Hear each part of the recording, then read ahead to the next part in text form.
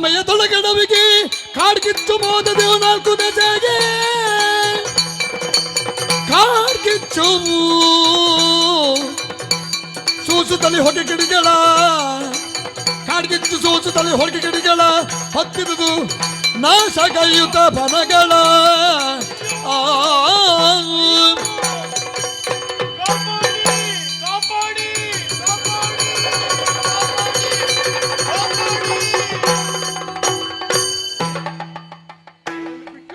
ಸರಿಯಾಯಿತು. ಕಾಡ್ಗಿಚ್ಚು ವ್ಯಾಪಿಸಿ ಬರ್ತಾ ಉಂಟು. ಅಗ್ನಿ ಅನುಗ್ರಹ ಇದ್ದದ್ದರಿಂದ ಹೇಗೋ ಪಾರಾಗುತ್ತಾ ಇದ್ದೇನೆ. ಸಿಕ್ಕಿದ ದಾರಿಯಲ್ಲಿ ಮುನ್ನಡೆದು ಸತ್ಯ ಧರ್ಮದ ಶೀಲನೆ ನೀನಿತ್ತ ನೋಡಯ್ಯಮಿಗೆ ಎನ್ನನೇ ಎತ್ತವಿ ಹರಿಯ ಬಾಯ ತುತ್ತಾಗಿ ಸತ್ತು ಹೋಗುವೆ ನಲ್ಲಯ್ಯ. ಓ ನಳ ಮಹಾರಾಜನೇ, ನನ್ನನ್ನು ಕಾಪಾಡಿ ಕಾಪಾಡಿ ಕಾಪಾಡಿ. ನಾಗರ, ನಾನು ಕಾರ್ಕೋಟಕ. ನನ್ನನ್ನು ಕಾಪಾಡಿ, ಈ ಬೆಂಕಿಯ ಉರಿಯನ್ನು ತಾಳಲಾರೆ. ಕಡುದುಷ್ಟ ಕುಲ ನಿಲ್ಲದು, ಮೊದಲೇ ಶನಿ ಹಿಡಿದು ಪೀಡಿಸುವ ಜಡಿದು ನಡುಗುವುದು ಎನ್ನೆದೆಯದು, ಅದರಿಂದ ತೊಡಕು ಬೇಡ ನಿನ್ನದು. ಕಡುದುಷ್ಟ ಕುಲ ನಿನ್ನದು, ಮೊದಲೇ ಕಂಡವರನ್ನು ಕಡಿಯುವಂತಹ ದುಶ್ಶೀಲ, ದುಷ್ಟ ಸ್ವಭಾವ, ಅಂತಹ ದುಷ್ಟರ ಸಾಂಗತ್ಯ ಸಂಸರ್ಗ ಮೊದಲೇ ಶನಿ ಹಿಡಿದು ಎಲ್ಲಿ ಹೇಗೆ ಹೋಗುವುದು ಅಂತ ಗೊತ್ತಾಗದ ಸ್ಥಿತಿ. ಬರಲಾರೆ ಬರಲಾರೆ, ನಿನಗೆ ನಿನ್ನ ಪಾಡು, ನನಗೆ ನನ್ನ ಪಾಡು. ಇಲ್ಲ ಇಲ್ಲ, ನಾನು ಉಪಕಾರ ಮಾಡಿದವರಿಗೆ ಎಂದೂ ಅಪಕಾರ ಮಾಡಲಾರೆ. ನನ್ನನ್ನು ಕಾಪಾಡು. ಇಷ್ಟು ಮಾತಾಡುವವ ಬೆಂಕಿ ಬರುವಾಗ ಹೊರಗೆ ತಗೊಳ್ಳಿ ಬರಬಹುದಲ್ಲ. ಅದಕ್ಕೆ ಒಂದು ಕಾರಣ ಉಂಟು. ಎಂತದು ಕಾರಣ? ನಾರದರ ಶಾಪ ಅವರನ್ನು ಕುಚೇಷ್ಟೆ ಮಾಡಿದೆ ಎನ್ನುವ ಕಾರಣದಿಂದಾಗಿ ನಾನು ಸ್ತಬ್ಧನಾಗುವಂತೆ ಶಾಪವನ್ನಿತ್ತರು. ಹಾಗಾದ್ರೆ ಅನುಭವಿಸಲೇಬೇಕು, ನಾನೇನು ಮಾಡ್ಲಿಕ್ಕೆ? ಅದಕ್ಕೆ ಅವರೇ ಪರಿಮಾರ್ಜನೆಯನ್ನು ವಿವರಿಸಿದ್ದಾರೆ. ಪುಣ್ಯಾತ್ಮನೊಬ್ಬ ಬರುತ್ತಾನೆ, ಅವನಿಗೆ ಉಪಕಾರವನ್ನು ಮಾಡು. ಹಾಗಾಗಿ ಕೇಳುತ್ತಾ ಇದ್ದೇನೆ, ನನ್ನನ್ನು ಕಾಪಾಡು ಕಾಪಾಡು. ನಾನು ಪುಣ್ಯಾತ್ಮನಾಗಿ ನಿನ್ನನ್ನು ಉಪಕರಿಸಿದರೆ ನೀನೇ ನನಗೆ ದ್ರೋಹ ಮಾಡುವುದಿಲ್ಲ ಅಂತ ಏನು ಖಚಿತತೆ? ಉಪಕಾರ ಮಾಡಿದವರಿಗೆ ಎಂದು ನಾನು ಅಪಚಾರ ಮಾಡಲಾರೆ. ಇಲ್ಲ, ಬಹಳ ದೂರ ಇದೆ, ಆಗುದಿಲ್ಲ ಆಗುದಿಲ್ಲ. ಇಲ್ಲ ನಳ ಮಹಾರಾಜ, ಕೇವಲ 10 ಹೆಜ್ಜೆ ದೂರ. 10 ಹೆಜ್ಜೆ? 10 ಹೆಜ್ಜೆ. 10 ಹೆಜ್ಜೆಯಲ್ಲಿ ಸಿಗುತ್ತಿ? 10 ಹೆಜ್ಜೆ. 10 ಹೆಜ್ಜೆ? 10 ಹೆಜ್ಜೆ. ಏಕಂ ದ್ವೇ ತ್ರೀಣಿ ಚತ್ವಾರಿ ಪಂಚ ಷಟ್ ಸಪ್ತ ಅಷ್ಟ ನವ ದಶ.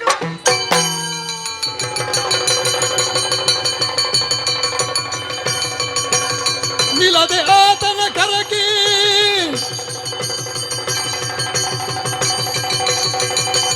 ಹಾರುತ ಹೊಣೆಯಲ್ ಚಿರಕಿತ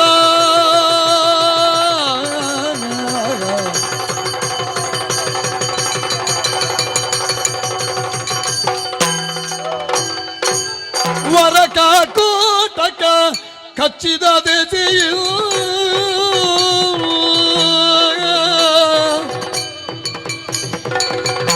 ಕಾರ್ಕೋಟಕ ಕಚ್ಚಿದ ದಿಸಿಯು ಅರಸನ ದೀಗಗಳು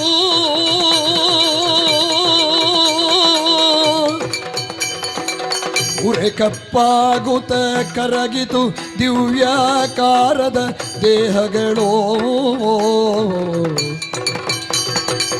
ಉರೆ ಕಪ್ಪಾಗುತ್ತ ಕರಗಿತು ದಿವ್ಯಾಕಾರದ ಆಕಾರದ ದೇಹಗಳು. ವರಕ ಕೋಟಕ ಕಚ್ಚಿದ ದೆಸೆಯು ಅರಸನ ದೇಹಗಳು.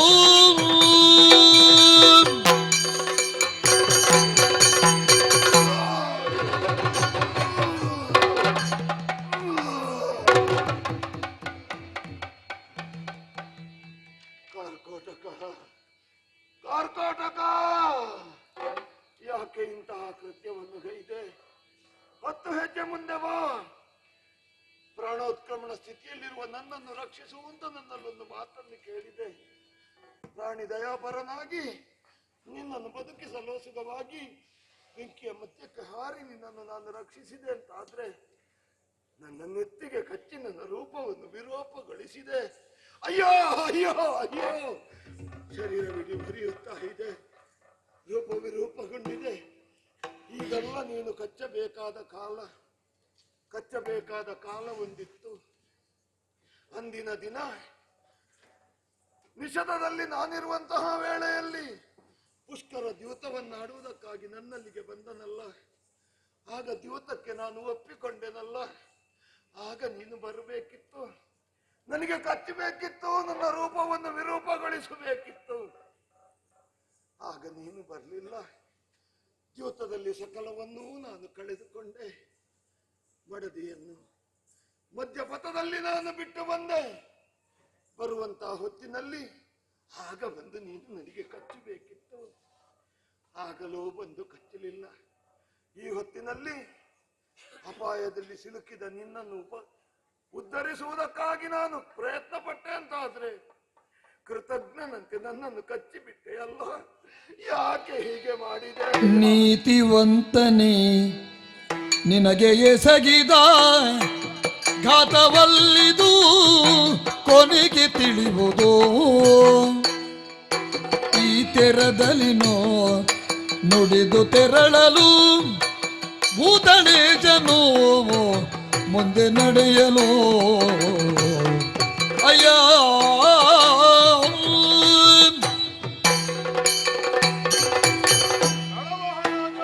ಮಹಾನುಭಾವನೆ, ದುಃಖಿಸದಿರು. ನಾನು ನಿನಗೆ ಉಪಕಾರವನ್ನೇ ಮಾಡಿದ್ದು. ಇದು ಉಪಕಾರವೋ? ಅಯ್ಯ, ನಾನು ನಿನಗೆ ಕಚ್ಚಿದ್ದಲ್ಲ, ಮತ್ತೆ ಬದಲಾಗಿ ನಿನ್ನ ಒಳಗಿರುವಂತಹ ಶನಿಗೆ ನಾನು ಕಚ್ಚಿದ್ದು. ಶನಿಗೆ ನಾನು ಕಚ್ಚಿದ್ದು. ಶನಿಗೆ ನೀನು ಕಚ್ಚಿದ್ರು ರೂಪ ವಿರೂಪವಾದದ್ದು ನನ್ನದಲ್ವೇ? ಅದು ಒಳ್ಳೇದಾಯ್ತಲ್ಲವೇ? ಯಾಕೆ? ಅಜ್ಞಾತದಲ್ಲಿರುವಂತಹ ನೀನು ನಳ ಮಹಾರಾಜನೆಂದು ಜನರು ಗುರುತಿಸಿದರೆ ಬದುಕುವುದಕ್ಕೆ ಸಾಧ್ಯವೇ? ಸಾಧ್ಯವೇ ಇಲ್ಲ. ಹಾಗಾಗಿ ನಿನ್ನನ್ನು ಈ ರೂಪಕ್ಕೆ ನಾನು ತಂದೆ. ನನ್ನ ವಿಷ ನಿನ್ನನ್ನು ಏನೂ ಮಾಡಲಾಗದು. ಬದಲಾಗಿ ಶನಿಯನ್ನು ಕಾಡಲಿದೆ. ಅಷ್ಟು ಮಾತ್ರವಲ್ಲ, ಇನ್ನು ಮುಂದಕ್ಕೆ ನೀನು ಅಯೋಧ್ಯೆಯನ್ನು ಸೇರು.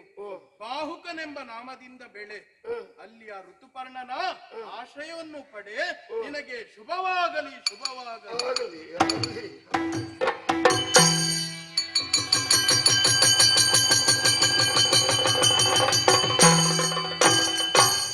ಸರಿಯಾದ ಉಪಕಾರವನ್ನೇ ಮಾಡಿದ್ದಾನೆ ಕಾರ್ಕೋಟಕ. ಅದೇ ರೂಪದಿಂದ ನಾನು ಹೋಗ್ತಾ ಇರ್ತಿದ್ರೆ ಎಲ್ಲರೂ ನನ್ನನ್ನು ಗುರುತಿಸ್ತಾ ಇದ್ರು.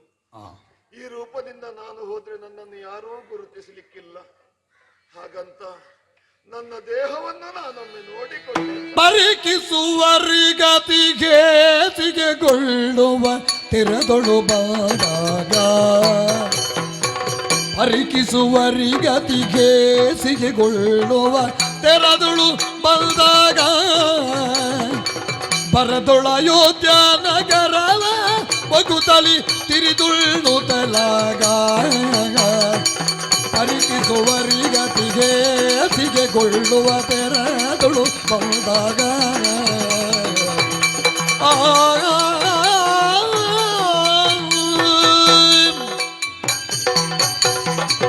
ಪ್ರಪಂಚದಲ್ಲಿ ವಿಕಾರ ಅನ್ನೋದು ಇದೆ, ಆದರೆ ಇಂತಹ ವಿಕಾರವೂ ಒಂದಿರುವುದಕ್ಕೆ ಸಾಧ್ಯವೇ? ನನ್ನ ದೇಹವನ್ನೊಮ್ಮೆ ನಾನು ಪರೀಕ್ಷೆ ಮಾಡಿ ನೋಡಿದ್ದು. ನನಗೆ ಹೇಸಿಗೆಯಾಗ್ತಾ ಇದೆ. ಕೂನು ಬೆನ್ನು, ಡೊಳ್ಳು ಹೊಟ್ಟೆ, ಅಂಕುಡೊಂಕಾದ ಕಾಲು, ಸೊಟ್ಟ ಮೂಗು, ಉಬ್ಬಿದ ಹಲ್ಲು, ಕೆದರಿದ ಕೇಶರಾಶಿ, ಇದನ್ನೆಲ್ಲ ಕಂಡಾಗ, ನನ್ನ ದೇಹವನ್ನು ಕಂಡಾಗ ನನಗೇ ಹೇಸಿಗೆಯಾಗ್ತಾ ಇದೆ. ಸರಿ, ಈ ರೂಪದಿಂದ ನನ್ನನ್ನು ಯಾರೂ ಪರಿಚಯಿಸಿಕೊಳ್ಳುವುದಕ್ಕೆ ಸಾಧ್ಯವಿಲ್ಲ. ಕಾರ್ಕೋಟಕನೇ ಹೇಳಿದ್ದಾನಲ್ಲ, ಅಯೋಧ್ಯೆಗೆ ಹೋಗು, ರಾಜಋಷಿ ಋತುಪರ್ಣನ ಆಶ್ರಯವನ್ನು ಪಡೆ. ಒಳ್ಳೆಯದೇ ಆಯಿತು. ಚಕ್ರವರ್ತಿಯಾದಂತಹ ನಾನು ಜನಸಾಮಾನ್ಯರ ಬಳಿಗೆ ಹೋಗಬಾರದು. ಸಾಮಂತನಾದರೂ ಆತ ರಾಜಋಷಿ ಅಲ್ಲವೇ? ಅವನ ಆಶ್ರಯವನ್ನೇ ನಾನು ಪಡೀಬೇಕು. ಸೂರ್ಯವಂಶದವರಿಗೆ ಕಷ್ಟ ಬಂದಾಗ ಚಂದ್ರವಂಶದವರು ಸಹಾಯವನ್ನು ಮಾಡುತ್ತಾ ಇದ್ದವರು. ಈಗ ಚಂದ್ರವಂಶದವರಿಗೆ ಕಷ್ಟ ಬಂದಾಗ ಸೂರ್ಯವಂಶದವರು ಸಹಾಯ ಮಾಡಲಿಕ್ಕಿಲ್ವೇ? ಯೋಚಿಸುವುದು ಯಾಕೆ? ಹುಡುಕುತ್ತಾ ಹುಡುಕುತ್ತಾ ಅಯೋಧ್ಯೆಗೆ ಹೋಗ್ತೇನೆ.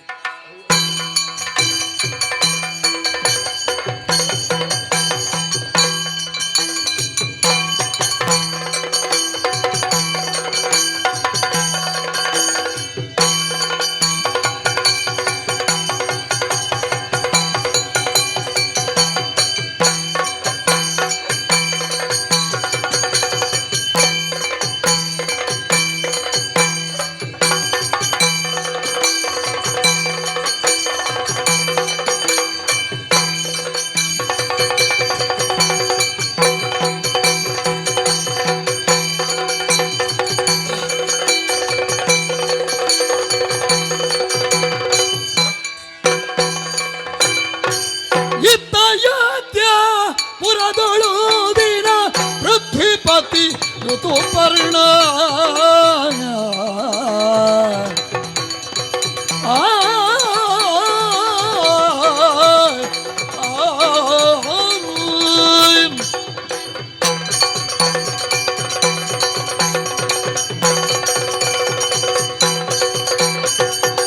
ಇದ್ದ ಯೋಗ್ಯ ಪುರದೊಳ್ ಒಂದಿನ ಪೃಥ್ವಿಪತಿ ಋತುಪರ್ಣ ಓಲಗವಿತ್ತು ಸಭೆಯಲ್ಲಿ ರಂಜಿಸಿದ ಸಚಿವಾಪ್ತ ಮುದದಿ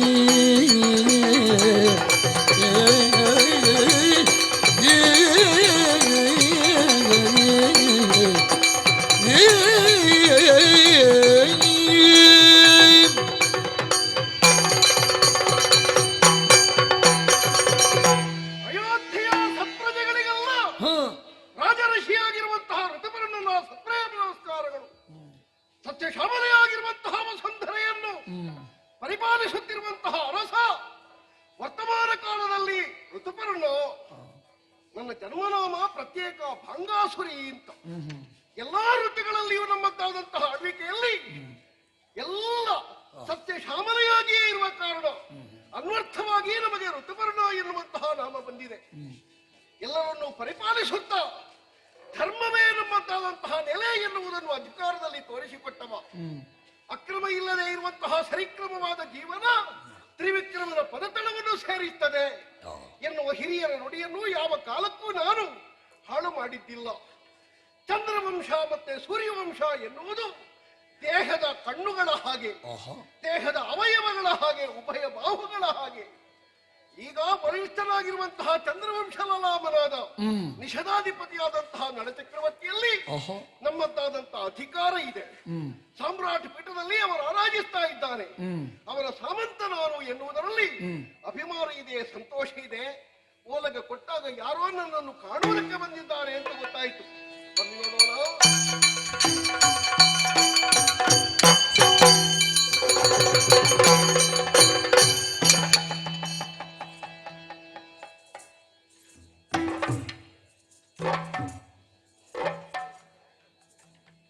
ಒಂದು ಕ್ಷಣ ನನ್ನ ಎದೆಯ ಬಡಿತವೇ ನಿಂತು ಹೋಯಿತು ಅಂತ. ನಾನು ಕಾಣುತ್ತಿರುವುದು ಯಥಾರ್ಥವೇ ಅಲ್ಲ, ಕನಸೇ ಇಲ್ಲ, ಸತ್ಯ, ಎಚ್ಚರಾವಸ್ಥೆ. ಎಂತಹ ರೂಪ ಇದು! ರೂಪವೇ ಅಲ್ಲ, ಕುರೂಪವೇ ಅಲ್ಲ, ವಿಚಿತ್ರವೇ ಅಲ್ಲ, ವಿಶೇಷವೇ. ಹೀಗೂ ಪ್ರಪಂಚದಲ್ಲಿ ಗುರುತಿಸುವುದಕ್ಕೆ ಸಾಧ್ಯ ಇದೆಯೇ? ಇರ್ತದ. ಅಷ್ಟಾವಕ್ರತೆ ಎನ್ನುವುದನ್ನು ಕೇಳಿದ್ದೇವೆ. ಆದ್ರೆ ಇವನ ಒಂದೊಂದು ರೋಮಕೂಪಗಳಲ್ಲಿಯೂ 8 ವಕ್ರಗತೆಗಿಂತ ಹೆಚ್ಚುಂಟು. ಯಾರಿವ? ದೇವತೆಗಳಲ್ಲಿಯಾದರೂ ನಮ್ಮನ್ನು ಪರೀಕ್ಷೆ ಮಾಡುವುದಕ್ಕಾಗಿ ತೆರನಾದಂತಹ ವೇಷ ಕಟ್ಟಿದ್ರೆ ರಾಜಋಷಿಯಾದಂತಹ ಋತುಪರ್ಣನ ಜೀವನದಲ್ಲಿ ಅಂತಹ ವೇಷಕ್ಕೆ ಅವಕಾಶವೇ ಇಲ್ಲ. ಹಾಗಾದ್ರೆ ಇವ ಯಾರು ಯಾರು ಅಂತ ನನ್ನಷ್ಟಕ್ಕೆ ನಾ ತರ್ಕಿಸುವುದಲ್ಲ, ಅಷ್ಟೇ. ಇವನಲ್ಲೇ ಕೇಳೋಣ. ಎಲ್ಲಿ ನಿನಗೆ ನೀನಾರೆಲ ಪೂರ್ವದುಳ್ ಎಲ್ಲಿದ್ದವ ಎನ್ನುತ್ತ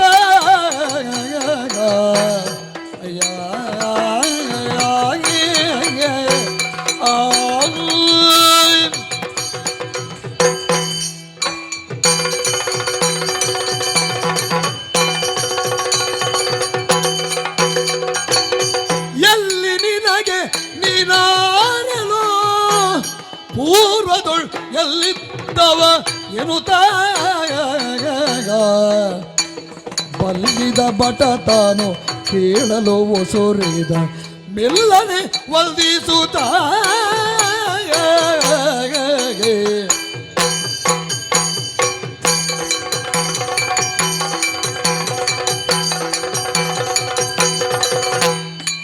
ಎಲ್ಲಿ ನಿನಗೆ ನೀ ಆರಲು ಪೂರ್ವದು ಎಲ್ಲಿದ್ದವ ಎನ್ನುತ್ತ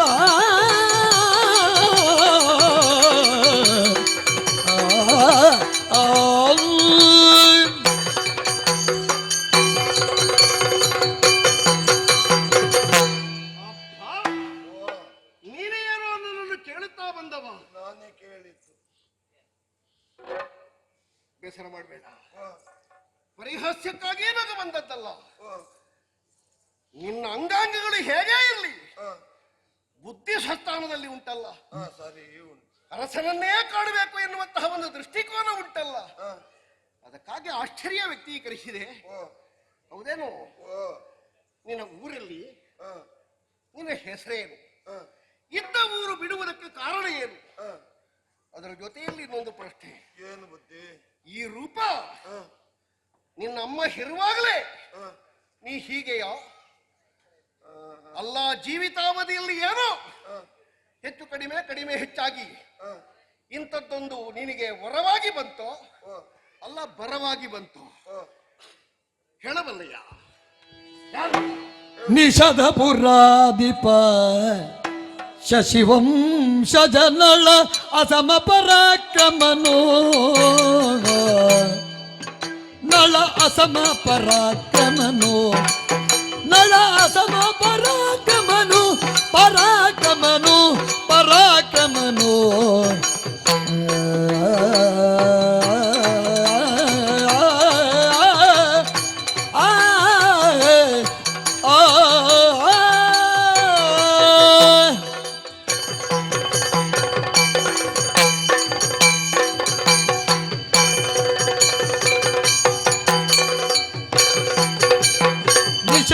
ಪುರಾಧಿಪ ಶಶಿವಂಶ ಜನಳ ನಳ ಅಸಮ ಪರಾಕ್ರಮನು ನಳ ಅಸಮ ಪರಾಕ್ರಮನು ಕುಶಲದೋಳಾತನ ಸಾವಿರ ಕುದುರೆಗೆ ಕುಶಲದೊಳ್ ಆತನ ಸಾವಿರ ಕುದುರೆಗೆ ಅಧಿಕಾರಿಯು ನಾನು. ಕುಶಲದೊಳ್ ಆತನ ಸಾವಿರ ಕುದುರೆಗೆ ಅಧಿಕಾರಿಯು ನಾನು. ಕುಶಲದೊಳ್ ಆತನ ಸಾವಿರ ಕುದುರೆಗೆ ಅಧಿಕಾರಿಯು ನಾನು. ನಿಷದ ಪುರಾಧಿಪ ಶಶಿವಂಶ ಜನಳ ಅಸಮ ಪರಾಕ್ರಮನು ನಳಾದಮ ಪರಾಕ್ರಮನು ನಳ ಅಸಮ ಪರಾಕ್ರಮನು ನಳ ಅಸಮ ಪರಾಕ್ರಮನು. ಮಹಾಪ್ರಭು, ಏನಪ್ಪ ನೀವು ನನ್ನನ್ನು ಕೇಳಿದ್ರ? ನಿನ್ನನ್ನಲ್ವೋ ನೀನ್ ಯಾರು ಅಂತ ಕೇಳಿದ್ರು. ನನ್ನ ಪರಿಚಯ ಹೇಳಬೇಕಿದ್ರೆ ನಾನು ಸ್ವಲ್ಪ ಮೂಲಕ್ಕೆ ಹೋಗಬೇಕು. ತುಂಬಾ ಮೂಲಕ ಹೋಗಬೇಡ, ಇಸ ಹೊತ್ತನ್ನು ಬಾಕಿದ್ದವರೇ ತಿಂದು ಮುಗಿಸಿ ಆಗಿದೆ. ನಿಮಗೆ ನಿಷಧ ಗೊತ್ತುಂಟ? ಗೊತ್ತುಂಟು. ಅಲ್ಲಿ ಯಾರು ಬೇಕು ನಿನಗೆ? ನಾ ಹೇಳ್ತೇನೆ ಕೇಳು. ಅಲ್ಲಿ ನಳ ನಳ ಚಕ್ರವರ್ತಿ. ನಳ ಏಕವಚನದಲ್ಲಿ ಅಲ್ಲಿ ನಳ ಎಂತದ್ದು ನಳ? ಅದು ತುಂಬಾ ಹತ್ತಿರ ಇದ್ದ ಕಾರಣ ಸ್ವಲ್ಪ ಸಲಿಗೆ. ಯಾರಿಗೆ ಹತ್ತಿರ ಇದ್ದ ಕಾರಣ? ನನಗೆ ಅಲ್ಲಿ ಹತ್ತಿರ. ಏನಲ್ಲಿ ಚಕ್ರವರ್ತಿಯ ಪರಿಚಯ ಉಂಟ ನಿಮಗೆ? ಓ ಧಾರಾಳ. ಮತ್ತೆ ನಂದೇನು ಪರಿಚಯ ಸಿಗಲಿಲ್ಲ. ಲಕ್ಕತೆಯೇ. ಗಣಪತಿ ದೇವರ ಪರಿಚಯ ಉಂಟಾ ಅಂತ ಕೇಳುವಾಗ ಒಂದು ಇಲ್ಲಿ ಕೇಳಿತ್ತಂತೆ, ನನಗೇನು ಪರಿಚಯ ಇಲ್ಲ. ನನ್ನ ಪರಿಚಯ ಇರಬೇಕಿತ್ತು. ಯಾರೋ ನೀನು ಅಷ್ಟು ದೊಡ್ಡವಲ್ಲಿ? ನಾನು ಅಲ್ಲೇ ಇದ್ದೆ. ಎಲ್ಲಿದ್ದೆ? ಆ ನಿಷೇಧದಲ್ಲೇ ಇದ್ದವ ನಾನು. ನಿಷೇಧದಲ್ಲಿ ಲಕ್ಷಗಟ್ಟಲೆ ಜನ ಇರ್ತಾರೆ, ನೀನೊಬ್ಬನು. ಹಾಗಲ್ಲ, ಮತ್ತೆ ನಾನು ಅಲ್ಲಿಗೆ ಅಧಿಕಾರಿ. ಯಾವುದಕ್ಕೆ? 1000 ಕುದುರೆಗೆ ನಾನು ಅಧಿಕಾರಿ. ಒಂದು ವಿಭಾಗದಲ್ಲಿ ಕುದುರೆಯ ಕಾಸ್ಗಾರ. ಕುದುರೆಯ ಕಾಸ್ಕಾರ. ಅದಕ್ಕೆ ನೀಗ 1000 ಕುದುರೆಗಳಿಗೆ ನಾನು ಯಜಮಾನ. ಯಜಮಾನಿ ಅಂತಲ್ಲ, ನಿಷ್ಠಾವಂತ ಸೇವಕರಾದವರು ಯಜಮಾನನ ಸೊತ್ತನ್ನಾದ್ರೂ ನಮ್ಮದ್ದು ಅಂತ ಹೇಳುವ ಸ್ವಭಾವ. ಆ ಆತ್ಮಾಭಿಮಾನ ನಿನಗುಂಟು ಅಂತಾದ್ರೆ ನಾನು ತಪ್ಪು ಅಂತ ಹೇಳುವುದಿಲ್ಲ. ಕುದುರೆ ಅವನದ್ದಾದ್ರೂ ನಿನ್ನದ್ದು ಅಂತ ನೀನು ನೋಡಿಕೊಳ್ತಿದ್ದೆ. ನಾನು ಅವರ ಬಳಿಯಲ್ಲಿಯೇ ಇದ್ದೆ. ಏನೀಗ ಅಲ್ಲಿಂದ ಕೆಲಸ ಬಿಟ್ಟಿಯಾ? ಕೆಲಸ ಬಿಡ್ಲಿಲ್ಲ. ಮತ್ತೆ ಏನು ಹೊರಗೆ ಹಾಕಿದ್ರ ನಿನ್ನನ್ನು? ಹೊರಗೆ ಹಾಕ್ಲಿಲ್ಲ. ಮತ್ತೆ ನಿನಗೆ ದುಡಿಯುವುದಕ್ಕೆ ಸೋಮಾರಿತನವಾ? ಸೋಮಾರಿತನ ಇಲ್ಲ. ಕೆಲಸ ಬಿಟ್ಟದ್ದು ಅಲ್ಲ, ನಿನ್ನನ್ನು ಹೊರಗೆ ಹಾಕಿದ್ದು ಅಲ್ಲ, ಮತ್ತೆಂತದ್ದು? ಅಲ್ಲಿ ನಡೆದ ವಿಷಯ ಗೊತ್ತಿಲ್ವ ನಿಮಗೆ? ಏನು? ವಿಷಮಲತ್ತಗಳಾಡಿ ಸೋತು ಸಕಲವ ಪುಷ್ಕರನಿಗೆ ಒಪ್ಪಿಸುತ್ತಾಗ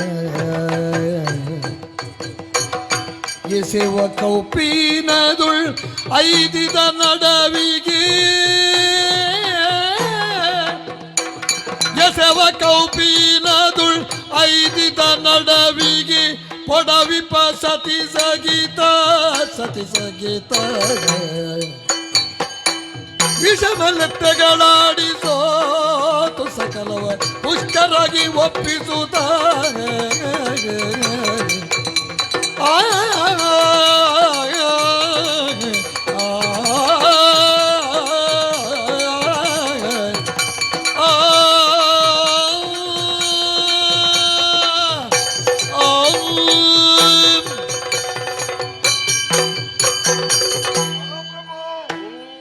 ನಿಷಧದಲ್ಲಿ ನಡೆದಂತಹ ವಿಷಯ ಘಟನೆ ನಿಮಗೆ ಇಲ್ಲಿಗೆ ಸುದ್ದಿ ಬರಲಿಲ್ವಾ? ಏನಾಯ್ತು? ದೇವರು ದೊಡ್ಡವ. ಅಂದ್ರೆ ಅಲ್ಲೊಂದು ಪ್ರಕರಣ ನಡೆದು ಹೋಯಿತು. ಯಾವ ಪ್ರಕರಣ? ನಿಷಧಕ್ಕೆ ಒಂದು ದಿನ ನಳ ಚಕ್ರವರ್ತಿಯ ತಮ್ಮ ಪುಷ್ಕರ ಬಂದ. ಅಣ್ಣನನ್ನು ನೋಡುವುದಕ್ಕೆ ತಮ್ಮ ಬಂದ್ರೆ? ತಮ್ಮ ಒಬ್ಬನೇ ಬಂದದ್ದಲ್ಲ, ಮತ್ತೆ ಒಬ್ಬ ಶನಿ ಬ್ರಾಹ್ಮಣನನ್ನು ಕರ್ಕೊಂಡು ಬಂದ. ಹಾಗೆಲ್ಲ ಹೇಳಬಾರ್ದ. ಏನು? ಬ್ರಾಹ್ಮಣ ಶನಿ ಅಲ್ಲ, ಶನಿ ಬ್ರಾಹ್ಮಣನಲ್ಲ, ಅದು ಒಟ್ಟಿಗೆ ಸೇರಿಸುವುದು ಯಾಕೆ? ಇವ ಶನಿ ಬ್ರಾಹ್ಮಣ ಹೇಳುವುದಕ್ಕೆ ಕಾರಣ ಉಂಟು. ಎಂತದ್ದು? ಈಗ ತಪ್ಪು ಹಾದಿಯಲ್ಲಿ ಯಾರಾದ್ರೂ ಹೋಗ್ತಾರೆ ಅಂತ ಇದ್ರೆ ಅವರನ್ನು ಸರಿದಾರಿಗೆ ತರುವವರು ಬ್ರಾಹ್ಮಣರು. ಒಳ್ಳೆಯ ಬ್ರಾಹ್ಮಣರು. ಒಳ್ಳೆ ದಾರಿಯಲ್ಲೇ ಹೋಗ್ತಾ ಇದ್ದವರನ್ನು ತಪ್ಪು ದಾರಿಗೆ ಎಳೆಯುವವರು ಅವರು ಶನಿ ಬ್ರಾಹ್ಮಣ. ಆಯ್ತು, ಬ್ರಾಹ್ಮಣನನ್ನು ಏನೋ ಕೆಡುಕನ್ನು ನೀನು ಕಂಡೆ. ಆ ಬ್ರಾಹ್ಮಣರ ಜೊತೆಯಾಗಿ ಪುಷ್ಕರ ಬಂದ. ಏನು ತಪ್ಪು ಮಾಡಿದ್ರಲ್ಲಿ? ಬಂದವನೇ ಅಣ್ಣನಲ್ಲಿ ಹೇಳಿದ, ಹೇಗೆ? ಜೂತವಾಡುವ ಅಂತ. ಒಪ್ಪಿದ್ರೆ ಏನಳ? ಪ್ರಥಮದಲ್ಲಿ ಒಪ್ಪಲಿಕ್ಕಿಲ್ಲ. ಆ ಬ್ರಾಹ್ಮಣ ಮತ್ತು ಒತ್ತಾಯ ಮಾಡಿದ, ನೋಡುವ ಚಟ ಒಂದಾಟ ಆಡಿ ಆಡಿ ಅಂತ. ವ್ಯಸನಗಳಲ್ಲಿ ಒಂದು ಸುಹೃದ್ಯೂತವಾಗಿ ಬಂಧುಗಳು ಆಡುವುದು ಅಪರಾಧವೂ ಅಲ್ಲ. ಅಲ್ಲ, ಹಾಗಂತ ಪುರೋಹಿತರು ಬಂದು ಹೇಳಿದ್ರು ಆಡಬಾರದು, ಅಣ್ಣ ತಮ್ಮಂದಿರು ನೀವು ಆಡಬೇಡಿ ಅಂತ. ಎಲ್ಲಾ ಬಂದು ಬುದ್ಧಿ ಹೇಳಿದ್ರು. ಈ ನಳ ಚಕ್ರವರ್ತಿಗೆ ಆಗ ಅರ್ಥವೇ ಆಗ್ಲಿಲ್ಲ. ಮತ್ತೇನಾಯ್ತು? ಆಡಿದ್ರು. ಎಷ್ಟು? ಮೂರಾಟದಲ್ಲಿ ಪ್ರಥಮದ ಆಟದಲ್ಲಿ ಹಣ ಒಟ್ಟಿ ಆಡುವ ಅಂತ ಹೇಳಿದ್ರು. ಒಟ್ಟಾವಟ್ಟಿ ಇವ್ರು ಹೇಳಿದ್ದಲ್ಲ, ಆ ಬ್ರಾಹ್ಮಣ ಹೇಳಿದ್ದು. ಅದು ಯಾಕಂತೆ? ಹೇಳಿಕೊಡುವುದಂದ್ರೆ ಆಟಕ್ಕೊಂದು ಉಲ್ಲಾಸ ಬರಬೇಕಿದ್ರೆ ಏನಾದ್ರೂ ಹಣ ಒಡ್ಡಬೇಕು. ಅದು ಒಂದು ಲೆಕ್ಕದಲ್ಲಿ ಹೌದು. ಈ ಆಟ ನೋಡುವಾಗ ಹಣ ಕೊಟ್ಟು ನೋಡದೇ ಇದ್ರೆ ಮತ್ತೆ ಎದ್ದುಕೊಂಡು ಹೋಗುದು. ಎದ್ದುಕೊಂಡು ಹೋಗ್ಲಿಕ್ಕೆ ಹಣ ಕೊಟ್ಟು ನೋಡಿದ್ರೆ ಕೊಟ್ಟಿದ್ದೇವಲ್ಲ ಅಂತಾದ್ರೂ ಬೆಳಗಿನೊಳಗೆ ನಿಲ್ತಾರೆ. ಆ ಬಿಸಿಯಲ್ಲಿ ಹಣ ಕೊಟ್ಟಿದ್ದೇನೆ. ಇದು ಹೆಚ್ಚು ಆಟ ಇಲ್ಲ, ಮೂರೇ ಆಟ ಅಂತ ಹೇಳಿದ್ರು. ಪ್ರಥಮ ಆಟ ಏನನ್ನಿಡೋಣ? ಭಂಡಾರ. ಯಾರ ಭಂಡಾರ? ನಳ ಚಕ್ರವರ್ತಿಯ ಭಂಡಾರಕ್ಕೆ ಅವನ ಭಂಡಾರ ಸರಿಯೇನು? ಆದರೂ ಭಂಡಾರಕ್ಕೆ ಭಂಡಾರ ಉಂಟ. ಇರ್ಲಿ, ಭಂಡಾರ. ಒಂದು ಆಟ ಆಡುವ ಅಂತ ಆಡಿದ್ರು. ಆ ಆಟದಲ್ಲಿ ಪುಷ್ಕರ ಗೆದ್ದ, ನಳ ಸೋತ. ಪುಷ್ಕರ ಗೆದ್ದ ಅಂತ ಹೇಳಿದ ಮೇಲೆ ನಳ ಸೋತ ಅಂತ ಪ್ರತ್ಯೇಕ ಹೇಳಬೇಕು ಅಂತ ಇಲ್ಲ. ಅದು ಒಂದಾಟ ಅಲ್ವಾ? ಹೋದ್ರೆ ಹೋಗಲಿ. ಭಂಡಾರ ಹೋಯ್ತು. ಇನ್ನು ಎರಡನೇ ಆಟದಲ್ಲಿ ಆನೆ ಸೇನೆ ಮಂದಿ ಮಾರ್ಬಲವನ್ನೆಲ್ಲ ಇಟ್ಟು ಚತುರಂಗ ಸೇನೆಯಲ್ಲಿಟ್ಟ. ಅದಕ್ಕೆ ಆ ಆಟದಲ್ಲಿ ನಳ ಸೋತ, ಪುಷ್ಕರ ಗೆದ್ದ. ಅದು ನೀನು ಪ್ರತ್ಯೇಕ ಹೇಳಬೇಕು ಅಂತ ಇಲ್ಲ. ನಳ ಸೋತ್ರೆ ಪುಷ್ಕರನೇ ಗೆಲ್ಲುವುದಿಲ್ಲ. ಪುಷ್ಕರ ಗೆದ್ದ. ಅಂತೂ ಎರಡಾಟದಲ್ಲಿಯೂ ಪಡ್ಕೊಂಡ ನಳ. ಆಮೇಲೆ ಮೂರನೇ ಆಟ ಸರ್ವಸ್ವವನ್ನೂ ಇರಿಸಿ ನಳ ಚಕ್ರವರ್ತಿ ಆಡಿದ. ಇದರಲ್ಲಿ ನಳ ಗೆದ್ದ ಅಲ್ವಾ? ಈ ಆಟದಲ್ಲಿ ನಳ ಸೋತ, ಪುಷ್ಕರ ಗೆದ್ದ. ಆನೆ ಸೇನೆ ಮಂದಿ ಮಾರ್ಬಲ ಸಹಿತವನ್ನೂ ಇವ ಕಳೆದುಕೊಂಡ. ಆಮೇಲೆ ಕಟ್ಟ ಕಡೆಗೆ ಏನಾಯ್ತು ಗೊತ್ತಾಗುತ್ತೆ? ಏನಾಯ್ತು? ಆ ಪುಷ್ಕರ ಮನ ನೋಯುವಂತಹ ಚುಚ್ಚುವಂತಹ ಮಾತುಗಳನ್ನಾಡಿದ. ನಿಮ್ಮ ಕಣ್ಣ ರೆಪ್ಪೆಯಲ್ಲಿ ಕುಳಿತ ಧೂಳಿಗೂ ಇಲ್ಲಿ ಅಧಿಕಾರ ಇಲ್ಲ. ಮರ್ಯಾದೆಯಿಂದ ಊರು ಬಿಟ್ಟು ಹೋಗ್ತೀರಾ, ಕೊರಳಿಗೆ ಕೈ ಹಾಕಿ ದಬ್ಬಬೇಕು ಅಂತ ಹೇಳಿದ. ನಾನು ಧನರಾದಂತಹ ನಳ ಇದನ್ನು ಕೇಳಿಸಿಕೊಂಡು ಸುಮ್ಮನೆ ಇದ್ದೇನೆ. ಬುದ್ಧಿ. ಮತ್ತೆ ಆ 2 ಪುಟ್ಟ ಮಕ್ಕಳನ್ನು ಪುರೋಹಿತರ ಜೊತೆಯಲ್ಲಿ ಅಜ್ಜನ ಮನೆಗೆ ಕಳುಹಿಸಿಕೊಟ್ಟು ಉಟ್ಟ ಬಟ್ಟೆಯಲ್ಲಿ ಮಡದಿ ಸಹಿತನಾಗಿ ಕಾಡು ಬಾಲಾಗಿ ಹೋದ. ಹರ ಹರ ಹರ ಹರ ಘನತರ ಚಕ್ರವರ್ತಿಗೆ ವಿಧಿಯಾದುದೆ ಎಂದೋ. ಘನತರ ಚಕ್ರವರ್ತಿಗೆ ಈ ವಿಧಿಯಾದುದೆ ಎಂದೋ. ಮರುಗುತ್ತಲೀತನ ಶತ ಅಶ್ವಕಿ ದಳವಾಯಿಯ ಮಾಡಿದನು. ಹರ ಹರ ಹರ ಹರ ಆ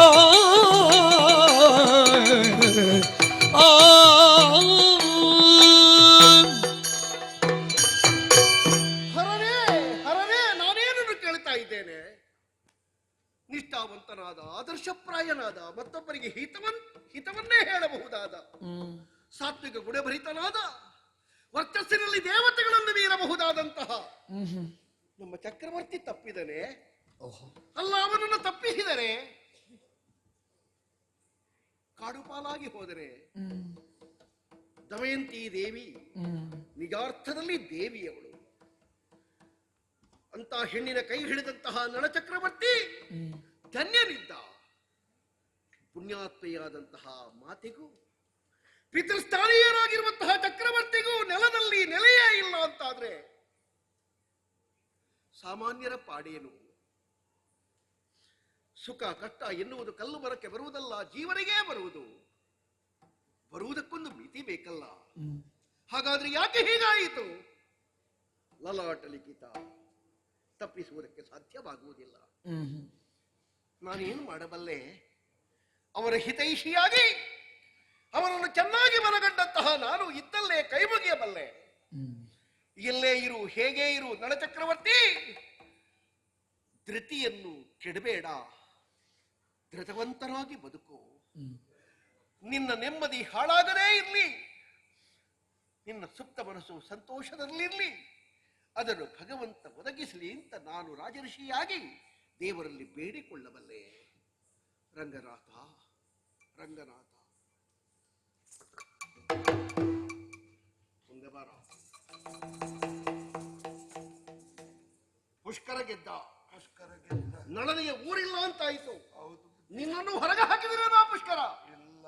ಮತ್ತೆ ಯಾಕೆ ನೀನು ಊರು ಬಿಟ್ಟೆ? ನಾನೇ ಊರು ಬಿಟ್ಟು ಬಂದೆ. ಯಾವುದಕ್ಕಾಗಿ? ಅಂತಹ ಯಜಮಾನನಿಗೆ ಆ ಸ್ಥಿತಿಯಾದ ಮೇಲೆ ಅಂತಹ ದುಷ್ಟನ ಬಳಿಯಲ್ಲಿ ನಾನು ನಿಲ್ಲಬಹುದೇ ಬುದ್ಧಿ? ಎಂತಹ ನಿಷ್ಠಾವಂತನೋ ನೀನು. ನನ್ನ ಯಜಮಾನನಿಗಿಲ್ಲದ ಸಂತೋಷ ನನಗೆ ಯಾಕೆ ಹೇಳಿ? ಅನ್ನ ಕೊಟ್ಟ ದೊರೆಗೆ ಅನ್ನ ಇಲ್ಲದೆ ಇರುವಂತಹ ನಾಡಿನಲ್ಲಿ ತಾನೂ ನಿಲ್ಲಲಾರೆ. ಇದಕ್ಕೆ ಹೇಳುವುದು ದನದ ಬಣ್ಣ ಯಾವುದಾದ್ರೂ ಹಾಲು ಬಿಳಿ ಅಂತ. ನಿನ್ನ ಆಕಾರ ಹೇಗೆ ಇರಲಿ, ನಿನ್ನಲ್ಲಿ ಮಾನವೀಯತೆ ಉಂಟಲ್ಲ. ಹೆದರಬೇಡ, ಇಲ್ಲಿಗೆ ಬಂದಿಯಾ, ಹೆದರಬೇಡ. ನಿನ್ನ ಹೆಸರೇನು? ಬಾಹುಕ. ಹೇಗೆ? ಬಾಹುಕ. ಓ, ಅಲ್ಲಿ ಛತ್ರ ಕಾಣಿಸ್ತಾ ಉಂಟಲ್ಲ, ಅಲ್ಲಿ ಹೋಗು. ಅಲ್ಲಿ ನಾನು ಹೇಳ್ತೇನೆ, ನಿನ್ನ ಆಶನ ವಸನ ವಸತಿ ಎಲ್ಲ ಅಲ್ಲೇ ಒದಗುತ್ತದೆ. ಏನು ಅಲ್ಲಿ ಹೋದ್ರೆ ಊಟ? ಓ, ಅಲ್ಲಿ ಮಾಳಿಗೆಯಲ್ಲಿ ಮಲ್ಕೋ, ಬದಿಯಲ್ಲಿ ಜಾಗ ಉಂಟಲ್ಲ. ಜಾಗ ಉಂಟು, ಆಯ್ತಾ? ಎಲ್ಲ ಅಲ್ಲಿ ಊಟ ಧರ್ಮದ್ದುಂಟು. ನಿಮ್ಮ ಊಟವು ಬೇಡ. ಮತ್ತೆ ಅಲ್ಲಿ ಹೋಗು, ಧರ್ಮದ ಊಟ ಉಂಟು, ಊಟ ಮಾಡು, ಮಾಳಿಗೆಯಲ್ಲಿ ಮಲಗು. ನನಗೆ ಊಟ ಇಲ್ಲ ಅಂತ ಹೇಳಿದನು. ಊಟ ಬೇಕಾ ನನಗೆ? ಅಲ್ಲಿ ಊಟ ಮಾಡುದು ನಾನು ಧರ್ಮದ ಊಟ ಅಲ್ವಾ? ಧರ್ಮದ ಊಟ ಮಾಡಿದ್ರೆ ಏನಾಗ್ತದೆ? ಕೈಕಾಲು ಗಂಟು ನೋವು ಹೇಳ್ತದೆ. ಏನಾದ್ರೂ ಕೆಲಸ ಮಾಡಬೇಕು. ಏನೂ ಕೆಲಸ ಇಲ್ಲ ಅಂತ ಆದ್ರೂ ಬೆಳಿಗ್ಗೆ ಎದ್ದು ನಿಂತ ಕೋಲು ಹಿಡ್ಕೊಂಡು ಪೊಳ್ಕು ಅಂತ ಓಡಬೇಕು. ಅಷ್ಟಾದ್ರೂ ಕೆಲಸ ಮಾಡಬೇಕು. ಇವರ ಲೆಕ್ಕದಲ್ಲಿ ಗಂಟೆಲ್ಲ ನೋವಾದವರು ಧರ್ಮಕ್ಕೆ ಊಟ ಮಾಡುವರು ಅಂತ ಲೆಕ್ಕ. ಗಂಟು ನೋವು ನನಗೂ ಉಂಟು. ಯಾವುದೇನು ಓ, ಧರ್ಮದ ಊಟ ಅಂದ್ರೆ ಕೆಲಸ ಮಾಡದೆ ಉಣ್ಣುವ. ಕೆಲಸ ಮಾಡದೆ. ನೀನೇನು ಕೆಲಸ ಮಾಡ್ತೀಯೋ? ನಾನೇನು ಕೆಲಸ ಬೇಕಾದ್ರೂ ಮಾಡಿ. ಅಲ್ಲೇನ್ ಮಾಡ್ತಿದ್ದೆ? ಅಲ್ಲಿ ನಾನು 1000 ಕುದುರೆಗೆ ಕಾಸ್ಕಾರ. ಹಾಗಾದ್ರೆ ಇಲ್ಲಿ 1000 ಇಲ್ಲ, ಇಲ್ಲಿ ನಮ್ಮ ಉಪಯೋಗಕ್ಕೆ 100 ಮಾತ್ರ ಇರುವುದು. 100. ಆ 100 ಕುದುರೆಗೆ ಈಗಾಗಲೇ ಜನ ಇದ್ದಾರೆ ನೋಡಿಕೊಳ್ಳುವುದಕ್ಕೆ. ನೀನು ಅವರೊಟ್ಟಿಗೆ ಇರು. ಆದ್ರೆ ಕೆಲಸ ಬೇಕಲ್ಲ. ಕೆಲಸ ಬೇಕು. ಕೆಲಸ ನಿನಗೆ ಕೆಲಸ ಏನು ಬಲ್ಲಯ್ಯ? ಏನು? ಕಾಡಿಗೆ ಹೋಗುವುದು, ಸ್ವಲ್ಪ ಕಟ್ಟಿಗೆ ಒಟ್ಟಿಗೆ ಮಾಡುವುದು, ಹುರುಳಿ ಬೇಯಿಸಲಿಕ್ಕೆ ಕಟ್ಟಿಗೆ ಎಷ್ಟು ಬೇಕು ಅಂತ ಕೇಳಿ ಅದನ್ನು ಎಲ್ಲ ವ್ಯವಸ್ಥೆ ಮಾಡಿದ್ರೆ ಆಯ್ತು. ಒಡೆಯ, ಕಟ್ಟಿಗೆ ಕಾಡಿನಲ್ಲಿ ಇರುವುದಲ್ವಾ? ಹೌದಲ್ಲ? ನನಗೆ ಸರಿ ನೆಲದಲ್ಲೇ ನಡಿಲಿಕ್ಕಾಗುವುದಿಲ್ಲ. ಕಾಡಿನಲ್ಲಿ ಕಲ್ಲು ಮುಳ್ಳು ಎಲ್ಲ ಪರಚಿದ್ರೆ ನನಗೆ ಅಷ್ಟೊಂದು ಬೇಡ. ಬೇರೆ ಯಾವುದು ಕೊಟ್ಟರೆ ಆದಿತ್ತು ನನಗೆ. ಹಾಗಾದ್ರೆ ನೀರಿನ ವ್ಯವಸ್ಥೆ ಮಾಡ್ತೀಯ ಹುರುಳಿ ಬೇಯಿಸುವುದಕ್ಕೆ? ನೀರು? ಹೌದು. ನೀರು ಬಾವಿಯಲ್ಲಿರುವುದಲ್ವಾ? ಅದು ಮೊನ್ನೆ ವೈದ್ಯರು ಹೇಳಿದ್ದಾರೆ, ನೀನು ಆಗಾಗ ಹೋಗಿ ಬಾವಿಗೆ ಇಣುಕಬೇಡ, ನಿನಗೆ ಅಪಸ್ಮಾರ ರೋಗ ಇದ್ದು ಹೋಗಬೇಡ ಹೇಳಿದ್ದು. ಬೇಡ. ಹಾಗಾದ್ರೆ ಕೂತಲ್ಲೇ ಒಲೆ ಉರಿಸ್ತೀಯಾ? ಬೆಂಕಿ ಹತ್ರ ಹೋಗಬೇಡಿ ಅಂತ, ಅದು ಅಪಸ್ಮಾರಕ್ಕೆ ವಿರೋಧ ಅಂತ ಹೇಳಿದ್ದಾರೆ. ಬೆಂಕಿ ಹತ್ರ ಹೋಗಬೇಡ. ಮತ್ತೆ ಏನು ಬೇಕಾದ್ರೂ ಮಾಡ್ತಿದ್ದೀನಿ. ಮತ್ತೇನು ಬೇಕಾದ್ರೂ ಮಾಡಿ, ಏನು ಬೇಕಾದ್ರೂ ಮಾಡಿ. ಬೇಡ ಬೇಡ, ಏನೇನು ಮಾಡುದು ಬೇಡ, ನನಗೆ ಅರ್ಥ ಆಗ್ತದೆ. ನೀನು ಕುದುರೆಯ ಮೇಲ್ವಿಚಾರಕನಾಗಿ, ಜನ ಇಲ್ಲಿ ಉಂಟು, ಜನ ಎಷ್ಟಿದ್ರು ನಮಗೆ ಬೇಕು. ಜನ ಎಷ್ಟು? ನಾವು ಜನ ಬೇಕು ಅಂತ ಇಟ್ಟುಕೊಳ್ಳುವುದಲ್ಲ, ಬರುವವರಿಗೆ ಸಂಬಳದ ಅನಿವಾರ್ಯತೆ ಉಂಟು ಅಂತ ನಮಗೆ ಗೊತ್ತು. ಹಾಗಾಗಿ ಅದರ ಸಂಬಳ ಉಂಟ? ಆ ಸಂಬಳ ಉಂಟು. ನನಗೆ ಸಂಬಳ ಬೇಡ. ಮತ್ತೆ ನನಗೆ ಖರ್ಚಿಗೆ ಒಂದು ದಿವಸದಲ್ಲಿ 3 ಸಲ ಕೊಟ್ರೆ ಸಾಕು. ಸಂಬಳ ಬೇಡ ನನಗೆ. 3 ಸಲ ಖರ್ಚಿಗೆ? ಸಾಧಾರಣ ಒಮ್ಮೆಗೆ ಎಷ್ಟೆಷ್ಟು ಬೇಕಾದೀತು? ಅದು ಅವತ್ತಾವತ್ತಿನ ಅವಶ್ಯಕತೆ ನೋಡಿಕೊ.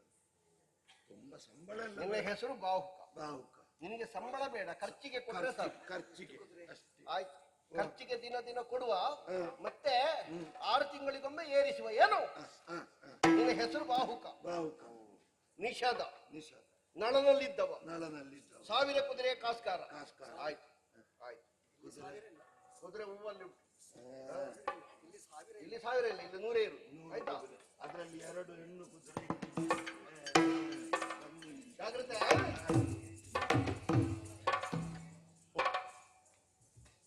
ನಿಮ್ಮ ಮುಖದಲ್ಲಿ ಯಾವುದೋ ಒಂದು ತೆರನಾದಂತಹ ಸಂಕೋಚ. ಯಾಕೆ ಹೀಗಾಯಿತು?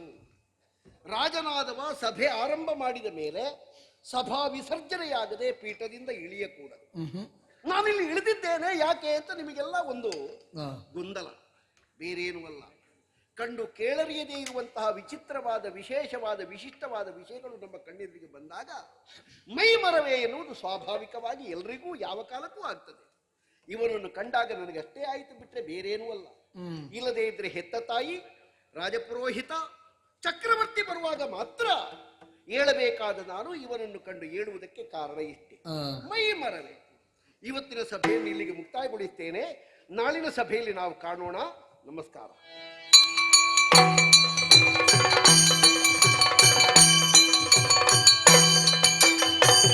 ಒಂದು ದಿನ ಋತುವರ್ಣ ಭೂಪ ಹೊರವಂಟ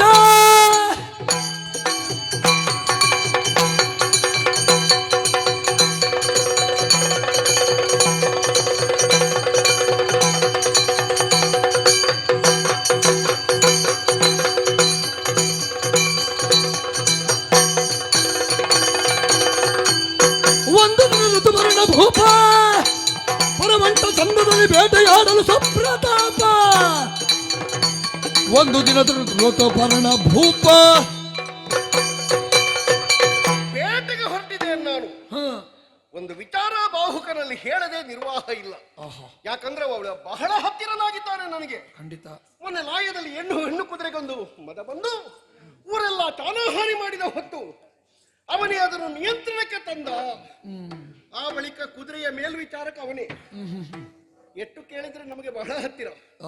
ಎಲ್ಲಿಯಾದ್ರೂ ಅವರಲ್ಲಿ ಹೇಳದೆ ನಾನು ಹೋದ್ರೆ ಅಯ್ಯೋ, ನಾನು ಬರುವಲ್ಲಿವರೆಗೆ ಊಟಕ್ಕೂ ನೀರು ಕುಡಿಯದ ಕಾದಾನವ. ಬಾಹುಕ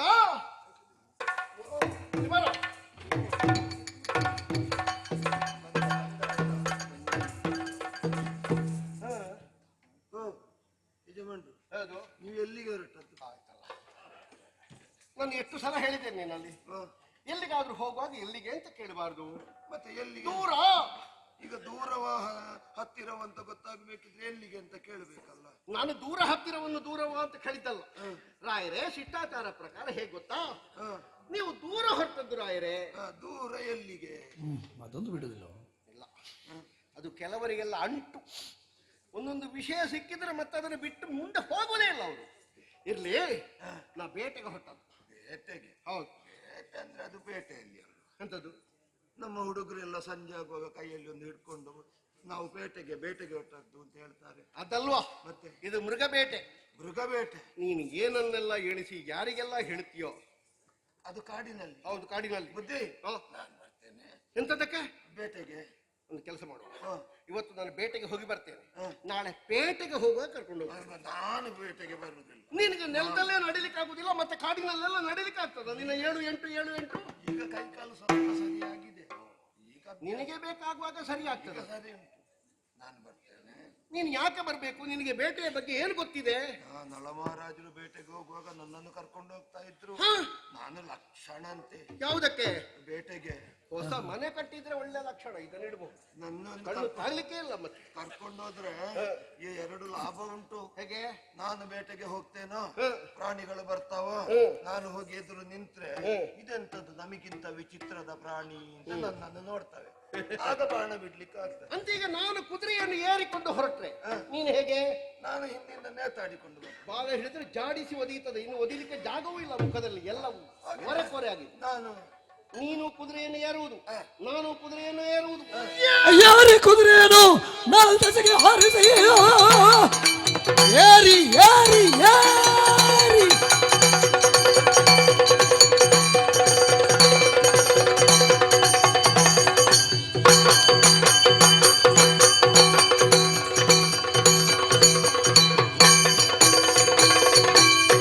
ಏರಿ ಕುದುರೆಯನ್ನು ನಾಲ್ ದಸೆಗೆ ಹಾರಿಸಿಕೊಳ್ಳುತ್ತಾ ದೂರ ಮೃಗ ಜಾತಿಗಳು ತಡೆದು ಮರ್ದಿಸುತ್ತ ಸಾರುತ್ತಿರುವೆ ಮುಂದೆ ಹಲವಂಗದಲ್ಲಿ ಗರ್ಜಿಸುತ್ತ ದೂರದಿವು ಕಂಡು ಭಯಗೊಳ್ಳುತ್ತೊಂದು ಸಿಂಹ ಒಂದು ದಿನದ ವರ್ಣಭೂಪ.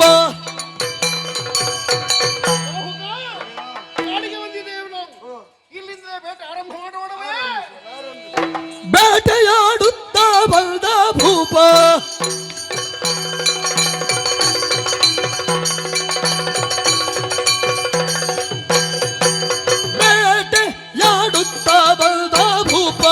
ಋತುಪರ್ಣನಾಗ ಬೇಟೆಯಾಡುತ್ತಾ ಬಂದ ಭೂಪ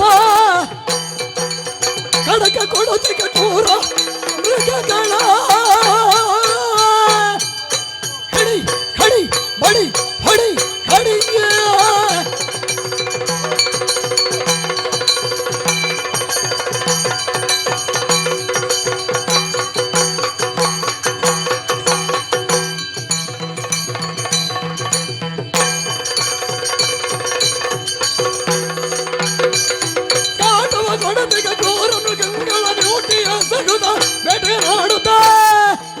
ಬೇಟೆಯಾಡುತ್ತಾ ಬಂದ ಭೂಪ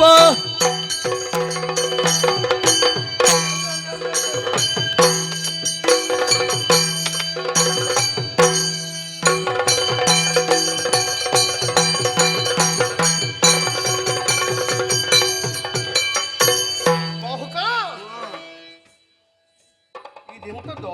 ಬಿದಿರಿನ ಕೋಲು. ಮಂತ್ರದಂಡವ ಬಿದಿರಿನ ಕೋಲು? ಬಿದಿರಿನ ಕೋಲು. ಮದಭರಿತವಾದಂತಹ ಆನೆಯ ಮಧ್ಯ ಸ್ಥಳಕ್ಕೆ ಒಂದೇ ಬಿಟ್ಟು ನೀನು ಹೊಡೆದಾಗ ಅದು ಸತ್ತೇ ಹೋಯ್ತಲ್ಲ. ಮರ್ಮಕ್ಕೆ ಬಿತ್ತು. ಅಬ್ಬಾ, ನಿನ್ನ ರಟ್ಟೆಯ ತ್ರಾಣವೇ. ಏನು? ನೀನು ಎಲ್ಲಿ ಗರಡಿ ಶಾಲೆಯಲ್ಲಿ ಸಾಧನೆ ಮಾಡಿದ್ಯೋ? ಎಲ್ಲಿ ಗರಡಿಯ ಬದಿಗೆ ಹೋಗ್ಲಿಲ್ಲ ನಾನು. ಮತ್ತೆಂತದ್ದು ಅಷ್ಟು ಗಟ್ಟಿ? ಗಟ್ಟಿಯ ಅದು ಎಲುಬು, ಮಾಂಸ ಎಲ್ಲ ಎಲುಬಿನ ಒಳಗೆ ಹೋಗಿದೆ. ನಮ್ಮದ್ದೆಲ್ಲ ಮಾಂಸದ ಒಳಗೆ ಎಲುಬು, ನಿನ್ನದ್ದು ಎಲುಬಿನ ಒಳಗೆ ಮಾಂಸ. ಎಲುಬಿನ ಒಳಗೆ ಮಾಂಸ.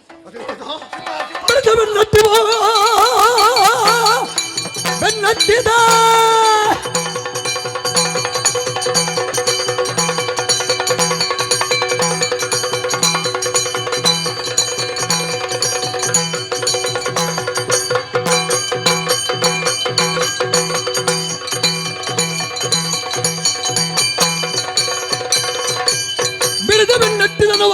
ಜೊತೆಯಿಂದ ಪಡೆಯಲ್ಲ ಒಂದೊಡಿಗೆ ಬೇಗ ಒಂದು ದಿನದ ಮರಣ ಭೂಪ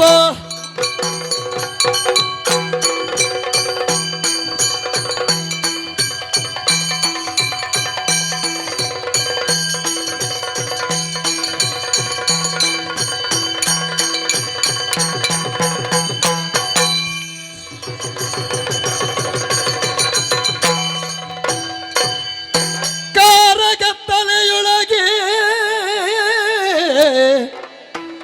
ಕಂಗೆಟ್ಟು ಭೀತಿಯಲಿ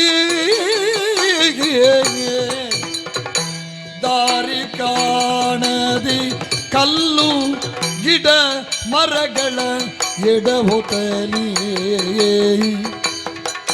ದಾರಿ ಕಾಣದೆ ಕಲ್ಲು ಗಿಡ ಮರಗಳೆಡವೊತ್ತಲೇ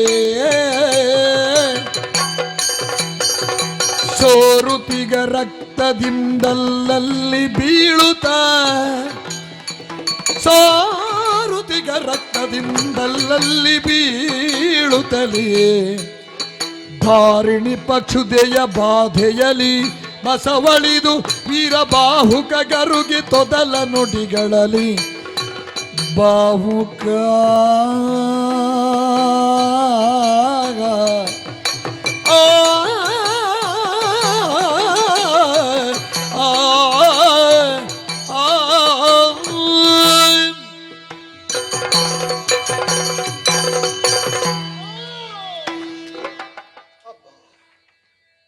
ಸಿಂಹ ಒಂದು ಕಂಡಿತು ಎನ್ನುವುದರಿಂದ ಅದನ್ನು ಹೇಗಾದರೂ ಹೊಡೆಯಬೇಕು ಎನ್ನುವ ಉದ್ದೇಶದಲ್ಲಿ ಓಡುತ್ತಾ ಓಡುತ್ತಾ ಕುದುರೆಯ ವೇಗವನ್ನು ಹೆಚ್ಚಿಸಿದ್ದೇ ತಡ.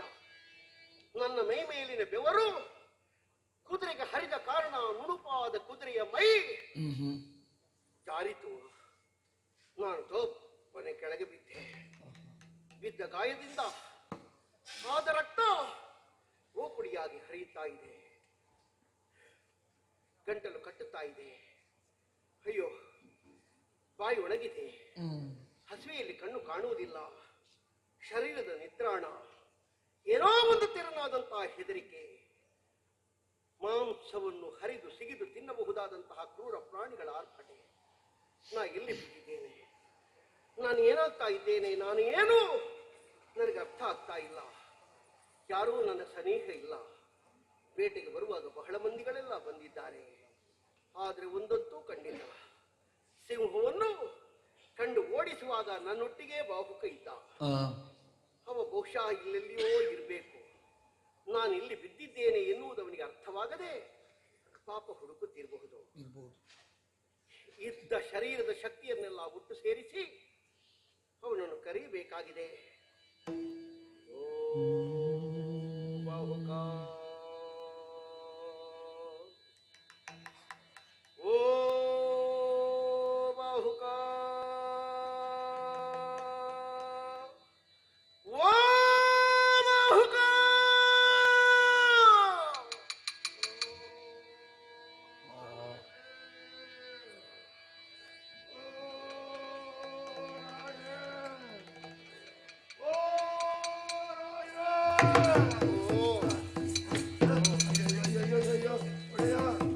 ನೀವು ಯಾಕೆ ಇಲ್ಲಿ ಮಲಗಿದ್ದು? ಮಲಗಿದ್ದಲ್ಲಪ್ಪ, ನಾ ಬಿದ್ದದ್ದು ಬಾಹುಕ. ಬಿದ್ದದ್ದು?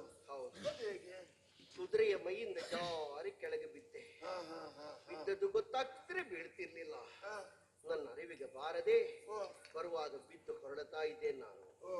ಬಾಹುಕ, ಬಾಹುಕ. ಗಂಟಲ ಪಸೆ ಆರಿದೆ. ಏನ್ ಮಾಡುವುದೋ? ನಿಮಗೆ ಬಾಯಾರಿಕೆ. ಬಾಯಾರಿಕೆ ಆಗ್ತದೆ ಅಂತ ಆದ್ರೆ ಅದಕ್ಕೆ ನೀರೇ ಕುಡಿಬೇಕು. ಬಾಯಾರಿಕೆಗೆ ನೀರು ಕುಡಿಬೇಕು ಅಂತ ಹೊಸ ಪಾಠವೇನೋ ನಿಮ್ದು. ಅಲ್ಲ, ನೀರೆಲ್ಲಿದೆ? ನೀರಲ್ಲಿ ಹೊಳೆಯಲ್ಲಿದೆ. ಹೊಳೆಯವರೆಗೆ ಹೋಗ್ಬೇಕು ಅಂತಾದ್ರೆ ತ್ರಾಣ ಬೇಕೋ ಬೇಡವಾ? ಹೊಳೆ ಇದ್ದಲ್ಲಿಗೆ ನಾವು ಹೋಗ್ಬೇಕಲ್ಲದೆ ನಾವಿದ್ದಲ್ಲಿಗೆ ಹೊಳೆ ಬರ್ತದ ಹೊಡೆಯ? ಸರಿಯಪ್ಪ. ಹೊಟ್ಟೆಯಲ್ಲಿ ಹಿಟ್ಟಿಲ್ಲದೆ ತಲೆ ತಿರುಗುತ್ತಾ ಇದೆ. ನನ್ನ ಹೊಟ್ಟೆ ತಲೆಯಲ್ಲಿದೆಯೋ ತಲೆಯಲ್ಲಿ ಹೊಟ್ಟೆ ಇದೆಯೋ ನನಗೆ ಗೊತ್ತಾಗುವುದಿಲ್ಲ. ನೀವು ಯಾಕೆ ಹೊಟ್ಟೆಯನ್ನು ತಲೆ? ನನಗೆ ಹಸಿವು ಹಸಿವು ಹಸಿವು ಆಗ್ತದ? ಹೌದಪ್ಪ. ಹಸಿವಾದ್ರೆ ಉಂಟಲ್ಲ ಬುದ್ಧಿ, ಅದಕ್ಕೆ ಊಟ ಮಾಡ್ಬೇಕೆಲ್ಲ ಸರಿಯಾಗಿ. ನಿನ್ನ ಕುತ್ತಿಗೆಯಲ್ಲಿ ಉಂಟು ಕೊಡು. ಯಾಕೆ? ನಾನೊಮ್ಮೆ ನಿನ್ನ ಕುತ್ತಿಗೆಯನ್ನು ಒತ್ತಿ ಹಿಡಿತೇನೆ. ಯಾಕೆ ಬುದ್ಧಿ? ನೀನೇನು ನನ್ನನ್ನು ತಮಾಷೆ ಮಾಡ್ತೀಯನೋ? ಹಸಿವೆ ಆಗಬೇಕಾದ್ರೆ ಊಟ ಮಾಡಬೇಕು ಎನ್ನುವುದು ಸಣ್ಣ ಮಕ್ಕಳಿಗೂ ಗೊತ್ತಿದ್ದ ಪಾಠ ಅಲ್ವಾ? ನಿನ್ನ ಮಾವನ ಮನೆಯೋ ನನ್ನ ಅತ್ತೆಯ ಮನೆಯೋ ಇದು? ಬುದ್ಧಿ, ನಿಮಗೀಗ ಬಾಯಾರಿಕೆಯಾಗಿದೆ, ಹಸಿವಾಗಿದೆ. ಹೌದು. ಈಗ ಸದ್ಯಕ್ಕೆ ನಾನೊಂದು ಪರಿಹಾರ ಮಾಡಿಕೊಡಬಲ್ಲೆ. ಏನು ಪರಿಹಾರ? ನಾನು ಆ. ಬೇಟೆಗೆ ಬರುವಾಗ ಆ. ಕುದುರೆಗಳಿಗೆ ಹಸಿವಾದೀತು ಅಂತ ಸ್ವಲ್ಪ ಹುರುಳಿ ಅನ್ನ ಎಲ್ಲ ಬಡಿಸು ಬಡಿಸು ಬಾಹುಕ, ಬಡಿಸು. ಎಂತದು ಬಡಿಸು? ಎಲ್ಲಿ ಉಂಟು? ಅದು ಇಲ್ಲಿಲ್ಲ. ಮತ್ತೆ ಅದು ಯಾರಿಗೂ ಸಿಗಬಾರ್ದು ಅಂತ ಮರದ ಗೆಲ್ಲಿಗೆ ಕಟ್ಟಿದ್ದೇನೆ, ರೆಂಬೆಗೆ ಕಟ್ಟಿ ಬಂದಿದ್ದೇನೆ. ಒಳ್ಳೆಯ ಕೆಲಸ. ಮರದ ಗೆಲ್ಲಿಗ ಹಾ. ಈಗಾಗಲೇ ನಿನ್ನ ಕುಟುಂಬದವರು ತಿಂದಾಗಲಿಕ್ಕೆ ಆಯ್ತು ಬಾಹುಕ. ಯಾರು ನನ್ನ ಕುಟುಂಬದವರು? ಅಕ ಮರದಿಂದ ಮರಕ್ಕೆ ಹಾರುವವರು ಮಂಗಗಳು. ಮತ್ತೆ ಮಂಗ ಬುದ್ಧಿ ಅಲ್ಲದೆ ಮರದ ರೆಂಬೆಗೆ ಈ ಕಾಡಲ್ಲಿ ಕಟ್ಟಿದ್ರೆ ಏನಾದ್ರೂ ಉಳಿದಿತ್ತೇನೋ ಅದು? ಮಂಗಗಳು ನನ್ನ ಕುಟುಂಬದವರಾಗ್ಲಿಕ್ಕೆ ಅವರು ನನ್ನಷ್ಟು ಚಂದ ಇದ್ದಾರ? ನಾನು ಕಟ್ಟಿದ್ರೆ ಮಂಗಗಳಿಗೆ ಬಿಡಿಸುವುದಕ್ಕೆ ಸಾಧ್ಯ ಇಲ್ಲ. ನನ್ನ ಗಂಟಂದ್ರೆ ಅದೊಂದು ಬ್ರಹ್ಮ ಗಂಟು. ಅಷ್ಟು ವಿಶ್ವಾಸ ಇದ್ರೆ ವಿಶ್ವಾಸ ಉಂಟು. ನೀನು ಸ್ವಲ್ಪ ಹೋಗಿ ತಕೊಂಡು ಬಾರಪ್ಪ. ತೆಕ್ಕೊಂಡು ಹಸುವೆಯಲ್ಲಿ ಕಣ್ಣು ಕಾಣ್ತಾ ಇಲ್ಲ, ನಿನ್ನ ಯಜಮಾನನ ಪ್ರಾಣ ಹೋಗ್ತದೆ. ಒಡೆಯ. ನಿನ್ನನ್ನು ಕಾಪಾಡಿದ, ನಿನ್ನನ್ನು ಸಲಹಿದ ನನ್ನ ಜೀವ ಹೋದ್ರೆ ನಿನಗೆ ಚಂದವೇನೋ. ಒಂದು ಕೆಲಸ ಮಾಡುವ, ನಾವು ಕೈ ಕಾಲು ಮುಖ ತೊಳೆಯದೆ ಊಟ ಮಾಡಬಾರ್ದು. ಕೈ ಕಾಲು ಮುಖ ತೊಳಿಲೇಬೇಕು. ಇದನ್ನೆಲ್ಲ ಯಾರು ಹೇಳಿದ್ದು ನಿನಗೆ? ಚಕ್ರವರ್ತಿಗಳಲ್ಲಿದ್ದವ ಅಲ್ಲಿ ಹೇಳ್ತಾ ಇದ್ರು. ಹೌದು, ಅದರಲ್ಲಿ ಉಪಸರ್ಗ ಅಂತ ಉಂಟು. ಏನು? ಅದರಲ್ಲಿ ಏನು ಹೇಳ್ತದೆ ಗೊತ್ತಾ? ನಾವು ಎಲ್ಲಿಯಾದ್ರೂ ನಡ್ಕೊಂಡು ಹೋಗುವಾಗ ಕಾಲಾಚಾರ, ಎಲ್ಲಿಯಾದ್ರೂ ಹೋಗಿ ತಂಗಿದೆವು ಅಂತಾದ್ರೆ ಅಲ್ಲಿ ಅರ್ಧಾಚಾರ. ನಾವೀಗ ನಡ್ಕೊಂಡು ಹೋಗುವ ಪಾಂಥರು, ಪಥಿಕರು ದಾರಿ ಮಧ್ಯೆ ಇದ್ದೇವೆ. ಇಲ್ಲಿ ಹಾಗೆಲ್ಲ ಮಾಡಬೇಕು ಅಂತ ಇಲ್ಲ. ನಿನ್ಗೆ ಶಾಸ್ತ್ರ ಗೊತ್ತೇನೋ? ಏನು? ಒಬ್ಬ ಬ್ರಾಹ್ಮಣ ವೈದಿಕ ಬುತ್ತಿ ಅನ್ನವನ್ನು ಕಟ್ಟಿಕೊಂಡು ನಡೀತಾ ನಡೀತಾ ಗುಡ್ಡದ ತುದಿಗೆ ಮುಟ್ಟಿದ್ದಾನೆ. ಮಧ್ಯಾಹ್ನದ ಹೊತ್ತು, ಅಲ್ಲಿ ನೀರಿಲ್ಲ. ಮಂತ್ರದಲ್ಲಿ ಒಂದು ಆಚಮನ ಮಾಡ್ತಾನೆ, ಈಚೆ ತೆಕ್ಕೊಂಡು ಹೋದ ಬುತ್ತಿಯನ್ನು ಊಟ ಮಾಡ್ತಾನೆ. ಹಾಗೆ ನಾನು ಮಂತ್ರದಲ್ಲಿ ಒಂದು ಆಚಮನ ಮಾಡ್ತೇನೆ, ನೀನು ಬುತ್ತಿ ಅನ್ನವನ್ನು ತಕೊಂಡು ಬಾ, ಊಟ ಮಾಡುವ. ಅದು ಮಂತ್ರದಲ್ಲಿ ಆಚಮನ ಮಾಡುವಾಗ ಈ ಮಂತ್ರದಲ್ಲಿ ಈಚೆ ಮನೆ ಮಾಡಿ ಎರಡು ಊಟ ಮಾಡಬಹುದಿತ್ತಲ್ಲ, ಮಂತ್ರವನ್ನೇ ತಿನ್ನಬಹುದಿತ್ತಲ್ಲ. ಅದು ಮಂತ್ರದಲ್ಲಿ ಊಟ ಮಾಡ್ಲಿಕ್ಕೆ ಆಗುದಿಲ್ಲ, ಹೊಟ್ಟೆ ತುಂಬುವುದಿಲ್ವೋ? ನಾನು ಯಾಕೆ ಹೇಳಿದೆ ಗೊತ್ತಾ? ಯಾಕೆ? ಕೈ ಕಾಲು ಮುಖ ತೊಳೆಯದೆ ನಾವು ಊಟ ಮಾಡಿದ್ರೆ ಊಟ ಮಾಡಿದವರಿಗೆ ಶನಿ ಹಿಡಿಯುತ್ತದೆ. ನಮ್ಮ ಯಜಮಾನ ನೀವು, ನಿಮಗೆ ತೊಂದರೆ ಆಗಬಾರ್ದು. ಇವನಿಗಿಂತ ದೊಡ್ಡ ಶನಿ ನನಗೆ ಬೇರೆ ಉಂಟು. ಕೈ ಕಾಲು ತೊಳಿಬೇಕು ಬುದ್ಧಿ. ಹಾಗಿದ್ರೆ ಒಂದು ಕೆಲಸ ಮಾಡು, ನೀನು ನನ್ನ ಜನ ಅಲ್ವಾ, ನನ್ನ ಯಜಮಾನ ಅಲ್ವಾ? ಯಜಮಾನ ಕೆಲಸದವರು ಅಂತ ಇದ್ರೆ ಬೇರೆ ಬೇರೆ ಅಲ್ಲ, ನೀನು ಮತ್ತೆ ನಾನು ಒಂದೇ. ನೀನು ಕೈಕಾಲು ತೊಳಿ, ಮತ್ತೆ ಬುತ್ತಿ ಅನ್ನವನ್ನು ತಕೊಂಡು ಬಂದು ಬಡಿಸಿ. ಕೈ ಕಾಲು ಮುಖ ತೊಳೆದು ನಾನು ಅಲ್ಲಿ ಊಟ ಮಾಡಿ ಬರ್ತೇನೆ. ನೀನು ಊಟ ಮಾಡಿದ್ರೆ ನನ್ನ ಹೊಟ್ಟೆ ಹಸಿವು ನೀಗ್ತದ? ಮತ್ತೆ ನಾನು ಕೈ ಕಾಲು ತೊಳೆದ್ರೆ ನೀವು ತೊಳೆದು ಆಗಾಗ್ತದ? ನೀವು ತೊಳಿಬೇಕು. ಶಿವನೇ, ಯಾಕಪ್ಪ ಇವನ ಜೊತೆಗೆ ನಾನು ಗಂಟು ಹಾಕಿದೆ? ಇವ ಬರುವುದಕ್ಕಿಂತ ಮೊದಲು ನಾನು ಸಾಯಬಾರ್ದಿತ್ತ.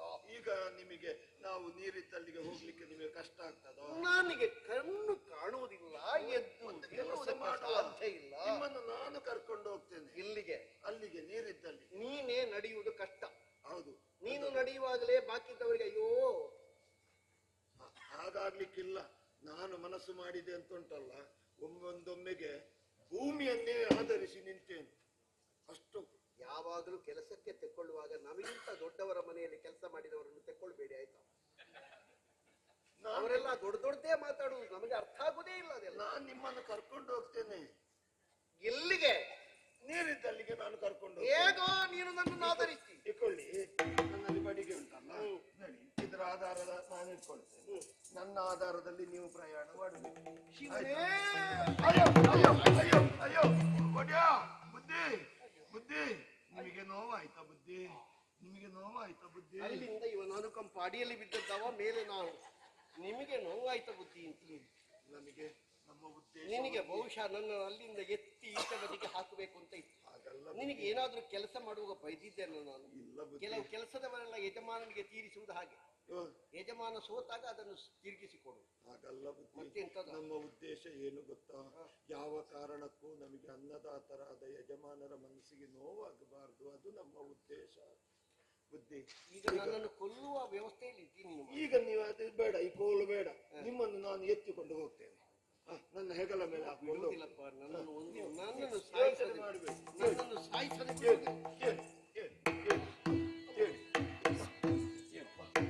ಬಂಡೆ ಮೇಲೆ ಕೂತಿ.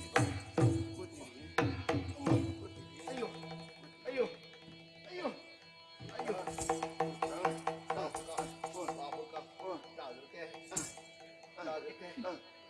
ಎಲುಬು ಮುರಿದು ನನಗೆ ಕಷ್ಟ. ಕೈ ಕೊಡಿ, ಕೈ ಕೊಡಿ, ಕೈ ಈ ಕೈ ಕೊಡಿ, ಕೈ ಕೊಟ್ರ, ಕೈ ಕೊಟ್ರ.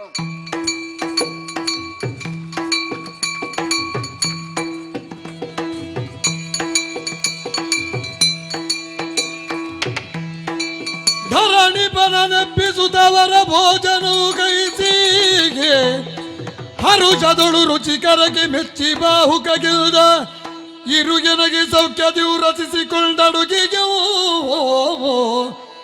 ಪರಮಾತ್ಮ ನೀನಿಲ್ದನು ಓ ಬಡಿಸುವಾಗ ಹೇಳ್ತಿದ್ದ ತಂಗುಳ ಅದು ಸರಿಯಾಗ್ಲಿಕ್ಕಿಲ್ಲ, ಕಲ್ಲಕ್ಕಿ ಅನ್ನ ನಮ್ಮಂತಹ ಬಡವರ ಮನೆಯಲ್ಲಿಲ್ಲ ಅಂತ. ಎಂತ ರುಚಿ! ಜೀವಮಾನದಲ್ಲಿ ಒಮ್ಮೆ ಉಂಡಿದ್ದೇನೆ.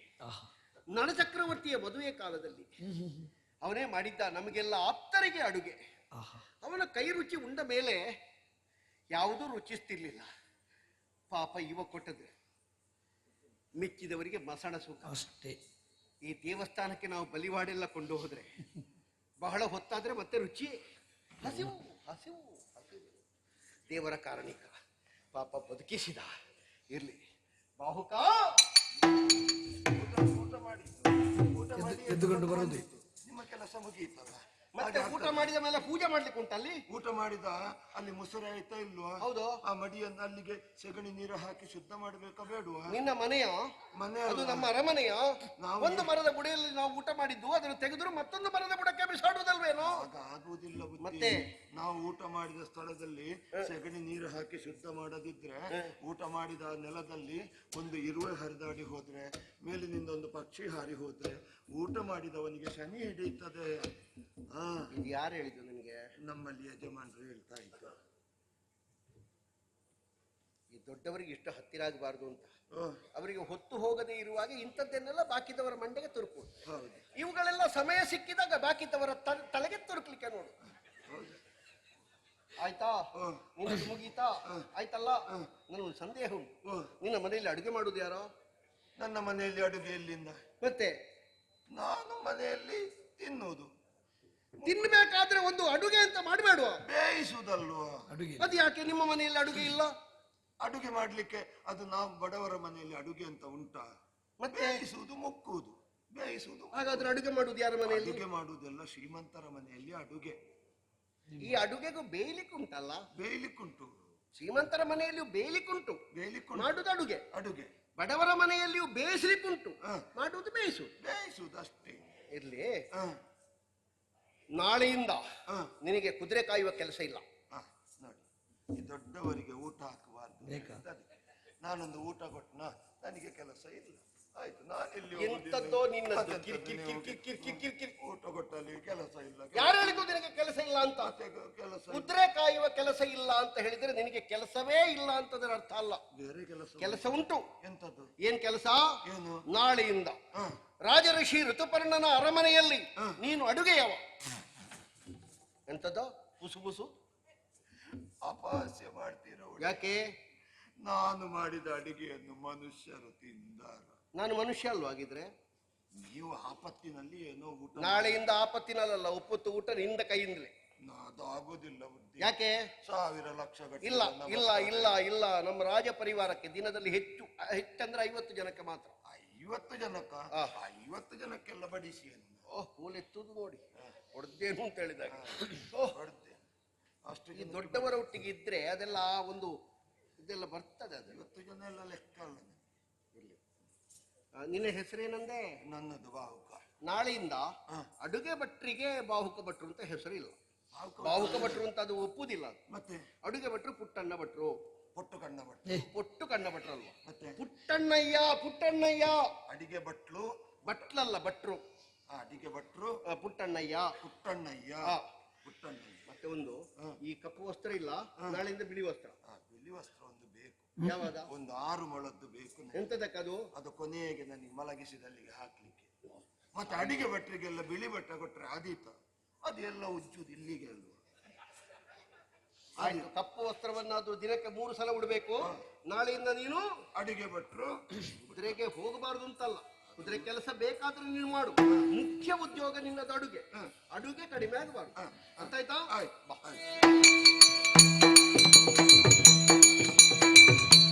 ಇದ್ದಲು ಕುಲಪುರೋಹಿತ ಸತಿಸಗ ದಮಯಂತಿ ಪುತ್ರರು ಬರಲು ಕಂಡು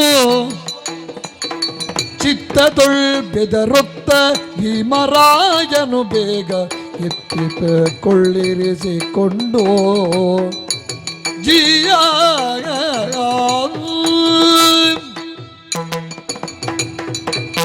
ಸ್ವಾಮಿ, ಈ ಮಗಳನ್ನು ಮದುವೆ ಮಾಡಿಕೊಡುವಂತಹ ಸಂದರ್ಭದಲ್ಲಿ ನಿಮ್ಮನ್ನು ನೋಡಿದಂತಹ ನೆನಪು ನಳನ ಪುರೋಹಿತರಲ್ಲಿ ವಂದಿಸಿಕೊಂಡಿದ್ದೇನೆ ಸ್ವಾಮಿ.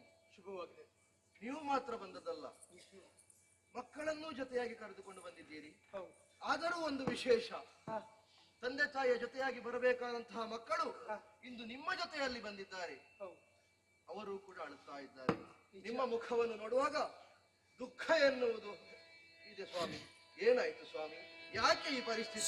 ಸೃಷ್ಟೀಶ ಕೇಳೋ ನಿನ್ನಲಿ ನಳಗಿ ಬಲ್ದ ಕಷ್ಟವನ್ನು ತುಪ್ಪೀಳಲಿ ನಳಗಿ ಬಲ್ದ ಕಷ್ಟವ ನಿಂತು ಪೇಳಲಿ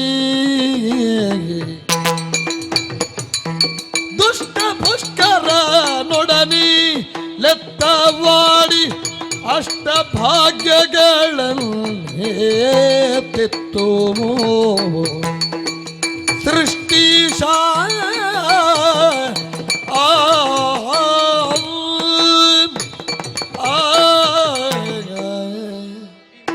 ಸ್ವಾಮಿ, ನಮ್ಮ ನಾಡಿನಲ್ಲಿ ನಡೆದಂತಹ ವಿಚಾರವನ್ನು ಏನೆಂದು ಹೇಳಲಿ?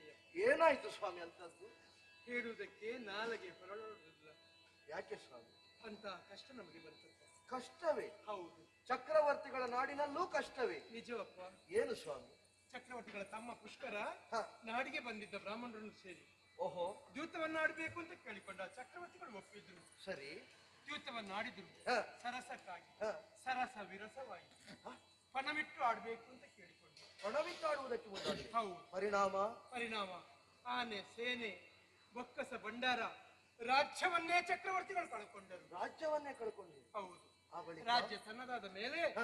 ಇನ್ನು ನನ್ನ ನಾಡಿನಲ್ಲಿ ಅರೆಗಳಿಗೆ ನಿಲ್ಲಬಾರದು, ನಾಡನ್ನು ಬಿಟ್ಟು ಹೋರಾಡಿ ಅಂತ ಆಜ್ಞೆ ಮಾಡಿದರು. ಇದನ್ನು ಕೇಳುತ್ತಾ ಚಕ್ರವರ್ತಿಗಳು ಮಕ್ಕಳನ್ನು ನನಗೆ ಒಪ್ಪಿಸಿ ಹೆಂಡತಿಯನ್ನು ಕರೆಕೊಂಡು ಎತ್ತಲೋ ಹೋದರಪ್ಪ, ಎತ್ತಲೋ. ಬಿಡಲ ನುಡಿ ಕರ್ಣದಿ ಮೂರ್ಛಿತನಾದ ಭೂಲಲ ಮನೊದ್ದುಗುಡದಿ ಏಳುತ್ತಲಾಗಮಿಲ್ಲನೆ ಬಾಲೆಯ ಭಂಗ ಪೇಳಿದ ಸತಿಯುಡನೆ ಮನದಿಗಲು ಬಿಡ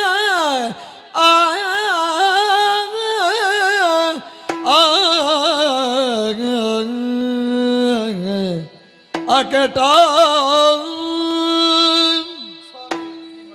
ಎಂತಹ ಮಾತುಗಳನ್ನಾಡುತ್ತಾ ಇದ್ದೀರಿ ಸ್ವಾಮಿ. ನೀವು ಬಂದಾಗವೇನೋ ಸಂತೋಷವಾಯಿತು, ಶುಭವಾರ್ತೆಯನ್ನು ತಂದಿದ್ದೀರಿ ಎನ್ನುವ ಹಾಗೆ ಆಲೋಚಿಸಿದರೆ ನೀವು ಆಡಿದಂತಹ ಮಾತು ಕೇಳಿ ಬರಸಿಡಿಲೆ ತಲೆಗೆ ಬಡಿದಂತಾಯಿತು ಸ್ವಾಮಿ. ಏನು ಮಾತು? ಏನು ಸ್ವಾಮಿ ಇದು? ನೀವು ಆಡುತ್ತಿರುವಂತಹ ಮಾತು ಸತ್ಯವೇ ಸ್ವಾಮಿ? ಸತ್ಯವಪ್ಪ. ಛೇ, ಛೇ. ಇಂತಹ ಪರಿಸ್ಥಿತಿ ಯಾವೊಬ್ಬರಿಗೂ ಬರಕೂಡದು ಸ್ವಾಮಿ. ಮಕ್ಕಳ ಮುಖವನ್ನು ನೋಡುವುದಕ್ಕೆ ಸಾಧ್ಯವಿಲ್ಲ ಸ್ವಾಮಿ. ನಾನೇ ಆಶ್ರಯ ನೀಡಬೇಕು ಎನ್ನುವ ಹಾಗೆ ಇವರನ್ನು ಕರೆದುಕೊಂಡು ಬಂದಿದ್ದೀರಿ. ಒಳ್ಳೆಯದಾಯ್ತು ಸ್ವಾಮಿ. ಮಹಾರಾಜ, ಸ್ವಾಮಿ, ನನ್ನದೊಂದು ವಿಜ್ಞಾಪನೆ. ಏನು ಸ್ವಾಮಿ? ಆ ನಾಡನ್ನು ಬಿಟ್ಟು ಮಕ್ಕಳನ್ನು ಕರೆಕೊಂಡು ಇಲ್ಲಿಗೆ ಬಂದಿದ್ದೇನೆ. ಹ. ತಿರುಗಿ ಹಿಂದೆ ಹೋಗುವುದಕ್ಕೆ ನನಗೆ ಮನಸ್ಸಿಲ್ಲ ಸ್ವಾಮಿ. ಇಲ್ಲಿ ನಿಲ್ಲುವುದಕ್ಕೆ ಒಂದು ಅವಕಾಶ ಮಾಡಿಕೊಡ್ರಿ. ಖಂಡಿತವಾಗಿಯೂ ಅವಕಾಶವಿದೆ ಸ್ವಾಮಿ. ಮಕ್ಕಳ ಆರೈಕೆಯನ್ನು ಮಾಡುತ್ತಾ ನೀವು ಇಲ್ಲಿಯೇ ಇರಬೇಕು ಸ್ವಾಮಿ. ಸ್ವಲ್ಪ ಹೊತ್ತು ವಿಶ್ರಾಂತಿಯನ್ನು ಪಡೆದು.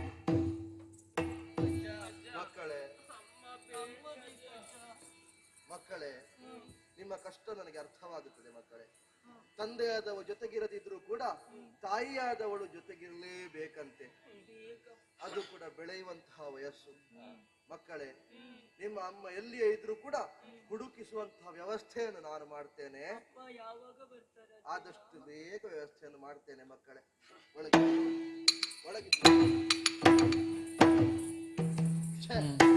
ಎಂತಹ ಪರಿಸ್ಥಿತಿ ಬಂದೊದಗಿತ್ತು. ಅದೇ ಹಾಗಾದ್ರೆ ಇದಕ್ಕೆಲ್ಲ ಪರಿಹಾರವೇನು? ಒಬ್ಬರಿದ್ದಾರಲ್ಲ, ಅವರಲ್ಲೇ ಕೇಳಬೇಕು. ಸುದೇವ ಬ್ರಾಹ್ಮಣರೇ, ಸ್ವಾಮಿ,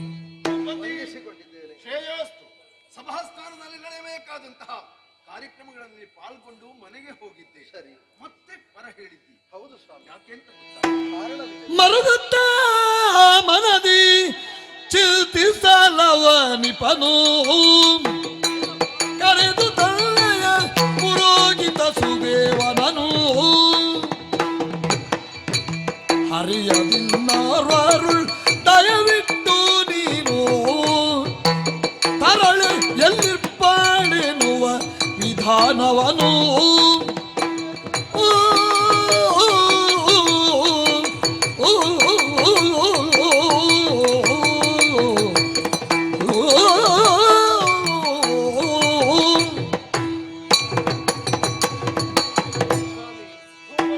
ಅವಸರವಾಗಿ ಕರೆಸಬೇಕು ಅಂತ ಆದ್ರೆ ಬಲವಾದ ಕಾರಣವಿದೆ ಸ್ವಾಮಿ.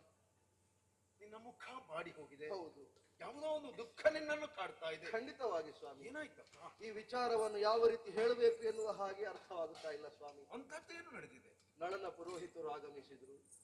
ಯಾಕೆ? ಜೊತೆಯಾಗಿ ಮಕ್ಕಳನ್ನೂ ಕರೆತಂದ್ರು. ಹಾಗಿದ್ರೆ ಇನ್ನ ಮಗಳು ಬಂದಿರಬೇಕು. ಇಲ್ಲ ಸ್ವಾಮಿ, ನಾನು ಕೂಡ ಅದೇ ನಿರೀಕ್ಷೆಯಲ್ಲಿದ್ದವ. ಆದರೆ ನನ್ನ ನಿರೀಕ್ಷೆ ಎಂಬುದು ಸುಳ್ಳಾಗಿ ಹೋಯಿತು ಸ್ವಾಮಿ. ಏನು ವಿಶೇಷ? ಅಲ್ಲಿ ನಡೆದಂತಹ ವಿದ್ಯಮಾನವನ್ನು ತಿಳಿಸಿದಾಗ ಆಶ್ಚರ್ಯವಾಯಿತು. ನಿಷೇಧದಲ್ಲಿ ಹೌದು, ನಡೆಯಬಾರದ ಘಟನೆ ಆಘಾತವಾಯಿತು. ಏನಾಗಿದೆ? ಉತ್ತದ ನಿಷೇಧ ದೊರೆಯಂತೆ ಹ, ಅವನ ಪುಷ್ಕರ ಹೌದು, ಬಂದನಂತೆ. ನಿಷೇಧಕ್ಕೆ ಬಂದ. ಅಣ್ಣನ ಮನೆಗೆ ತಮ್ಮ ಬರುವುದು ವಿಶೇಷ ಏನು ಸ್ವಾಮಿ? ಓ, ಹೀಗೆ ಬಂದ್ರೆ ಯಾರಿಗೂ ಆಕ್ಷೇಪವಿಲ್ಲ. ದ್ಯೂತ ಆಡಬೇಕು ಎನ್ನುವ ಹಾಗೆ ಕೇಳಿಕೊಂಡನಂತೆ. ಸರಸಕ್ಕೆ ದ್ಯೂತ ಮಾಡಬಹುದು. ಸರಿ ಸ್ವಾಮಿ. ಸಪ್ತ ವ್ಯಸನಗಳಲ್ಲಿ ಒಂದು. ಹೌದು ಸ್ವಾಮಿ. ಹಾಗೆಂತ ಕ್ಷತ್ರಿಯನಾದವ ಯುದ್ಧಕ್ಕೆ ಕರೆದಾಗ, ದ್ಯೂತಕ್ಕೆ ಕರೆದಾಗ ಅದರಲ್ಲಿ ಪಾಲ್ಗೊಳ್ಳಲೇಬೇಕು ಸ್ವಾಮಿ, ಓ. ದ್ಯೂತ ಎನ್ನುವುದು ಸರಸವಾದರೆ ಒಪ್ಪಬಹುದಿತ್ತು. ಓಹೋ. ಆದರೆ ಅದು ವಿರಸವಾಯಿತು ಸ್ವಾಮಿ. ಪಣವಿಟ್ಟು ಆಡುವುದಕ್ಕೆ ಮುಂದಾದರು. ಅಣ್ಣ ತಮ್ಮ ಪಣ ಬಿಟ್ಟು ದ್ಯೂತವನ್ನಾಡಿದ್ರೆ ಖಂಡಿತ ಸ್ವಾಮಿ. ಪರಿಣಾಮವಾಗಿ ಆನೆ, ಕುದುರೆ, ಸಕಲ ಸಂಪತ್ತನ್ನೆಲ್ಲ ಕಳೆದುಕೊಂಡು ಕಾಡಾಡಿಯಾಗಿ ಹೊರಟು ಹೋದ್ಲು ಸ್ವಾಮಿ. ಚಕ್ರವರ್ತಿ ಕಾಡು ಪಾಲಾದ ಸ್ವಾಮಿ. ಕಾಡು ಸೇರಿದ್ದೇನೆ. ಹೌದು. ನಿನ್ನ ಮಗಳು ದಮಯಂತಿಯಲ್ಲಿ ಅವಳು ಜೊತೆಯಾಗಿ ಹೋಗಿದ್ದಾಳಂತೆ. ಆ ಬಳಿಕ ಎಲ್ಲಿ ಹೋದಳು ಎನ್ನುವಂತ ಸುಳಿವೇ ಇಲ್ಲ ಸ್ವಾಮಿ. ಈಗ ನಿಮ್ಮಿಂದ ಒಂದು ಉಪಕಾರವಾಗಬೇಕು. ಏನಪ್ಪ? ಮಕ್ಕಳ ಮುಖವನ್ನು ನೋಡುವುದಕ್ಕೆ ಸಾಧ್ಯವಿಲ್ಲ. ಅಮ್ಮ ಬೇಕು, ಅಮ್ಮ ಬೇಕು ಎನ್ನುವ ಹಾಗೆ ಕೇಳುತ್ತಾ ಇದ್ದಾರೆ ಸ್ವಾಮಿ. ನೀವು ಏನೇ ಮಾಡಿ, ಎಷ್ಟೇ ಮಾಡಿ ಸ್ವಾಮಿ, ನನ್ನ ಮಗಳು ಎಲ್ಲಿದ್ರೂ ಕೂಡ ಒಂದು ಕರೆತಂದು ಒಂದು ಪುಣ್ಯ ಕಟ್ಟಿಕೊಳ್ಳಿ ಸ್ವಾಮಿ. ನಿಮಗೆ ಏನು ಬೇಕು, ಎಷ್ಟು ಬೇಕು, ಬೇಕಾದರೆ ಸಂಪೂರ್ಣ ರಾಜ್ಯವನ್ನೇ ಕೊಡ್ತೇನೆ ಸ್ವಾಮಿ. ಚರಣದೊಳೆರಗಿ ಮರುಗುವ ಧರಣಿ ಜನ ಸಂತಗಿಸಿ ಸಮಾಧಾನ ಮಾಡಿಕೋ. ತೆರಳುತ್ತ ನಾನಾ ದೇಶಗಳನ್ನು ಚರಿಸಿ ಮರುಗುವ ಧರಣಿ ಜನ ಸಂತಗಿಸಿ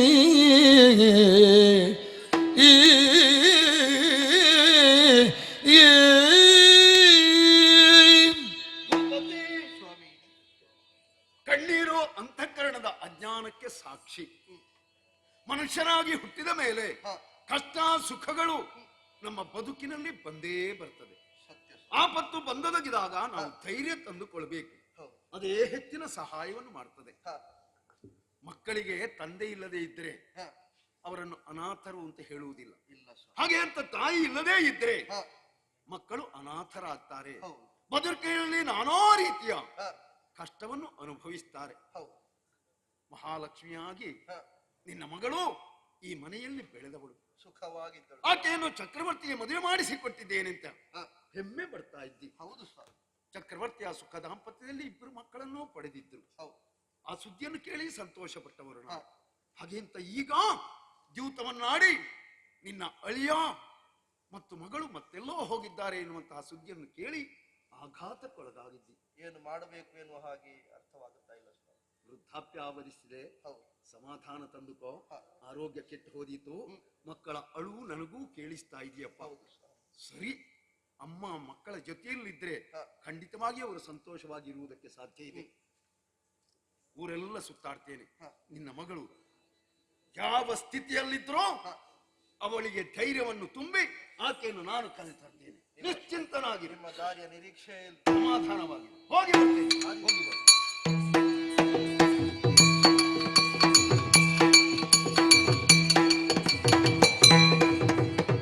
ಪೃಥ್ವಿದೇವನು ಅಖಿಲ ರಾಜ್ಯವ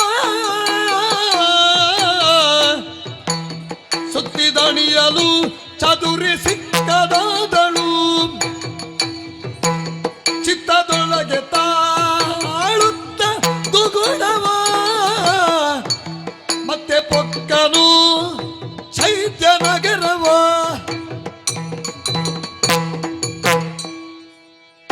ಚತುರ್ವರ್ಣಗಳಲ್ಲಿ ಶ್ರೇಷ್ಠವಾದುದೇ ಬ್ರಾಹ್ಮಣ ವರ್ಣ. ವರ್ಣಾನಾಂ ಬ್ರಾಹ್ಮಣೋ ಗುರು. ಹಾಗೆಂತ ಕೆಲವರು ನನ್ನನ್ನು ಕಂಡ್ರೆ ಅವರಿಗೆ ಗುರು ಗುರು ಶುರುವಾಗ್ತದೆ. ಬಂದ ಬಟ್ಟ ಹೋದ ಬಟ್ಟ, ತೀರ್ಥ ಕೊಟ್ಟ ಜೀವ ಬಿಟ್ಟ, ಹೀಗೆ ಹೇಳುವ ವರ್ಗವೂ ಇದೆ. ಮತ್ತೆ ಕೆಲವು ಕಡೆಯಲ್ಲಿ ಬ್ರಾಹ್ಮಣೋ ಮಮ ದೇವತಾ ಭಕ್ತಿಯನ್ನು ಪ್ರಕಟಿಸುವವರಿದ್ದಾರೆ. ಏನು ಮಾಡೋಣ, ಲೋಕವನ್ನು ತಿದ್ದುವುದಕ್ಕೆ ಸಾಧ್ಯವೇ ಇಲ್ಲ. ಲೋಕೋ ಭಿನ್ನ ರುಚಿ. ಹಾಗೆ ಅಂತ ಕಣ್ಣಿಗೆ ಕಾಣುವ ದೇವತೆಗಳು ಬ್ರಾಹ್ಮಣರು, ಪೃಥ್ವಿದೇವ ಹೀಗೆನ್ನುವಂತಹ ಗೌರವದಿಂದ ಕಂಡು ನಮಸ್ಕರಿಸಿ, ಭಟ್ರೆ ಬನ್ನಿ ಮಧ್ಯಾಹ್ನ ಊಟ ಮಾಡಿ ಹೋಗಿ, ಸ್ವಾಮಿ ಬಾಯಾರಿ ಕುಡಿತೀರಾ ಬನ್ನಿ ಹೀಗೆಂದು ಕರೆಯುವವರು ಇದ್ದಾರೆ.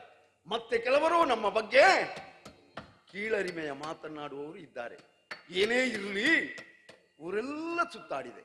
ದಮಯಂತಿ ಎನ್ನುವ ಆಕೆ ಒಬ್ಬ ಪರದೇಶಿ ಹೆಣ್ಣು ಬಂದಿದ್ದಾಳೆ ಎನ್ನುವಂತಹ ಸುದ್ದಿಯನ್ನು ಮಾತಾಡುವವರೇ ಇಲ್ಲವಲ್ಲ. ಬಹಳಷ್ಟು ಬಳಲಿದ್ದೇನೆ. ಅದರ ಜೊತೆಯಲ್ಲಿ ಒಂದು ಯೋಚನೆ, ದಮಯಂತಿ ವಿದ್ಯಾವತಿ ಚದುರೇ ಇದ್ದಾಳೆ.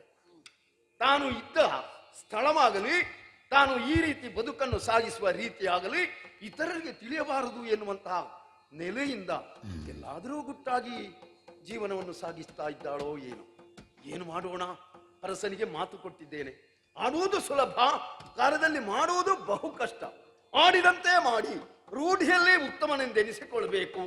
ಏನು ಮಾಡೋಣ, ಬಳಲಿಕೆಯಾಗಿದೆ ಅಂತ ಒಪ್ಪಿಕೊಂಡಂತಹ ಕಾರ್ಯವನ್ನು ಮಾಡಿ ಪೂರೈಸದೇ ಇರುವುದಕ್ಕಾಗ್ತದೋ? ಎಲ್ಲೇ ಹೋಗೋಣ? ಏನೋ ಇದು ಯಾವುದು ಊರು? ಛೇದಿನಗರ. ಸರಿ, ಅರಸನನ್ನು ಕಂಡು ಮಾತನಾಡುವುದೋ? ಗಂಡಸರು ಅಷ್ಟು ಬೇಗ ಗುಟ್ಟು ಬಿಟ್ಟು ಕೊಡುವುದಿಲ್ಲ. ಹಾಗೆ ಅಂತ ಹೆಂಗುಸರ ಮನಸ್ಸಿನಲ್ಲಿ ಗುಟ್ಟು ಉಳಿಯುವುದೇ ಇಲ್ಲ. ಆದ ಕಾರಣ ನೇರ ಅಂತಃಪುರಕ್ಕೆ ಹೋಗಿ ಛೇದಿಯ ಮಹಾರಾಣಿಯನ್ನು ಕಂಡು ಮಾತನಾಡಬೇಕು. ಆ ಕಡೆ ಇರದೆ ರಾಜಮಂದಿರಕ್ಕೆ ತೆರಳಿದಾಗ ರಾಣಿಯು ತಾನೋಡಿ ಎರಗಿ ಚಳಕದಿಲ್ದಾಗ ಸತ್ಕರಿಸಿದಳು. ಓ ಓ ಧನ್ಯನಾದ ಸ್ವಾಮಿ. ಬ್ರಾಹ್ಮಣರು ಅಂತ ಹೇಳಿದ್ರೆ ಭೂಲೋಕದಲ್ಲಿ ಕಣ್ಣಿಗೆ ಕಾಣುವ ದೇವರು ಅಂತ ಇದ್ದದ್ದು. ಅದರಲ್ಲಿ ನೀವು ಬ್ರಾಹ್ಮಣರನ್ನು ಬ್ರಾಹ್ಮಣೋತ್ತಮ ಅಂತ ಯಾವ ಕಾರಣಕ್ಕೂ ಸಂಬೋಧಿಸಕೂಡದು. ಎಲ್ಲರೂ ಉತ್ತಮರೇ. ಹೌದು. ಒಂದು ವೇಳೆ ಹಾಗೆ ಹೇಳುತ್ತೇವೆ ಅಂತ ಆದ್ರೆ ಉಳಿದ ಬ್ರಾಹ್ಮಣರಲ್ಲಿ ನಾವು ತಪ್ಪನ್ನು ಹುಡುಕಿದ್ದೇವೆ ಅಂತ ಅದರ ಅರ್ಥ. ಕೆಲವರು ಅಧಮರು ಇರ್ತಾರೆ ಅಂತ ಮಾತಿನ ಅರ್ಥ ಅಲ್ಲ. ಆದ್ರೆ ಆಗಂತುಕರು ತಾವುಗಳು. ಬ್ರಾಹ್ಮಣನು ಆಗಂತುಕನಾದ್ರೂ ಅವನು ಪೂಜಾರ್ಹನು ಅನ್ನುವುದನ್ನು ನಾವು ಒಪ್ಪಿದವರೇ ಇದ್ದೇವೆ. ನಮ್ಮ ಈ ನಾಡಿಗೆ ಬಂದಾವಾಗ ಅತ್ಯಂತ ಪ್ರೀತಿಯಿಂದ ಬರಮಾಡಿಸಿಕೊಂಡದ್ದೇನು ಹೌದು. ಸಂತೋಷ. ಹೊತ್ತು ನೋಡಿದ್ರೆ ಸೂರ್ಯ ನೆತ್ತಿಯ ಮೇಲೆ ಬರ್ತಾ ಇದ್ದಾನೆ. ಮಧ್ಯಾಹ್ನದ ಹೊತ್ತು.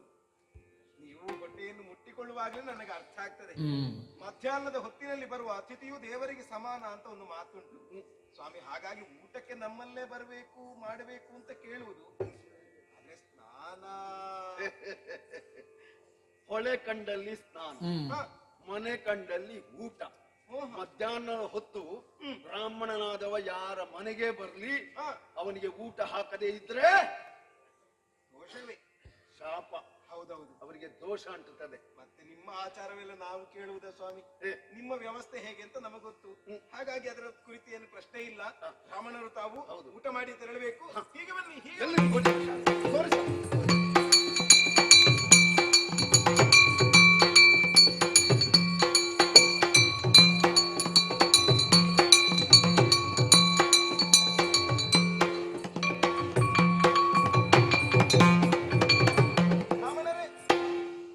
ಶಾಲೆಯವರೆಗೆ ಕರೆತಂದ ಬಳಿದ್ದೇನೆ.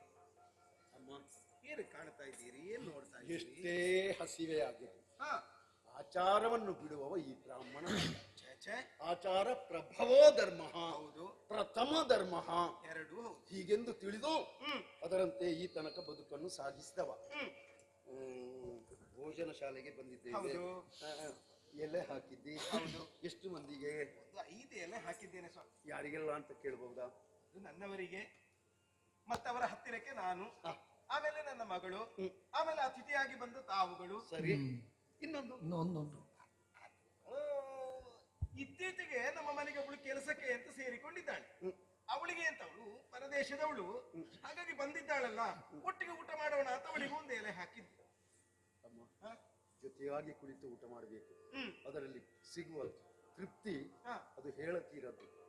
ಸಹನಾವವತು ಸಹನೋ ಗುಣಂತು ಸಹ ವೀರ್ಯಂ ಕರವಾವಹೈ ತೇಜಸ್ವಿನಾವಧೀತಮಸ್ತು ಮಾ ವಿದ್ವಿಷಾವಹೈ. ಬರೇ ಬಾಯಲ್ಲಿ ಹೇಳುವುದು ಮಾತ್ರ ಅಲ್ಲ, ಅದನ್ನು ಆಚಾರದಲ್ಲಿಯೂ ಅಳವಡಿಸಿಕೊಂಡವ ಈ ಸುದೇವ. ಆದ ಕಾರಣ ಎಲ್ಲರನ್ನು ಕರೆಸು. ಬರ ಹೇಳಮ್ಮ. ಯಾರಲ್ಲಿ ಊಟಕ್ಕೆ ಬರುವವರೆಲ್ಲ ಬನ್ನಿ ನೋಡುವ. ಉಣ್ಣಲೋ ಸುಗ ಮೇಲೆಗಿರುವಳ ಕಣ್ಣ ಕೆರೆಯಲು ಇಳಿದು ಬಂದಳು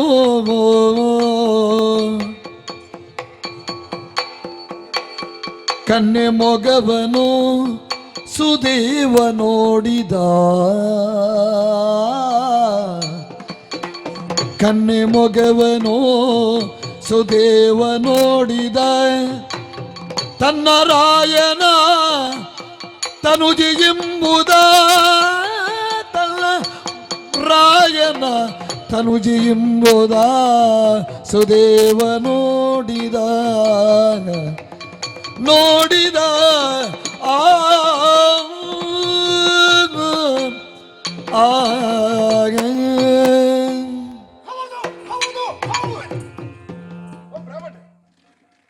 ಸ್ವಾಮಿ, ನಾನು ಇವರನ್ನು ಆಗ ಹೊಗಳಿದ್ದೇ ಒಂದು, ಇವರ ಬಗ್ಗೆ ಹೇಳಿದ್ದೇ ಒಂದು, ಇವರನ್ನು ಆರಾಧಿಸಿದ್ದೇ ಒಂದು. ಎಂತದ್ದು ಸ್ವಾಮಿ, ಊಟಕ್ಕೆ ಅಂತ ಕರೆದು ಊಟಕ್ಕೆ ಬಂದವರು ಮುಖ ನೋಡಿಕೊಂಡು ಕೂತಿದ್ದೀರಿ ನೀವು. ಅಮ್ಮ, ಊಟಕ್ಕೆ ಹೋದ ಮನೆಯಲ್ಲೆಲ್ಲ ಹೆಣ್ಮಕ್ಕಳ ಮುಖ ನೋಡುವಂತಹ ಕೆಟ್ಟ ಚಾಳಿಯನ್ನು ಬೆಳೆಸಿಕೊಂಡ ಕೆಟ್ಟ ಬ್ರಾಹ್ಮಣ ಅಂತ ನಾನು ತಿಳ್ಕೊಂಡ್ಯಾ? ನಿಮ್ಮ ವ್ಯವಹಾರ ಹಾಗೆ ಮಾಡಿಸಿತಲ್ಲ. ನಿನ್ನಲ್ಲೊಂದು ಪ್ರಶ್ನೆ ಕೇಳಲ್ಲ? ಏನು ಸ್ವಾಮಿ? ದಯವಿಟ್ಟು ಸುಳ್ಳು ಹೇಳಬೇಡ. ಛೇ, ಅವಳು ಪರದೇಶಿ. ಏನಂದ? ಪರದೇಶಿ ಎಂದೆ. ಅಲ್ಲ, ಪರದೇಶಿಗಲ್ಲಿವಳು ನಿನಗೆ ಅಕ್ಕನ ಮಗಳು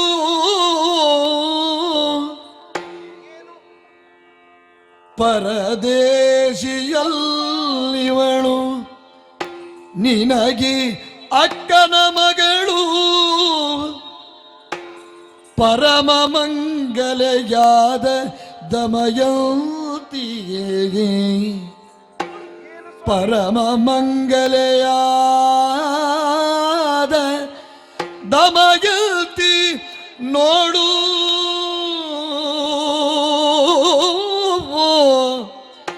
ಉರುತರದ ಸಂತಾಪವೆತ್ತು ಬಲ್ದಾಕ್ಷಣದಿ ಬರದಿ ತರಳೆಯ ನುಡಿಸಲು ಪರದೇಶಿಯಲ್ಲಿವಳು ನಿನಗೆ ಅಕ್ಕನ ಮಗಳು ಪರಮ ಮಂಗಲಿಯಾದ ದಮಯಂತಿ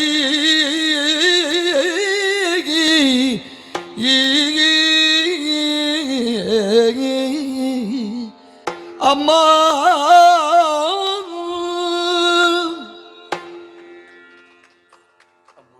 ಏನು ಸ್ವಾಮಿ? ಬಡತನ ಇದ್ದಾಗ ಹತ್ತಿರ ಸಂಬಂಧ ಇದ್ರು ಅವರು ನನ್ನ ಬಂಧು ಅಂತ ಹೇಳಿಕೊಳ್ಳುವುದಕ್ಕೆ ಕೆಲವರು ಹಿಂದೇಟು ಹಾಕ್ತಾರೆ. ಹೌದು. ಸಿರಿತನ ಇದೆಯೋ, ಅಧಿಕಾರ ಇದೆಯೋ, ಸಮಾಜದಲ್ಲಿ ಅವರು ಮಾನ್ಯತೆಯನ್ನು ಪಡೆದಿರ್ತಾರೋ ಅಂತವರು ಸಂಬಂಧ ಇಲ್ಲದೆ ಇದ್ರು ನನ್ನ ಹತ್ತಿರದ ರಕ್ತ ಸಂಬಂಧಿಗಳು. ಅವರು ನನ್ನ ಮಾವ, ಅವರು ನನ್ನ ಚಿಕ್ಕಪ್ಪ, ಅವರು ನಮ್ಮ ಚಿಕ್ಕಮ್ಮ, ಅವಳು ನನ್ನ ದೊಡ್ಡಮ್ಮ, ಅವಳು ನನ್ನ ಅಜ್ಜಿ, ಹೀಗೆ ಸಂಬಂಧವನ್ನು ಬೆಳೆಸಿಕೊಳ್ತಾರೆ. ಹಾಗಾಗಿ ಲೋಕದ ಮಾತೇ ಅಲ್ವಾ, ಸರ್ವೇ ಜನಾಹ ಕಾಂಚನಮಾಶ್ರಯಂತಿ. ಹೌದೇ ಹೌದು. ಅಮ್ಮ, ಈಕೆಯನ್ನು ಪರದೇಶಿ ಅಂತ ಹೇಳ್ತಾ ಇದ್ದಿ. ಅಮ್ಮ, ಬಾಯಿಗೆ ಬಡ್ಕೊ, ಹೇಳದಿರು ತಾಯಿ. ನಾನೇನು ತಪ್ಪು ಹೇಳಿದೆ, ನಾನೇನು ಮಾಡಿದೆ? ನೀವು ಕೊಡುವ ಉದಾಹರಣೆ ಏನು ಒಂದಕ್ಕೊಂದು. ಅಮ್ಮ, ಗೊತ್ತಿದ್ದು ಹೇಳಿದ್ದೋ ಅದೆಲ್ಲ ತಿಳಿಯದೆ ಹೇಳಿದ್ದೋ ನಾನು ಅರಿಯೆ. ಅಯ್ಯೋ, ನಿನ್ನ ನಿನ್ನದೊಂದು ಮಾತು ಕೇಳ್ತೇನೆ. ಏನು ಸ್ವಾಮಿ? ನಿನ್ನ ಅಕ್ಕನನ್ನು ಕುಂಡಿನಾಪುರದ ಅರಸನಾದಂತಹ ಭೀಮಕರಾಯನಿಗೆ ಮದುವೆ ಮಾಡಿಸಿ ಕೊಟ್ಟುತ್ತಾನೆ. ಹೌದು. ಅವರ ಸುಖ ದಾಂಪತ್ಯದಲ್ಲಿ ಹಾ, ಈರುವರು ಮಕ್ಕಳನ್ನು ಪಡೆದಿದ್ರಲ್ಲ. ಹೌದು. ಗಂಡು ಮಗುವಿನ ಹೆಸರು ದಮ, ಹೌದು. ಹೆಣ್ಣು ಮಗಳು ದಮಯಂತಿ. ಹೌದು. ಸಾಕ್ಷಾತ್ ಲಕ್ಷ್ಮಿಯಂತೆ ಅವರ ಅರಮನೆಯಲ್ಲಿ ಬೆಳೆದಿದ್ಲು. ಸತ್ಯ. ಆಕೆಯನ್ನು ನಿಷಧದ ಚಕ್ರವರ್ತಿ ನಳನಿಗೆ ಮದುವೆ ಮಾಡಿಸಿಕೊಟ್ಟುತ್ತಾರೆ. ಎಷ್ಟೊಂದು ವೈಭವದ ಮದುವೆ ಅದು. ಆ, ಇನ್ನು ಮತ್ತೆ ಅಂತಹ ಒಂದು ವೈಭವವನ್ನು ಲೋಕದಲ್ಲಿ ಯಾರೊಬ್ಬನಿಗೂ ಕಾಣುವುದಕ್ಕೆ ಸಾಧ್ಯವೇ ಇಲ್ಲ. ಆ ತಂದೆ ತಾಯಿ ಸಾರ್ಥಕವನ್ನು ಪಡೆದದ್ದು, ಆ ವಧುವರರನ್ನು ಕಂಡು ನಾವು ಧನ್ಯತೆಯನ್ನು ಪಡೆದದ್ದು ಎಂದಿಗೂ ಆದ್ರೂ ಮರೆಯುವುದಕ್ಕುಂಟೆ ಹೇಳಿ? ರೂಪವತಿಯಾದ, ವಿದ್ಯಾವತಿಯಾದ, ಗುಣವತಿಯಾದ, ಪರಮ ಮಂಗಲೆಯಾದಂತಹ ಆ ದಮಯಂತಿಯನ್ನು ಮರೆಯುವುದಕ್ಕುಂಟೇನಮ್ಮ? ಛೇ ಛೇ, ಈಕೆ ಪರದೇಶಿಯಲ್ಲ, ನಿನ್ನ ಅಕ್ಕನ ಮಗಳು. ನೋಡು, ಮಾತನಾಡಿಸು, ಸತ್ಯವನ್ನು ತಿಳಿದುಕೋ. ಏನು ಸ್ವಾಮಿ ಇದು? ಯಾಕಾಗಿ ಇಂತಹ ಮಾತುಗಳನ್ನೆಲ್ಲ ಆಡ್ತಾ ಇದ್ದೀರಿ? ನಳನಿಗೆ ಮಡದಿಯಾಗಿ ಅಷ್ಟ ಸೌಭಾಗ್ಯದಲ್ಲಿ ಮೆರೆಯುವಂತಹ ದಮಯಂತಿಯಲ್ಲಿ ಈ ರೀತಿಯಾಗಿ ವ್ಯವಸ್ಥೆಯಲ್ಲಿರುವಂತಹ ಇವಳಿಗೂ ಅವಳಿಗೂ ಹೋಲಿಕೆ ಬರುವುದಕ್ಕೆ ಹೇಗೆ ಸಾಧ್ಯ ಅಂತ ಹೇಳ್ತೀರಿ? ತನ್ನ ಗುಟ್ಟು ಇತರರಿಗೆ ತಿಳಿಯಕೂಡದು ಎನ್ನುವ ಕಾರಣಕ್ಕಾಗಿ ಭ್ರೂ ಮಧ್ಯದಲ್ಲಿ ಇರುವಂತಹ ಪದ್ಮರೇಖೆ ವಿಭೂತಿಯನ್ನು ಬಳಿದುಕೊಂಡಿದ್ದಾಳೆ. ಅದನ್ನು ತಿದ್ದಿ ತೀಡಿ ನೀನು ಸತ್ಯ ತಿಳಿದುಕೋ. ಬಾಲ್ಯದಲ್ಲಿ ನಾವು ಕಂಡಂತಹ ಮಚ್ಚೆ ಅದನ್ನು ಮರೆಮಾಚಿದ್ದ. ಹೌದು, ನನ್ನ ಕಣ್ಣಿಗೆ ಮಣ್ಣೆರಚುವ ಪ್ರಯತ್ನ. ಸತ್ಯ ತಿಳಿಯಬೇಕು, ತಿಳಿಯಬೇಕು. ಅಮ್ಮ, ಮುಂದೆ ಬಾ. ಯಾಕೆ ಮುಖವನ್ನು ಮರೆಸಿ ನಿಂತಿದ್ದಿ? ಹೀಗೆ ಬಾ, ಹೀಗೆ ಬಾ. ನೋಡೋಣ, ನೋಡೋಣ, ನಿನ್ನ ಮುಖ ತೋರಿಸು. ಸ್ಥಿರವಾಗಿ ಅರುಗೋವು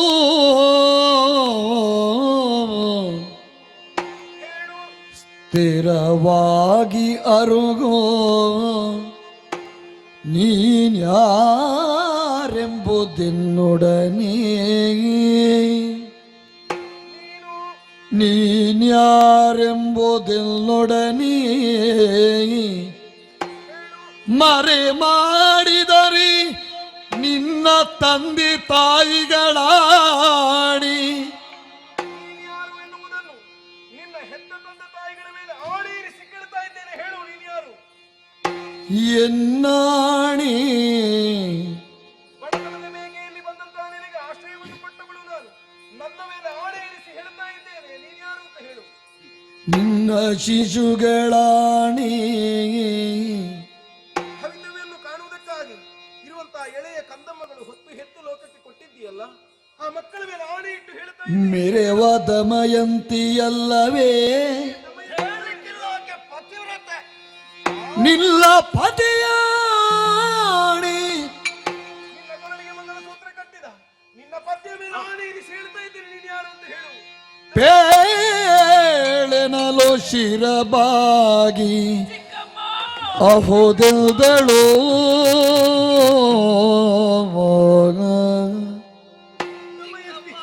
ಗುಟ್ಟ ಪೇಳದೆ ಕೊರಳ ಕೊಯ್ದಿಯ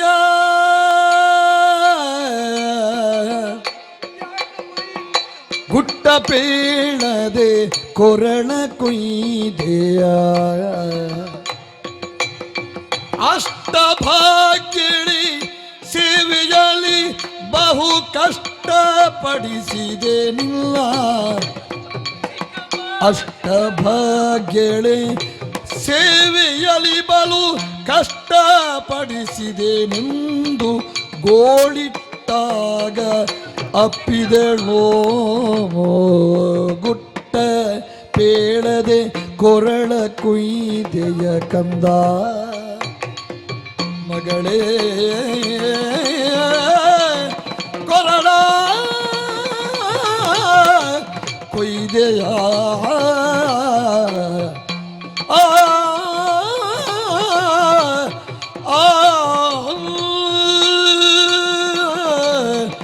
ಕೊರಳ ಕೊಯ್ದೆಯ.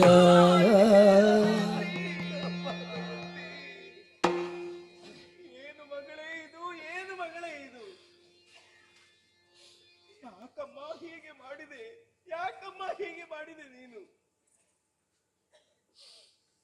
ನಾನು ನಿನ್ನನ್ನು ಈ ಲೋಕಕ್ಕೆ ಹೊತ್ತು ಹೆತ್ತು ಕೊಡದೆ ಇದ್ದರೆ ಏನಮ್ಮ? ನಿನ್ನ ತಾಯಿ ಅಂದೇಳೆ ನನಗೆ ಅಂದೇಳೇನೆ. ನನ್ನ ತಂದೆಯ ನಾವಿಬ್ಬರು ಜೊತೆಯಾಗಿ ಬಾಳಿ ಬದುಕಿದವರು ಮಗಳೇ, ಬಾಳಿ ಬದುಕಿದವರು. ಅವಳ ಮಕ್ಕಳು ಬೇರಲ್ಲ, ನನ್ನ ಮಕ್ಕಳು ಬೇರಲ್ಲ ಅಂತ ಕಾಡುವವಳಮ್ಮ. ನಿಮ್ಮಲ್ಲಿ ಭೇದವನ್ನು ಮಾಡುವವಳು ನಾನಲ್ಲ.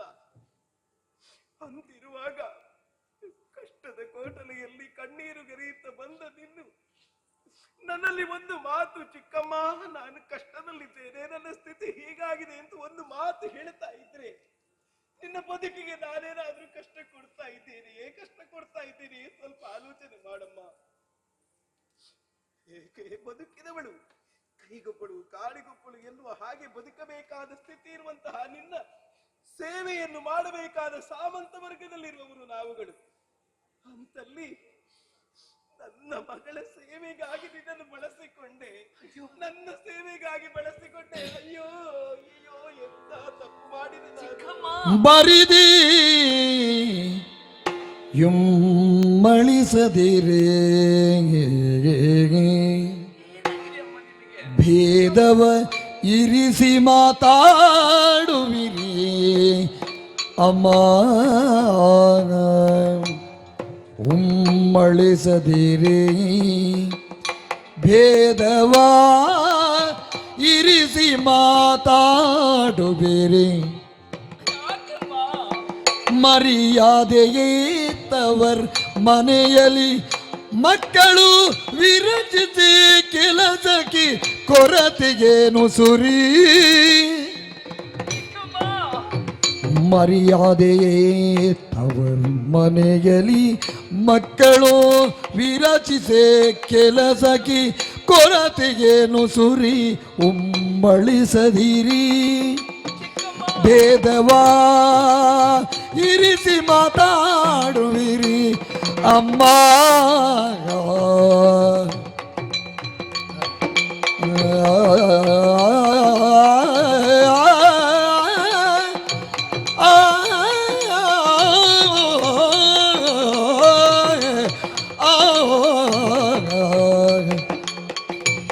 ಅಮ್ಮ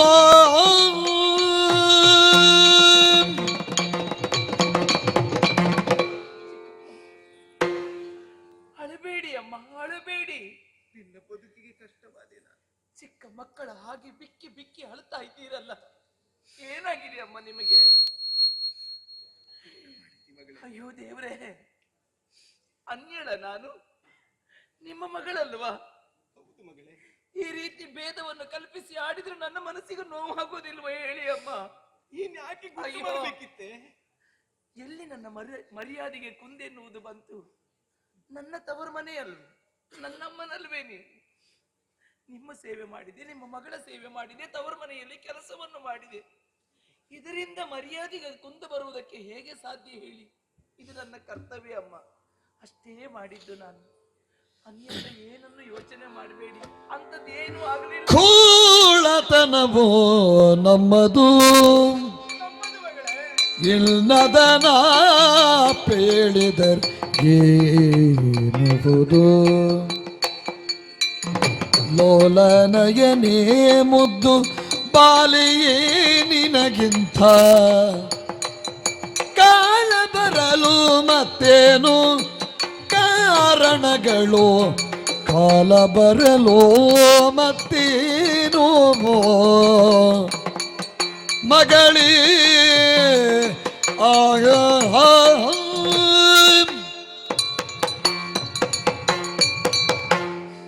ಮಗಳೇ, ಚಿಕ್ಕಮ್ಮನ ಮುಂಭಾಗದಲ್ಲಿ ಬಂದಾಗ ಕಷ್ಟವನ್ನು ಹೇಳಿಕೊಳ್ಳುವುದಕ್ಕೆ ಮರ್ಯಾದೆ ಅಡ್ಡ ಬಂತಲ್ಲ. ಇಲ್ಲ ಮಗಳೇ,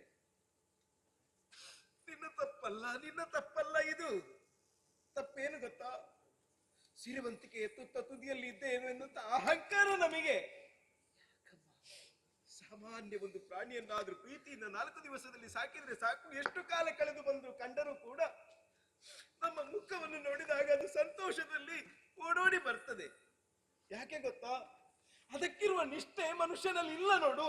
ಅದಕ್ಕೆ ಪ್ರೀತಿಯಿಂದ ಸಾಕಿದ ಮಗಳ ಗುರುತನ್ನೇ ಹಿಡಿಯುವುದಕ್ಕಾಗದೇ ಇರುವಂತಹ ಕೂಳತನ ನಮ್ಮಲ್ಲಿ ಉಂಟು, ಅಹಂಕಾರ ನಮ್ಮಲ್ಲಿ ಉಂಟು. ಅದಕ್ಕಾಗಿ ಮರೆ ಮಾಚಿ ಹೋಯಿತು. ಕ್ಷಮಿಸುವಂತಷ್ಟೇ ಕೇಳುವುದು.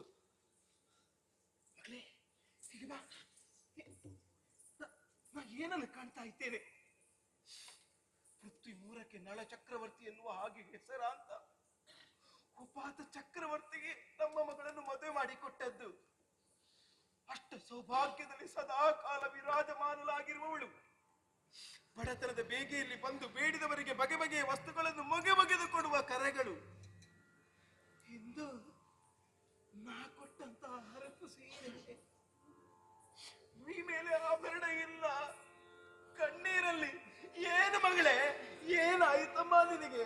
ಕೋಡಿ ಪುಷ್ಕರನೊಳಗೆ ಪತಿಯು ಜೋಜನಾಡಿ ಸೋತನು ಕಡೆಗೆ ರೂಢಿ ಭಂಡಾರವ ಸಗಿತವನಿಗೆ ತಿತ್ತು, ರೂಢಿ ಭಂಡಾರವ ಸಗಿತವನಿಗೆ ತೆತ್ತು, ಕಾಡಿಗೆ ಬರಿ 3ನೇ ದಿನ ಎನ್ನನೋ. ಮಲಗಿದ ಸಮಯದಲ್ಲಿ ಬಿಟ್ಟು ತಾನು ನಿಲದೈದಿದ ಕೇಳಿ, ಹೊಲಬು ಕಣದಿನ ಅಳಲುತ್ತಿರಲು ವೈಶ್ಯ ಕುಲದವರಲ್ಲಿಗೆ ಕಳುಗಿದರ್ ಕರುಣದಿ. ಕೋಡಿ ಪುಷ್ಕರನೊಳಗೆ ಪತಿಯೋ ಜೂಜನು ಆಡಿಸೋತನು ಕಡೆಗೆ. ಅಮ್ಮ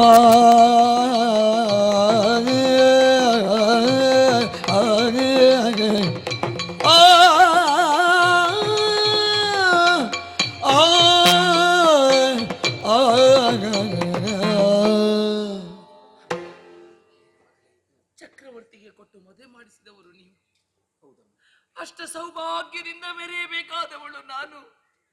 ಆದ್ರಿಂದ ಇಂಥ ಸ್ಥಿತಿಯಲ್ಲಿ ಇದ್ದೇನಂತಾದ್ರೆ ಕಾರಣ ಇದೆಯಮ್ಮ. ಏನಾಯ್ತು ಮಗಳೇ ನಿನಗೆ? ಸಂತೋಷದಿಂದಲೇ ದಿನವನ್ನು ಕಳೀತಾ ಇದ್ದವರು ಒಂದು ದಿನ ಉತ್ತರ ನಿಷಧದ ಅಧಿಕಾರಿಯಾದಂತಹ ಪುಷ್ಕರ ಬಂದು ನನ್ನವರಲ್ಲಿ ದ್ಯೂತವನ್ನಾಡುವುದಕ್ಕೆ ಕೇಳಿದ. ಮೊದಲಾಡಿದ್ದು ಸರಸದ ದ್ಯೂತ. ಸರಸದ ದ್ಯೂತ ಎನ್ನುವುದೇ ವಿರಸಕ್ಕೆ ಮುಟ್ಟಿತು.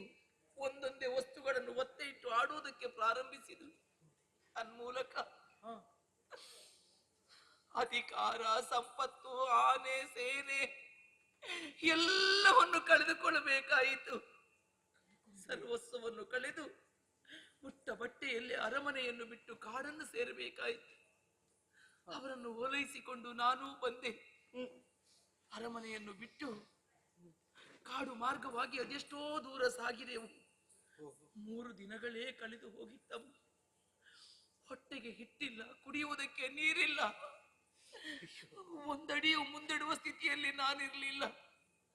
ವಿಶ್ರಾಂತಿಗಾಗಿ ಒಂದು ಮರದ ಬುಡದಲ್ಲಿ ನನ್ನವರು ಕುಳಿತಾಗ ಅವರ ಜಂಗೆಯಲ್ಲಿ ತಲೆ ಇಟ್ಟು ಸ್ವಲ್ಪ ಹೊತ್ತು ವಿಶ್ರಾಂತಿ. ಆದ್ರೆ ಏನಾಯ್ತಮ್ಮ, ಹಾಳಾದ ನಿದ್ದೆ ಎನ್ನುವುದು ನನ್ನನ್ನು ಆವರಿಸಿಕೊಂಡಿದ್ದಮ್ಮ. ಎಚ್ಚೆದ್ದು ನೋಡ್ತೇನೆ, ನನ್ನವರು ನನ್ನ ಬಳಿಯಲ್ಲಿರ್ಲಿಲ್ವಮ್ಮ, ಇರ್ಲಿಲ್ಲ. ಕೂಗಿ ಕರೆದೆ, ನನ್ನವರ ಸುಳಿವೆನ್ನುವುದೇ ಸಿಗಲಿಲ್ಲ. ಅಂದು ನನ್ನ ಕೂಗೆನ್ನುವುದು ಅರಣ್ಯ ರೋದನವೇ ಆಯಿತು ಬಿಟ್ರೆ ನನ್ನವರು ಸಿಗಲೇ ಇಲ್ಲ ಅಮ್ಮ. ಕಾಡು ಮಾರ್ಗವಾಗಿ ಬರುವಾಗ ಅದೆಷ್ಟೋ ಕಷ್ಟ ಕೋಟಲೆಗಳನ್ನು ಅನುಭವಿಸುತ್ತಾ ಮುಂದೆ ಬಂದಾಗ ವರ್ತಕರ ಗುಂಪೊಂದನ್ನು ಕಂಡೆ. ಅವರನ್ನು ವಿಚಾರಿಸಿದಾಗ ಚೈತ್ಯಕ್ಕೆ ಹೋಗುವುದು ತಿಳಿಯಿತು. ಅವರು ಬಂದಲೇ ಈ ಮಾರ್ಗ ಹಿಡಿದು ಬಂದು ನಿಮ್ಮಲ್ಲಿ ಆಶ್ರಯವನ್ನು ಯಾಚಿಸಿದೆ. ಎಲ್ಲಿಯಾದ್ರೂ ನಾನು ನಿಜಾಂಶವನ್ನು ಹೇಳಿದೆ ಅಂತ ಆದ್ರೆ ನಿಮ್ಮ ಮನಸ್ಸಿಗೆ ಬೇಸರವಾಗ್ತದೆ ಎನ್ನುವ ಕಾರಣಕ್ಕಾಗಿ ಅದನ್ನು ಗುಟ್ಟಾಗಿ ಇರಿಸಿಕೊಂಡದ್ದು ಬಿಟ್ರೆ ನಿಮ್ಮನ್ನು ವಂಚಿಸುವುದು ನನ್ನ ಉದ್ದೇಶವಾಗಿರ್ಲಿಲ್ಲವಮ್ಮ, ಉದ್ದೇಶವಾಗಿರ್ಲಿಲ್ಲ. ಮಗಳೇ, ದೇವರೇ ಈ ದಾರಿ ತೋರಿಸಿದ್ದಾನೆ ಅಂತ ತಿಳಿಯೋಣ. ಆದ್ರೆ ನಿನ್ನನ್ನು ಕಾಣುತ್ತಾ ಇದ್ದಾಗ ಪರಿಚಯ ಹಿಡಿದವರಂತೂ ನನ್ನ ಪರಿಚಯ ಇದೆ ಅವರಿಗೆ. ಮಗಳೇ, ನಿನ್ನನ್ನು ಕಂಡು ಸಂತೋಷವಾಯಿತು. ಹಸಿವೆ ಎಲ್ಲ ಅಡಗಿ ಹೋಯಿತು, ಹುಡುಗಿ ಹೋಯಿತು. ನಿನ್ನ ಮಕ್ಕಳು ಕುಂದಿನಾಪುರವನ್ನು ಸೇರಿದ್ದಾರೆ, ಪುರೋಹಿತರೂ ಇದ್ದಾರೆ. ಮಕ್ಕಳು ದಿನನಿತ್ಯ ಅಮ್ಮ ಬೇಕು ಅಂತ ಹೇಳ್ತಾ ಇದ್ದಾರೆ. ಆದ ಕಾರಣ ನಿನ್ನನ್ನು ಅರಸುತ್ತಾ ಬಂದವ ನಾನು. ಆದಷ್ಟು ಬೇಗ ಸೀತೆ ನನ್ನ ಜೊತೆಯಾಗಿ ಕಳಿಸಿಕೊಡುತ್ತಾಯಿ. ನನಗೆ ನನ್ನ ಮಕ್ಕಳನ್ನು ಕಾಣಬೇಕು. ಮಗಳೇ, ನಿನ್ನ ಮಕ್ಕಳನ್ನು ಕಾಣುವುದಕ್ಕೆ ನಾನೇನು ಕಳುಹಿಸಿಕೊಡ್ತೇನೆ. ಆದ್ರೆ ಊಟದ ಹೊತ್ತು ಸ್ವಾಮಿ, ಊಟ ಮಾಡಿದ ಬಳಿಕ. ಸರಿ ಅಮ್ಮ, ಸರಿ, ಜೊತೆಯಾಗಿ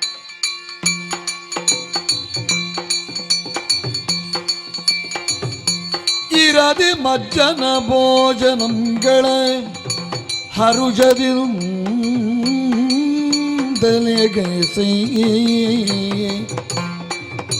ಭಾವಿಗೆ ಮೆರೆವ ಶಾಲೆಯ ನುಡಿಸಿ ಕುಂಕುಮ ಬಿರಿಸಿ ಸಂತೋಷವಾಯಿತಮ್ಮ. ಅದೆರಡು ಮಾತ್ರವಾಗಿ ಕಳಿಸಿಕೊಡು. ಮಗಳೇ, ಹೀಗೆ ಬಾರಮ್ಮ. ಒಂದು ಕಷ್ಟದಲ್ಲಿ ಬಂದೆ ಮಗಳೇ. ನಿನ್ನನ್ನು ನಾನು ತಿಳಿಯಲಿಲ್ಲ, ನಿನಗೆ ಬೇಕಾದ್ದು ಕೊಡ್ಲಿಲ್ಲ. ಆದ್ರೆ ಇಂದು ಈ ಮನೆಯಿಂದ ನಿನ್ನ ತಾಯಿ ಮನೆಗೆ ನಿನ್ನನ್ನು ಕಳುಹಿಸಿಕೊಡುವ ಮನಸ್ಸು ನೋವಾಗುತ್ತದಮ್ಮ, ಮನಸ್ಸು ನೋವಾಗುತ್ತದೆ. ಆದರೂ ಏನಮ್ಮ, ಉಟ್ಟ ಸೀರೆಯಲ್ಲಿ ಬಂದವಳು ನೀನು, ನಾ ಕೊಟ್ಟ ಹಳೆಯ ಸೀರೆ ಉಟ್ಟವಳು ನೀನು. ನನ್ನ ಮಗಳು ಹಾಗೆ ಹೋಗಕೂಡದು ಮಗಳೇ. ಹಾಗಾಗಿ ಪಟ್ಟೆಯ ಸೀರೆಯನ್ನುಟ್ಟು ಮೈ ತುಂಬ ಆಭರಣಗಳನ್ನು ಹಾಕಿಕೊಂಡು ಹೊನ್ನಿನ ಹಂತಣವನ್ನು ಏರಿ ಅಲ್ಲಿಗೆ ಹೋಗಬೇಕಮ್ಮ. ನನ್ನ ಮಾತನ್ನು ಇಲ್ಲ ಹೇಳಬೇಡ ನೀನು. ಹೀಗೆ ಹೇಳ್ತೇನಂತ ತಾವು ತಪ್ಪಾಗಿ ತಿಳ್ಕೊಳ್ಬಾರ್ದು. ತನ್ನ ಮಗಳು ಸಾಲಂಕೃತಳಾಗಿ ಅಂದಣವನ್ನು ಏರಿ ಹೋಗಬೇಕು ಅಂತ ತಾಯಾಗಿ ನೀವು ಬಯಸಿದ್ರೆ ತಪ್ಪಲ್ಲ. ಆದ್ರೆ ಮದುವೆ ಆದಂತ ಹೆಣ್ಣೊಬ್ಬಳು ಶೃಂಗರಿಸಿಕೊಳ್ತಾಳೆ. ಯಾಕಾಗಿ, ಯಾರಿಗಾಗಿ ಹೇಳಿ? ತನ್ನ ಪತಿಗಾಗಿ ತಾನೆ. ಆ ಸೌಭಾಗ್ಯವೇ ನನ್ನ ಬಳಿಯಲ್ಲಿ ಇಲ್ಲ ಅಂತ ಆದ ಮೇಲೆ ಪಟ್ಟೆ ಸೀರೆ ಒಡವೆ ಇದೆಲ್ಲ ನನಗೆ ಯಾಕಮ್ಮ? ಬೇಡ ತಾಯಿ, ಬೇಡ. ಮಗಳೇ, ಅಮ್ಮ, ನಿನ್ನ ಮನಸ್ಸು ನಾನು ನೋಯಿಸುವುದಿಲ್ಲಮ್ಮ, ನಿನಗಾಗಿ ನಾನು ಒತ್ತಾಯ ಮಾಡುವುದಿಲ್ಲ. ಆದ್ರೆ ಒಂದು ಏನಮ್ಮ? ಮುತ್ತೈದೆ ನೀನು, ನಾನಿಡುವ ಅರಶಿನ ಕುಂಕುಮ ಹೂವನ್ನು ಬೇಡ ಹೇಳುತ್ತೀಯ? ಇಲ್ಲ ತಾಯಿ.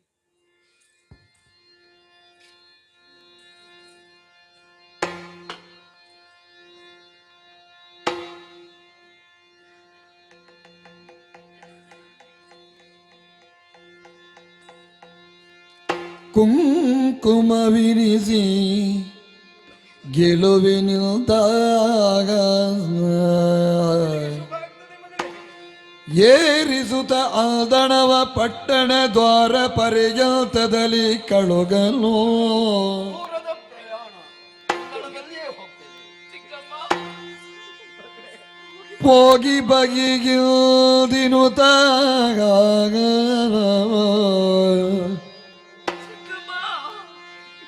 ಹೋಗಿ ಬಗೆಗೆನುತ್ತ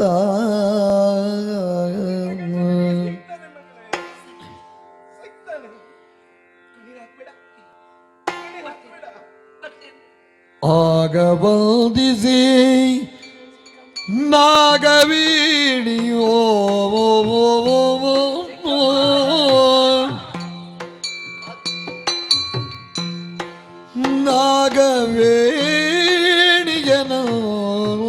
ನಾಗವೇಣಿಯನೋದು ಬೀಳ್ಕೊಡಲು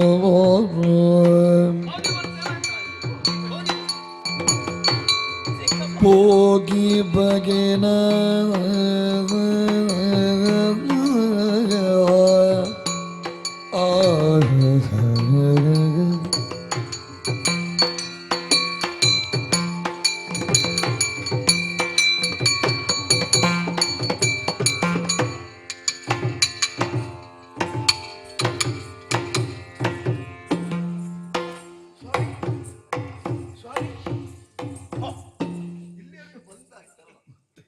ಮಹಾರಾಜ, ಹೋದಂತಹ ಕಾರ್ಯ ಹಣ್ಣೋ ಕಾಯಿ. ಹಣ್ಣಾಗಿದೆ. ಅದು ನಿನ್ನ ಮಗಳು ಅಂದಳದಿಂದ ಇಳಿದು ಈ ಕಡೆ ಬರ್ತಾ ಇದ್ದಾಳೆ. ಸಿದೂರ ಗಮನಿ ಅಂದಣವನ್ನಿಳಿದು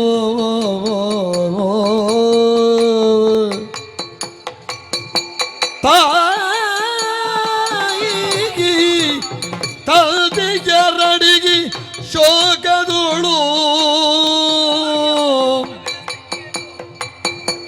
ವಂದಿಸಿ ತಲ್ಲ ವಿಧಿಗಳಿಷ್ಟಾದುದುಗೆನಲೋ ಎಂದುಕೊಂಡವರು ತಳ್ಕಿಸುತ್ತ ತಂದೆ ಕಂದ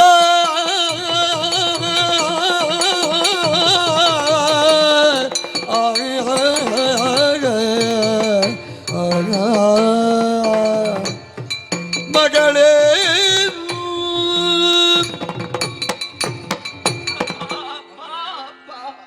ಏನಮ್ಮ ಇದು? ನೋಡಿ ಅಪ್ಪ, ನಿಮ್ಮ ಮಗಳ ಸ್ಥಿತಿಯನ್ನು ನೋಡಿ. ಅರ್ಥವಾಗುತ್ತದೆ ಮಗಳೇ ನನಗೆ.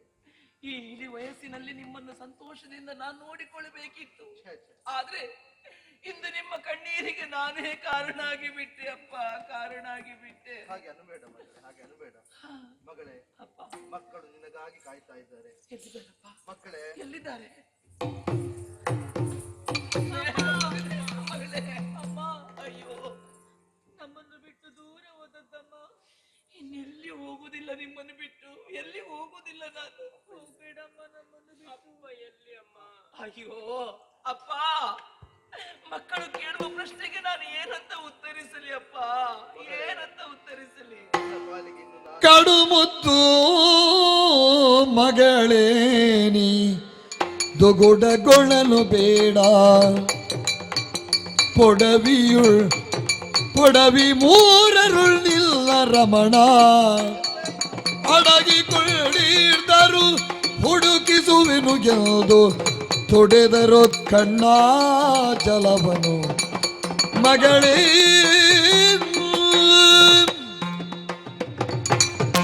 ಮಗಳೇ, ಮಕ್ಕಳು ನಿನ್ನ ಪಾಲಿಗೆ ಸಿಕ್ಕಿದ್ರು ಮಗಳೇ. ಆದ್ರೆ ಇವರಿಗೆ ಏನಂತ ಹೇಳುದಪ್ಪ? ದುಃಖಿಸಬೇಡ ಮಗಳೇ, ದುಃಖಿಸಬೇಡ. ನಿನ್ನ ಪಾಲಿಗೆ ನಿನ್ನ ಅಪ್ಪನಾರಂತಹ ನಾನು ಇನ್ನೂ ಜೀವಂತವಾಗಿದ್ದೇನೆ ಮಗಳೇ. ಅಪ್ಪ ಹಾಗಾಡಬೇಡಿ ಅಪ್ಪ. ಅಳಿಯ ದೇವರು ಎಲ್ಲೇ ಇರಲಿ, ಅಡವಿ ಮೂರರಲ್ಲೇ ಇದ್ರೂ ಕೂಡ ಅವರನ್ನು ಹುಡುಕಿಸುವಂತಹ ಹೊಣೆ ನನ್ನದು ಮಗಳೇ. ಒಳಗೆ. ಒಳಗೆ.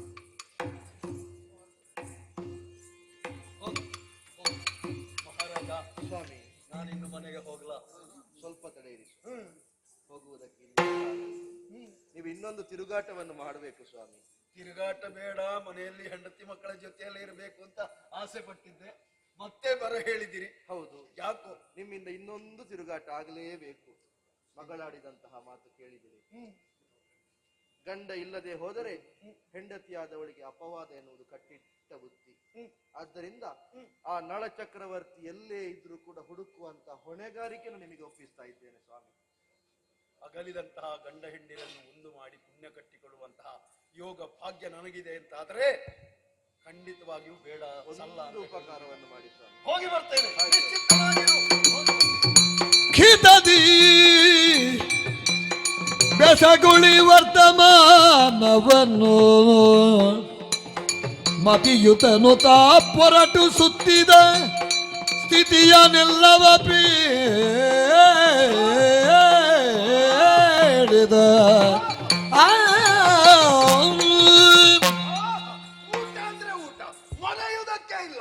ಆಹಾ, ಎಷ್ಟೊಂದು ರುಚಿ. ಸ್ವಾಮಿ ಸ್ವಾಮಿ, ಏನು ಸ್ವಾಮಿ? ಓಹೋ, ನಳ ಚಕ್ರವರ್ತಿಯನ್ನು ಹುಡುಕುವುದಕ್ಕಾಗಿ ಹೊರಟವರು ನೀವು? ಹೌದು. ಏನಾಯ್ತು ಸ್ವಾಮಿ? ಭೂಪತಿ, ಹೊಸ ಸುದ್ದಿಯನ್ನು ಹೇಳುವ ಸಂತೋಷ ಹೊಸ ಸುದ್ದಿ? ಕ್ಷಣದಿಂದ ಕ್ಷಣಕ್ಕೆ ಹೆಚ್ಚಾಗ್ತಾ ಇದೆ. ಏನು ಸ್ವಾಮಿ ಅದಂತ? ತಿರುಗುತ್ತಾ ಅಯೋಧ್ಯೆಗೆ ಹೋದೆ. ಋತುಪರ್ಣನಲ್ಲಿ. ರಾಜಋಷಿ ಋತುಪರ್ಣ ಪ್ರೀತಿಯಿಂದ ಬರಮಾಡಿಕೊಂಡ. ಓಹೋ, ಹೊತ್ತು ಮಧ್ಯಾಹ್ನ ಹಾ. ಊಟ ಮಾಡಿ ಆಮೇಲೆ ಮಾತನಾಡೋಣ ಅಂತ ಹೇಳಿದ. ಸರಿ. ಊಟ ಅಂದ್ರೆ ಊಟ, ಮೃಷ್ಟಾನ್ನ ಮರೆಯುವುದಕ್ಕೆ ಸಾಧ್ಯವಿಲ್ಲ. ಸ್ವಾಮಿ. ಎಷ್ಟು ಬಗೆ ಭಕ್ಷ್ಯ, ಎಷ್ಟು ಬಗೆ ಸ್ವಾಮಿ, ಪಾಯಸ. ಸ್ವಾಮಿ. ಊಟ ಇರ್ಲಿ ಸ್ವಾಮಿ. ಊಟದ ಸುದ್ದಿ ನಿಲ್ಲಿಸಿ ಸ್ವಾಮಿ. ಏ, ನಾನು ಕಳುಹಿಸಿಕೊಟ್ಟದ್ದು ಅಳಿಯಲ್ಲಿದ್ದಾನೆ ಎನ್ನುವ ಹಾಗೆ ಹುಡುಕುವುದಕ್ಕೆ. ಮಹಾರಾಜ, ಊಟದಿಂದಲೇ ಆರಂಭ. ಊಟದಿಂದ ಆರಂಭ. ಊಟ ಚೆನ್ನಾಗಿದ್ರೆ ಮತ್ತೆ ಎಲ್ಲವೂ ಚೆನ್ನಾಗಿ ಆಗಿದೆ ಅಂತಲೇ ಅರ್ಥ. ಅದು ಸರಿ ಬಿಡಿ. ಏ, ಅಲ್ಲ, ಏನು ಸ್ವಾಮಿ? ಅವತ್ತು ನಿಷಧದಲ್ಲಿ ದಮಯಂತಿಯ ಸ್ವಯಂವರದಲ್ಲಿ ಊಟ ಮಾಡಿದ್ದೆ. ಅದೇ ನೆನಪು ಮತ್ತೆ ಮರುಕಳಿಸ್ತಾ ಇದೆ. ಅಂತಹ ಊಟ ಅದು.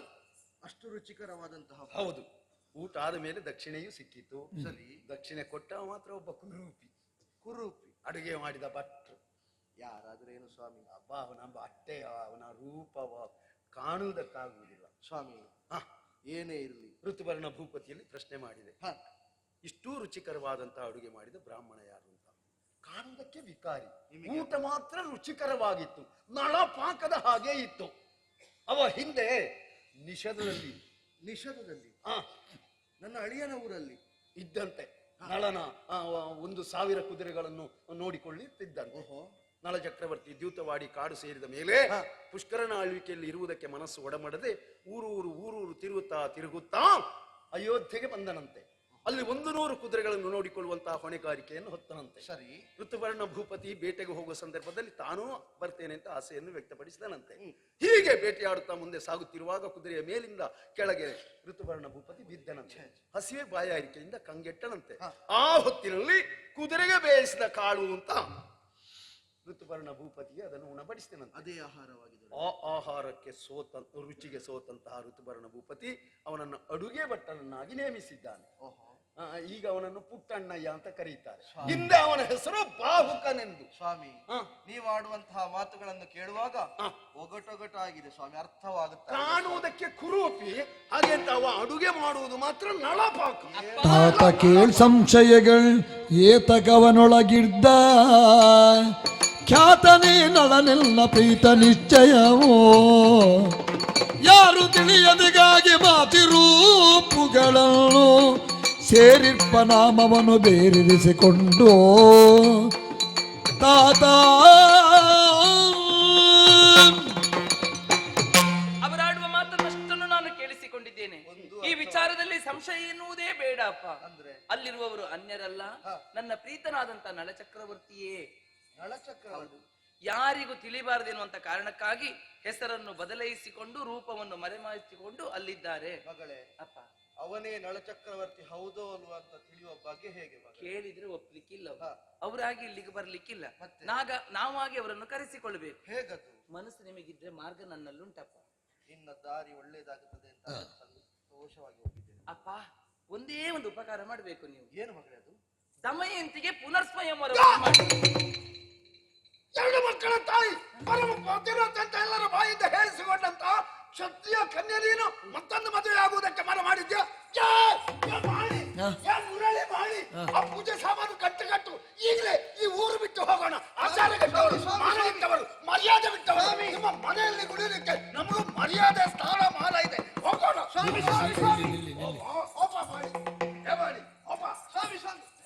ಎಂತದ್ದು ಸ್ವಾಮಿ ಗಂಟು ಉಂಟ? ಸ್ವಲ್ಪ ತಡಿಬೇಕು. ಎಂತದ್ದು ತಡೆಯುವುದು? ಗಂಟು ಕಟ್ಟು ಬೇಡ ಬಂದ್ರೆ ಮತ್ತೆ ಗುರುಗಳೇ, ಸ್ವಾಮಿ, ಸಿಟ್ಟು ಬೇಡ. ಎಂತದ್ದು ನನ್ನ ಮಗಳು ಹಾಗೆಲ್ಲ ಆಡ್ಲಿಕ್ಕೆ ನಿಮಗೆ ಸಿಟ್ಟಿನಲ್ಲಿ ಗಂಟಿನ ನೆನಪಾಗ್ತದಲ್ಲ? ದೇವರ ಆಸ್ತಿ ಅಲ್ವಾ ಮಗ? ನಾನು ಹೇಳಿದ ಹಾಗಲ್ಲ. ಮತ್ತೆ ದಮಯಂತಿಗೆ ಪುನರ್ಸ್ವಯಂವರ ಅಂತ ಹೇಳಿದ್ರೆ ನನ್ನ ವರನನ್ನು ಪುನಃ ನಾನು ಮತ್ತೆ ಆರಿಸಿಕೊಳ್ಳುವುದು ಅದೇ ವಿಧಾನ ಅದು. ದಮಯಂತಿಗೆ ಪುನರ್ಸ್ವಯಂವರವಂತ ಅರಸು ಮಕ್ಕಳಿಗೆಲ್ಲ ಲೇಖನವನ್ನು ಬರೆದು ಕಳಿಸಿಕೊಡಿ. ಒಂದು ಮುಹೂರ್ತ ಇಡಿ, ದಶಮಿಗೆ ಮುಹೂರ್ತ ಇಡಿ. ಎಲ್ಲರಿಗೂ ಮುಂಚಿತವಾಗಿ ಲೇಖನ ಮುಟ್ಟಿದ್ರು ಅಯೋಧ್ಯೆಗೆ ಮಾತ್ರ ನವಮಿಯ ಮಧ್ಯಾಹ್ನದ ನಂತರ ಮುಟ್ಟುವ ವ್ಯವಸ್ಥೆಯನ್ನು ಮಾಡಿ.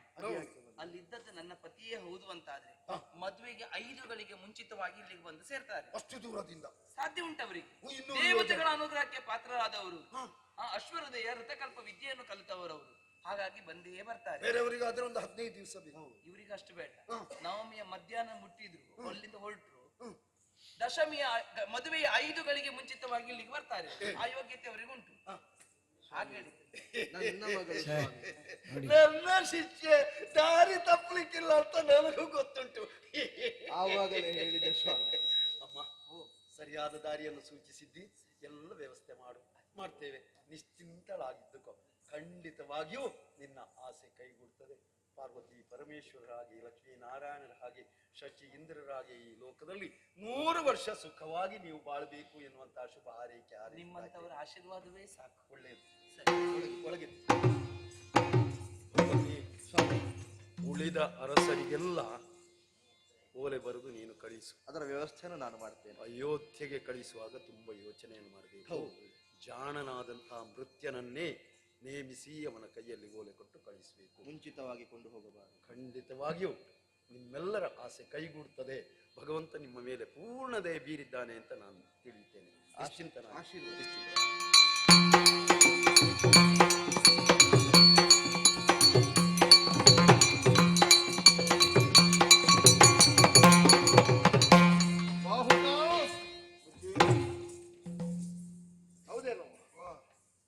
ಇಲ್ಲಿಗೆ ಬಂದಿದ್ರಲ್ಲ ಬ್ರಾಹ್ಮಣರು, ಅವರು ಊಟ ಮಾಡಿ ಆದ ಮೇಲೆ ದಕ್ಷಿಣ ಕೊಡು ಅಂತ ಹೇಳಿದ್ರೆ ಅವರ ಮುಖ ನೋಡದೆ ತಿರುಗಿಸಿ ಬಿಸಾಡಿದೆ.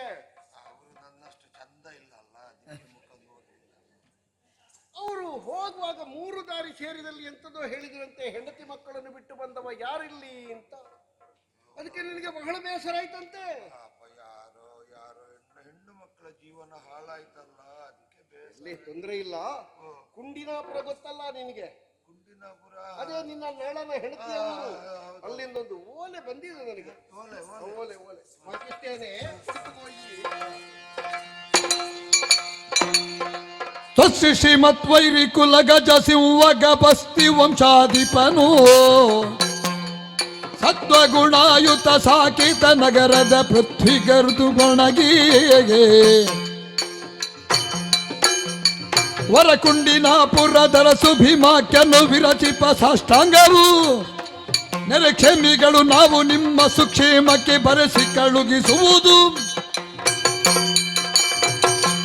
ಸತ್ಯಶ್ರೀ ಗಪಸ್ತಿ ವಂಶೀಯನು ರಾಜಋಷಿಯೂ ಆಗಿರುವಂತಹ ಋತುವರ್ಣ ಭೂಪತಿಗೆ ಕುಂಡಿನಾಪುರದ ಅಧಿಕಾರಿಯಾದಂತಹ ಭೀಮಕ ಮಹಾರಾಜ ಮಾಡುವ ಸಾಸಿರ ಪ್ರಣಾಮಗಳು.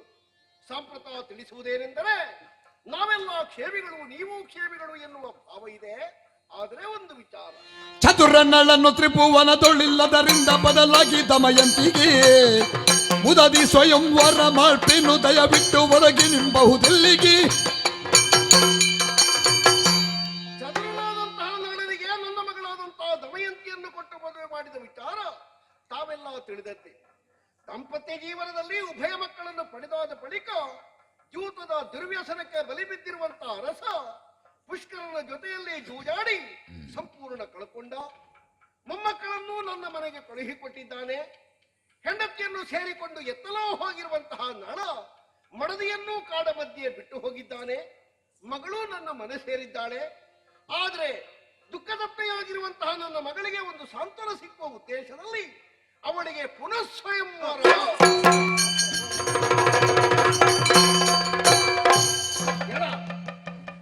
ಎಷ್ಟು ಸಲ ಹೇಳ್ತೇನೆ ನಾನು, ಆ ಬೇಡದನ್ನೆಲ್ಲ ತಿನ್ಬೇಡ. ಮತ್ತೆ ಅಲ್ಲಿ ಹಿಡ್ಕೊಳ್ತದೆ, ಇಲ್ಲಿ ಹಿಡ್ಕೊಳ್ತದೆ. ಅದು ನೋವು, ಇದು ನೋವು. ನೋವಿಗಿಂತಲೂ ಹೆಚ್ಚು ಮಾನಸಿಕ ಅವರಿಗೆ ಗೊತ್ತುಂಟ. ಆಗಾಗ ಬೀಳುದು. ನುಗ್ಗೆ ಸೊಪ್ಪು ಈಗ ಬೆಲೆ ಮಾತ್ರ ಜಾಸ್ತಿ, ಒಳ್ಳೇದು ಬರುವುದಿಲ್ಲ ಈಗ. ನೋಡಿ ಎಷ್ಟು ಒಳ್ಳೇದು ಬರ್ತಿದ್ರೆ ಇವ ಬೀಳ್ತಿರ್ಲಿಲ್ಲ. ಒಳ್ಳೇದು ಬಾರದೇ ಇದ್ದದರಿಂದ ಬಿದ್ದದ್ದು. ಬೆಂಕಿ. ಮುಂದೇನಂತೆ, ವಸುದೆ ಬಾಲರು ಬಂದು ನೆರೆದಿಗರೆಲ್ಲರೂ ದಶಮಿಯ ದಿನದವಧಿ ಕೆಸವಗಳಿಗೆ 13ಕ್ಕೆ ಶುಭರತ್ನ ಕುಶಲದೊಳಟ್ಟಿಗೆವು. ಬರುವ ದಶಮಿಯ 13 ಗಳಿಗೆಗೆ ಸರಿಯಾಗಿ ಮಗಳ ಸ್ವಯಂವರ ಅಂತ ಎನಿಸಿಕೊಂಡಿದ್ದೇನೆ. ಧರಣಿ ಪಾಲಕರಿಗೆಲ್ಲ ಸುತ್ತೋಲೆಯನ್ನು ಕಳಿಸಿದ್ದೇನೆ. ನೀವು ಬಂದು ಈ ವಿವಾಹವನ್ನು ಚಂದಗಾಡಿಸಿಕೊಡಬೇಕು. ಇತಿ ಇಬ್ಬರಿಗೆ ಸಮ್ಮತಗಳಾದುದೆಯ ಸಮ್ಮತವೇ.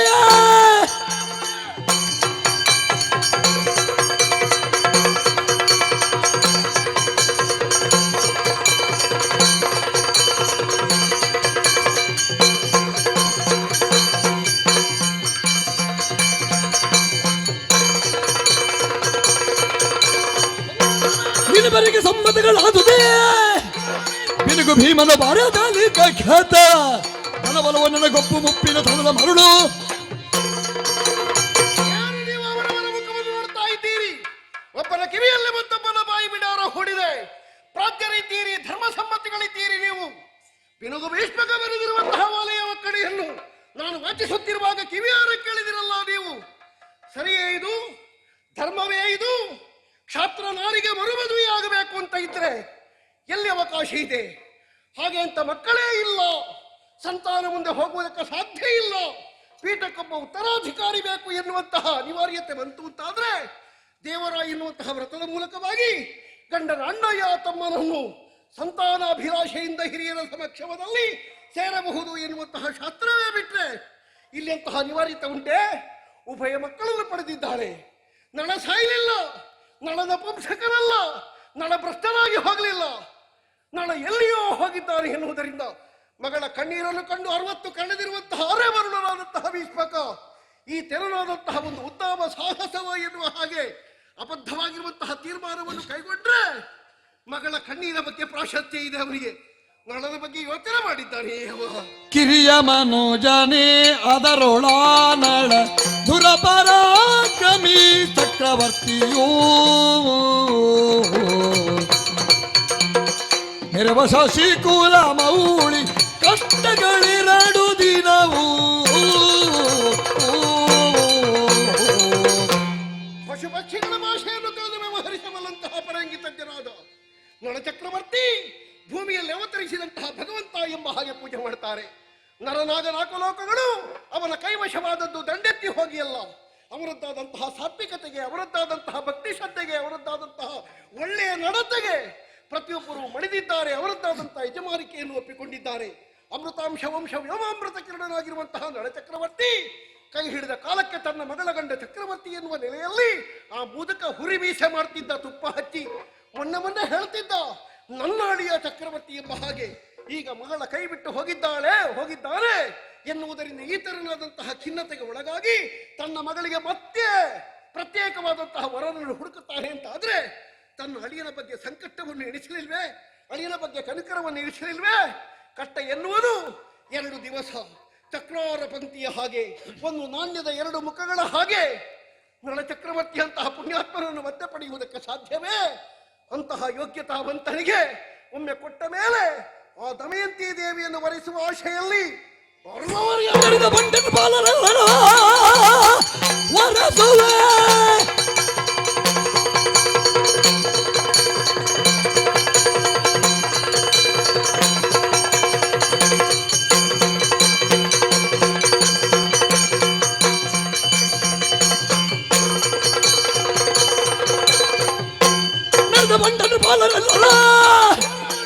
ಬರುವನು ಜನರಲ್ಲಿಗೆ ಇರುವುದು 200 ಯೋಜನ ತೆರಳಲೆಂತೋ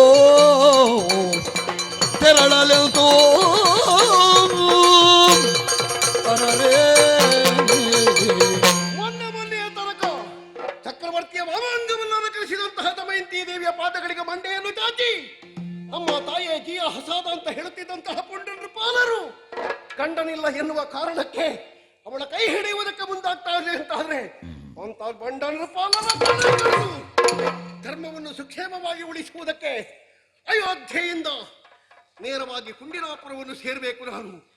ಆದರೆ ಇವತ್ತು ನವಮಿ, ನಾಳೆ ದಶಮಿಯ 13 ಗಳಿಗೆ ನಡೆಯುವಂತಹ ಮದುವೆ, 200 ಯೋಜನದ ದೂರ, 15 ದಿವಸದ ಪ್ರಯಾಣ. ಹೋಗಿ ಮುಟ್ಟುವುದಕ್ಕೆ ನನಗೆ ಸಮಯ ಇಲ್ಲವಲ್ಲ. ಇಲ್ಲ, ಏನು ಮಾಡ್ಲಿ? ಧರಣಿ ವಲ್ಲಭ ಕೀಳು ಬರಿದೇನಿ ಕ್ರೋಧದಳು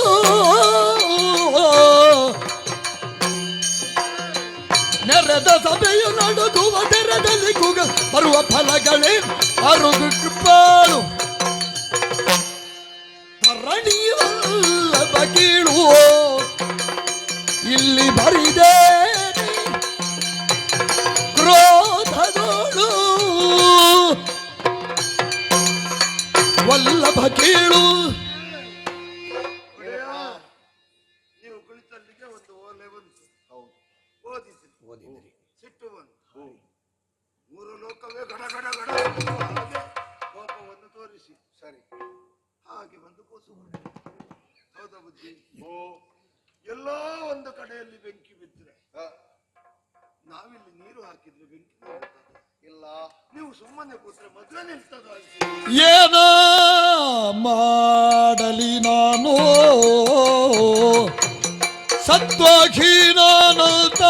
ಸತ್ವಹೀನಾಗಿಗೆನೋ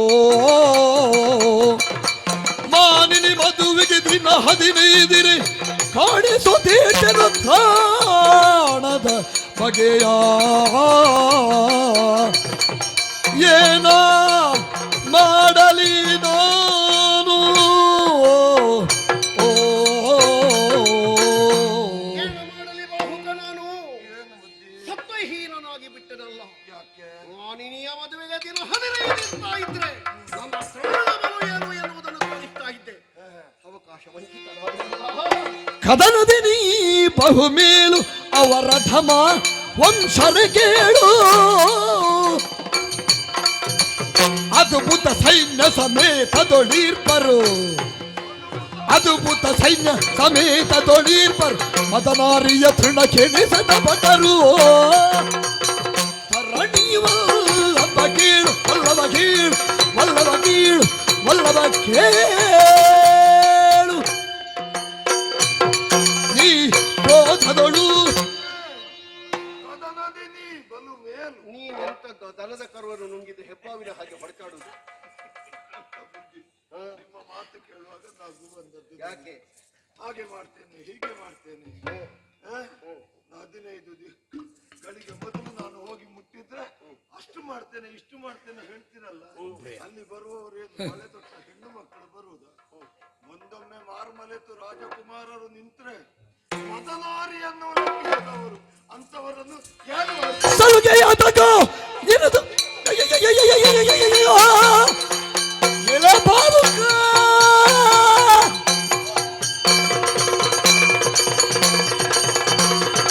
ಸಲುಗೆಯ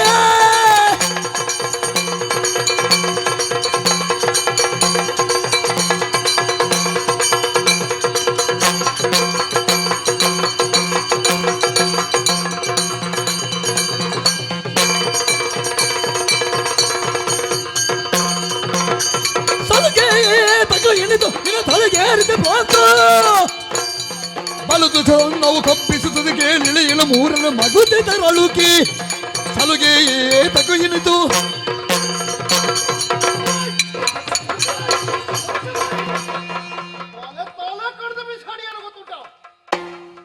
ತಾಯಿ ಮಗನೇ, ಸೋಲುಗೆ ಕೊಟ್ಟರೆ ನತ್ತಿಯ ಮೇಲೆ ಕೈಯಾಡಿಸಿ ಒಂದು ಹೊತ್ತಿನ ಊಟ ಕೊಟ್ಟೆ, ಹೋಗ ಪ್ರಾಣ ಉಳಿಸಿದೆ ಎನ್ನುವುದರಿಂದ ನಿನ್ನನ್ನು ಬಿಟ್ಟೆ.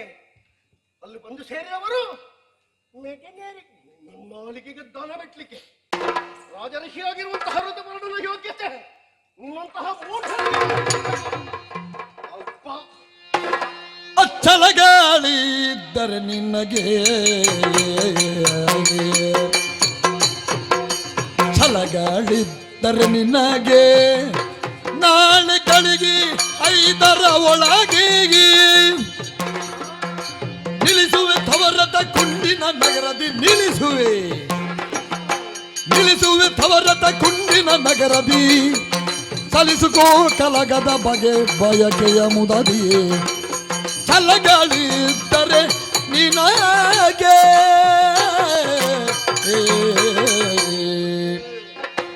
ಸಿಟ್ಟು ಬಂತ ನಿಮಗೆ? ಮತ್ತೆ ಬಾರದ ಜೀವ ಇಲ್ವಾ ನನಗೆ? ಬರಬೇಕು ಅಂತಲೇ ನಾನು ಹೇಳಿದ್ದೆ. ಯಾಕೆ? ಜಾತಿ ಕುದುರೆಗೆ ಚಾಟಿ ಪೆಟ್ಟು ಅಂತ ಒಂದು ಮಾತು ಉಂಟು. ಜಾತಿ ಕುದುರೆಗೆ ಯಾವತ್ತು ಹೊಡೆಯುವುದಕ್ಕಿಲ್ಲ. ಒಂದು ವೇಳೆ ಅದಕ್ಕೆ ಬಡಿಗೆಯನ್ನು ಎತ್ತಿದ್ರೆ ಅದಕ್ಕಿಂತ ದೊಡ್ಡ ಅವಮಾನ ಇಲ್ಲ. ಮದುವೆಯನ್ನು ನಿಲ್ಲಿಸಲೇಬೇಕು ಅನ್ನೋ ಛಲ ಉಂಟ ನಿಮಗೆ? ನಾವು ಮದುವೆ ನಿಲ್ಲಿಸುವುದಲ್ವೋ, ಧರ್ಮವನ್ನು ಉಳಿಸುವುದು, ಸತ್ಯಾತ್ಮರಾದಂತಹ ನಳರಿಗೆ ನ್ಯಾಯ ಒದಗಿಸುವುದು. ಆ ಛಲ ನಿಮ್ಮಲ್ಲಿ ಉಂಟು ಅಂತಾದ್ರೆ ನಮಗೆ ಗೊತ್ತಿದ್ದು ಅನ್ಯಾಯ ನಡೆಯುತ್ತದೆ ಅಂತಾದ್ರೆ ಅದನ್ನು ನಿಲ್ಲಿಸದೇ ಇದ್ರೆ ಅದು ಆಗುವಂತೆ ಪ್ರೋತ್ಸಾಹಿಸಿದ ಹಾಗೆ ಶಾಸ್ತ್ರ ಹಾಗೆ ಹೇಳ್ತದೆ ಅಲ್ವಾ? ಆ ಛಲ ನಿಮಗುಂಟು ಅಂತಾದ್ರೆ ನಿಮಗೆ ಪ್ರೋತ್ಸಾಹ ನಾನು ಕೊಡ್ತೇನೆ. ಏನು ಮಾಡಿ? ನಾಳೆ ಗಳಿಗೆ 5ರ ಮೊದಲು ನಮ್ಮ ರಥವನ್ನು ಕೊಂಡು ಹೋಗಿ ಕುಂಡಿನಾಪುರದಲ್ಲಿ ವರವಾಹುಕನ ನುಡುಗಿ ಅರಸನತಿ ತೋಷದುಳ್ ಕರವ ತಟ್ಟುತ್ತಲಿಂದಾಗ ಬಾಹುಕನ ನುಡಿಗಿ ಅರಸನು ತೋಷದೊಳು ಕರವ ತಟ್ಟುತ್ತ ಬಳಿರಿ ಒಂದುಪಕಾರ ವಿರಚಿಸೋ ಬಾವುಕ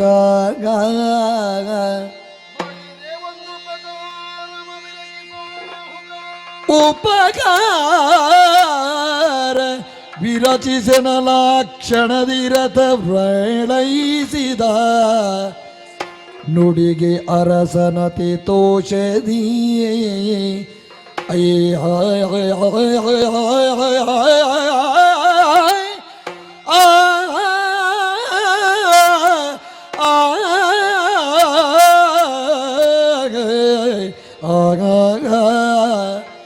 ಬಳಿರೆ ಆ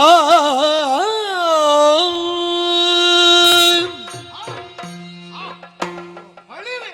ಓ ಶಾಬಾಸ್ ಶಾಬಾಸ್. ನನ್ನ ಕಣ್ಣು ನೋಡು. ನನ್ನ ಕಣ್ಣನ್ನು ಹುಡುಕುವುದು. ಈ ಮುಖದಲ್ಲಿ ಕಣ್ಣನ್ನು ಎಲ್ಲಿ ಹುಡುಕ್ತೀರಿ ನೀವು? ಹುಡುಕಿ ಸುಮಾರು ಸಮಯ ಆಯ್ತಲ್ಲ. ಓ ನಿನ್ನ ಕಣ್ಣಲ್ಲಿ ನನ್ನ ದೃಷ್ಟಿಯನ್ನಿರಿಸಿ ನೋಡಿದ್ದು ನಿನ್ನ ಅಂತರಂಗವನ್ನು. ಓ ನೀನೇನು ಸುಳ್ಳು ಹೇಳ್ತೀಯೋ ಸತ್ಯ ಹೇಳ್ತೀಯೋ ಅಂತ. ಹ್ಮ್ ನಿನ್ನ ಸತ್ಯದ ಅರಿವು ನನಗಾಯ್ತು. ಓ ಹಾಗಾದ್ರೆ ನನ್ನನ್ನು ಕುಂಡಿನಾಪುರಕ್ಕೆ ಗಳಿಗೆ 5ರ ಮೊದಲು ಅಂದ್ರೆ ದಶಮಿಯ 8 ಗಳಿಗೆಗೆ ನಮ್ಮ ರಥವನ್ನು ಅಲ್ಲಿ ನಿಲ್ಲಿಸ್ತಿ. ನಿಲ್ಲಿಸ್ತೇನೆ. 13 ಗಳಿಗೆಗೆ ಮತ್ತೆ 5 ಗಳಿಗೆ ಬಾಕಿ ಇರುವ ಹಾಗೆ ಏನೂ ಮಾಡಿ ನಾನು ನಿಲ್ಲಿಸುವುದಕ್ಕೆ ನನಗಷ್ಟು ಹೊತ್ತು ಸಾಕು. ಹೌದಾ? ಆಯ್ತು. ಹೊರಡುವನ ಯಾವಾಗ? ಈಗಲೇ ಯಾವಾಗ? ಮದುವೆ ನಾಳೆ. ಹೌದು. ಕಾರ್ಯಕ್ರಮ ನಾಳೆ. ನಾವು ಇವತ್ತು ಹೋಗುದು. ದೂರ ಇಲ್ವೇನೋ? ಒಂದು ಮಾತೇ ಹೇಳ. ಹೇಗೆ? ನಮ್ಮನ್ನು ಕಾರ್ಯಕ್ರಮಕ್ಕೆ ಕರೆಯುವಾಗ ನಾವು ಪುರುಸೊತ್ತಿದ್ರು ನಾವು ಬೇಗ ಹೋಗಬಾರ್ದು. ಮತ್ತೆ ಆ ಹೊತ್ತಿಗೆ ಆಗುವಾಗ ಅವಸರದಲ್ಲಿ ಹೋಗಬೇಕು. ಒಂದು ಕಾರ್ಯಕ್ರಮ ಮುಗಿಸಿ ಬಂದವ ಮತ್ತೆ ಸಿಕ್ಕಿದ್ದನ್ನು ಮೆತ್ತಿಕೊಂಡು ಹೋಗ್ಬೇಕತ್ತಲಾಗಿ. ಸಿಕ್ಕಿದ್ದನ್ನು ಮೆತ್ತಿಕೊಂಡು ಅದು ಮತ್ತೆ ಒಂದು ಸುತ್ತು ಬಿರುವಾಗ ಅಲ್ಲಲ್ಲಿ ಬೀಳ್ಬೇಕು. ನಾವು ತೆಗೆದು ಕೂಡ ನಿಲ್ಲಬಾರ್ದು. ಗಡಿಬಿಡಿಯಲ್ಲಿ ಇನ್ನೊಂದು ಕಾರ್ಯಕ್ರಮಕ್ಕೆ ಹೋದಾಗ ಆಯ್ತು, ಇದು ಈ ಕಾರ್ಯಕ್ರಮದ್ದು ಮಾತಾಡುವ. ಹೋಗುವನ ಈಗ? ಈಗ ಬೇಡ. ನೀವು ಸ್ನಾನ ಮಾಡಿ ಊಟ ಮಾಡಿ ಸ್ವಲ್ಪ ಮಲಗಿ. ನಾನು ಅದರಲ್ಲೂ ಮಲಗಬೇಕು. ಆಮೇಲೆ ಎಬ್ಬಿಸ್ತೇನೆ. ನನ್ನಲ್ಲಿ ಮಾತಾಡುವುದು ಹರಿತವಾಗಿರುವಂತಹ ಕತ್ತಿಯ ಬಾಯ್ದಾರಿಗೆ ಸವರಿದಂತಹ ಜೇನನ್ನು ನೆಕ್ಕುವುದು ಎರಡು ಒಂದೇ. ಖಂಡಿತ. ತುಸು ಎಚ್ಚರ ತಪ್ಪಿದ್ರೆ ನಾಲಿಗೆ ತುಂಡಾದೀತು. ಇಲ್ಲಿ ನಾನಿದ್ದೇನೆ. ಮಾತು ತಪ್ಪಿದ್ರೆ ಕೊರಳು ತುಂಡಾದೀತು. ನಾನಿದ್ದೇನೆ. ಕುದುರೆ ರಥವನ್ನು ಒಂದು ರಥ ತಯಾರಿ. ಸಣ್ಣ ಗಾಡಿಯನ್ನು ಎಲ್ಲಿ ಕೊಂಡೋಗುವುದಿಲ್ಲ. ಅದು ಅಲ್ಲೇ ಇರೋದು. ನಾನು ಯಾರ್ಯಾರ ಗಾಡಿಯಲ್ಲೇ ಹೋಗುದು. ಆಯ್ತಲ್ಲ? ನಿನ್ನ ತಲೆ ನಿನ್ನ ಬ್ರಹ್ಮರಂಧ್ರಕ್ಕೆ ಬಿಗಿ ಹಿಡಿದು ಒಂದು ಗುದ್ದಿದ್ರೆ ಉಂಟಲ್ಲ, ತಲೆ ಹೊಟ್ಟೆ ಒಳಗಾಗ್ಬೇಕು. ಯಾಕೆ ಬುದ್ಧಿ? ಅಷ್ಟು ದಟ್ಟಪುಟ್ಟವಾದಂತಹ ಕುದುರೆ ಲಾಯದಲ್ಲಿ ಉಂಟು. ಈ ಸಣಗಳು ಕುದುರೆಗಳನ್ನು ಕೈಕಾಲು ದಾಟ್ತದೆ. ಅದರ ಮೇಲೆ ಅದರ ಮೈ ಮೇಲೆ ವೃಣ ಬೇರೆ, ಅದು ಕಾಲು ಬೇರೆ. ಟಣ ಟಣ. ಮತ್ತೆಂತದು? ಸಣ್ಣ ಕಾಲು ಕುದುರೆ. ಹೌದು. ಅದು ಓಡ್ಲಿಕ್ಕಿಲ್ಲ ಅಂತ ಹೇಳುವುದಾ? ಹೊಡಿತಾ? ತೋರ ಇದ್ದವರು ಓಡುವುದಾ? ಮತ್ತೆ ಅವರಲ್ಲಿ ಒಮ್ಮೆ ಓಡ್ಲಿಕ್ಕೆ ಹೇಳಿ. ಎಲ್ಲಿಗೆ? ಅವ್ರಿಗೆ ಓಡ್ಲಿಕ್ಕೆ ಆಗ್ತದ? ಅಷ್ಟು ಆ ದೇಹವನ್ನು ಹೊತ್ತುಕೊಂಡು ಈಚೆಯವರಾದ್ರೆ ಹೋಗಿ. ಈಚೆಯವರಲ್ಲಿ ಹೇಳಿದ್ರಾದ್ರೂ ಓಡಿಯಾರ. ಇವರಿಗೆ ಆಗ್ತದ? ಯಾಕಂದ್ರೆ ಕೃಷ ದೇಹದವರು ಓಡುವುದು ಹೆಚ್ಚು. ಹಾಗೆ ಅದು ಇದರಲ್ಲಿ ಏನು ವಿಶೇಷ? ಅದು ನೋಡಿ, ಅದು ಹುಣ್ಣಲ್ಲ, ಮತ್ತೆ ವೃಣವಾದದ್ದಲ್ಲ. ಮತ್ತೆ ಅದರ ಮೇಲೆ 8 ಸುಳಿಗಳು. ಓ, ಪಾಠ ಕೇಳಿದ್ದೇನೆ ನಾನು. ಅಷ್ಟಸುಳಿಗಳು. ಅಷ್ಟಸುಳಿ. ನೆತ್ತಿಯ ಮೇಲೆ, ಬೆನ್ನಲ್ಲಿ ಒಂದು, ಬಾಲದಲ್ಲಿ ಒಂದು, ಹೊಟ್ಟೆ ಅಡಿಯಲ್ಲಿ ಒಂದು, ಉಭಯ ಪಾರ್ಶ್ವಗಳಲ್ಲಿ ಎರಡೆರಡು ಅಷ್ಟಸುಳಿ. ಅಷ್ಟಸುಳಿ. ಮತ್ತೆ ಕೈ ಅದು ಕಾಲು ಎತ್ತಿ ನಿಂತದ್ದು. ಓಟದ ಯಾವತ್ತು ಕುದುರೆ 4 ಪಾದವನ್ನು ಊರುವುದಿಲ್ಲ, ಒಂದು ಪಾದವನ್ನು ಎತ್ತಿ ಹಿಡಿಯುತ್ತದೆ. ನಾನು ಓಡುವುದಕ್ಕೆ ಸದಾ ಸಿದ್ಧ. ನೋಡು, ನನ್ನ ಸಾರಥಿ ಜೀವಲ, ಹ, ನಳನ ಸಾರಥಿ ವಾಷ್ಟೇಯ. ಹ. ಇಬ್ಬರು ಇಲ್ಲಿ ಬಂದು ಹೇಳ್ತಾ ಇದ್ದಾರೆ ನಮಗೊಂದು ಕಾರ್ಯಕ್ರಮಕ್ಕೆ ಬರಬೇಕು ಅಂತ. ಕಾರ್ಯಕ್ರಮಕ್ಕೆ ಬರ್ತಿದ್ರೆ ಬರ್ಲಿ, ನಮಗೆ ಕಾರ್ಯಕ್ರಮ ಕಡಿಮೆ ಆಗಬಾರ್ದು. ಹಾಗಿದ್ರೆ ಬರ್ಲಿ. ಹಾಗಾದ್ರೆ ಸಾರಥಿಯಾದಂತಹ ನಿನಗೆ ವಂದಿಸಿ ರಥವನ್ನು ಬಲಬಂದು ಏರಿಕೊಳ್ಳಲೇ.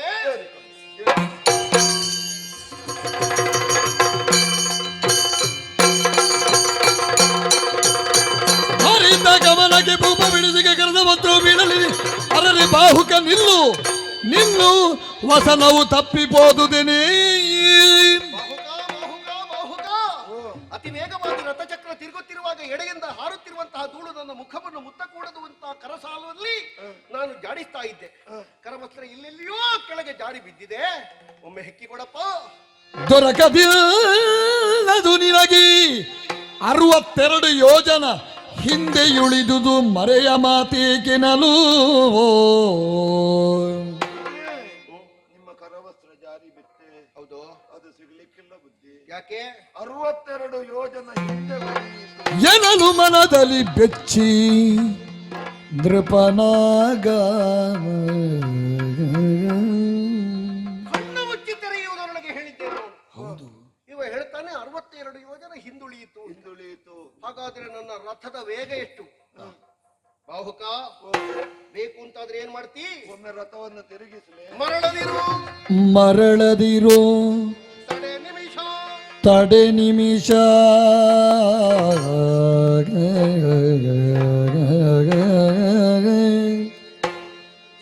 ಮರಳದಿರು ತಡೆ ನಿಮಿಷ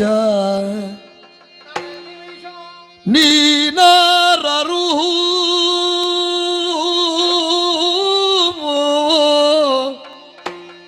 ನೀನಾರು ಅರುಗು ತ್ರೈ ಜಗದರಸು ನಳ ನೃಪ ನೋರ್ವನಲ್ಲದೆ ಹರಿಗರಾಧ್ಯರಿಗೆ ಬರದು ಈ ವೇಗಗಳು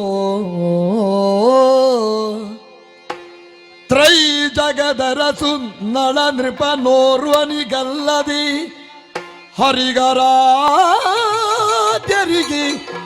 ಬರದು ಈ ವೇಗಗಳು ತಡೆ ಅರೆ ನಿಮಿಷ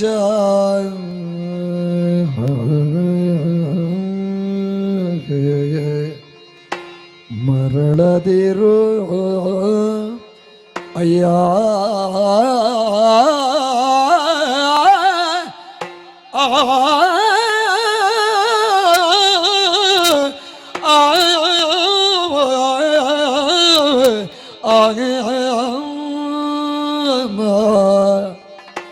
ತಡೆ ನಿಮಿಷ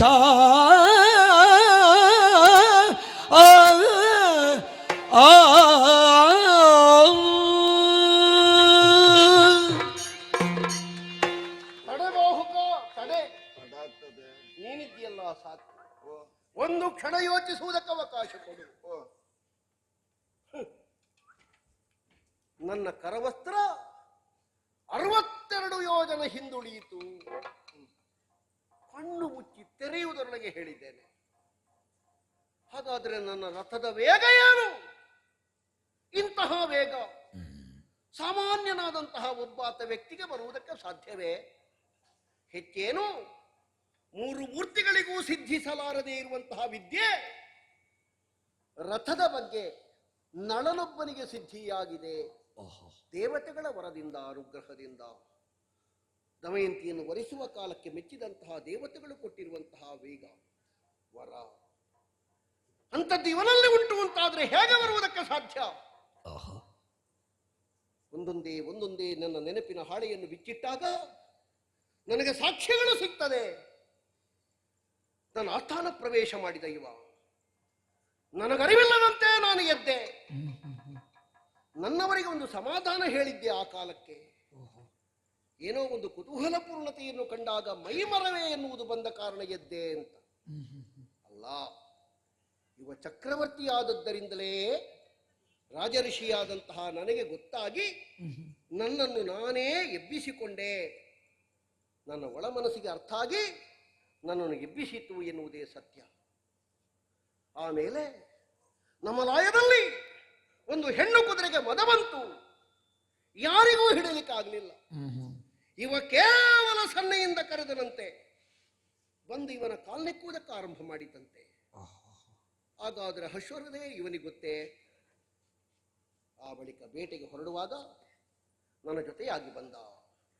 ಮದಿಸಿದ ಮದ್ದಾನೆಯನ್ನು ಒಂದೇ ಪೆಟ್ಟಿನಲ್ಲಿ ಬೀಳಿಸಿದ.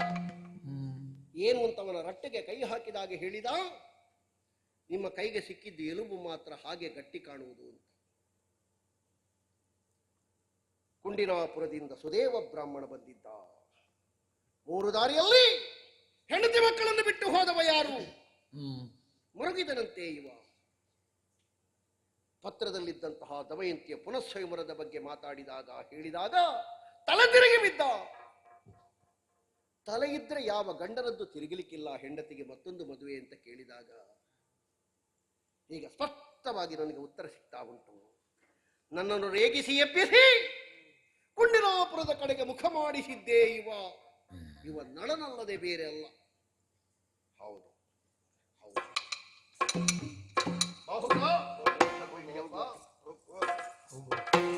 ಒಂದು ಮಾತು ಕೇಳಲೇ ನಿನ್ನಲ್ಲಿ? ಹೇಳಿ ಬುದ್ಧಿ. ನೀನ್ ಯಾರು? ಒಳ್ಳೆ ವಿಷಯ ಇದು. ಮನೆಗೆ ಬಂದಾಗ ಮಗು ಒಂದು ಅಪ್ಪನಲ್ಲಿ ಕೇಳಿ, ಅಪ್ಪ ನೀನ್ ಯಾರು? ಅಪ್ಪ ಅಪ್ಪ ನಾನು ಬಾವುಕ. ನನಗೆ ಅಪ್ಪ ಅಂತ ಗೊತ್ತಾಗ್ತದೆ. ನೀನು ಅವನೇ ಅಲ್ವಾ? ಯಾರು ಅವ? ನೀನು ನಳ ಅಲ್ವಾ? ನಾನು ನಳ. ಎನಲ ಕಿರುನಗೆಯೊಳ್ವೋ ಮರುಳು ಗುಂಬರೆ ರಾಯನೈಷದ ನೆಲ್ಲಿ ನಾನೆಲ್ಲಿ ಮರುಳು ಗುಂಬರೆ ಅಯ್ಯ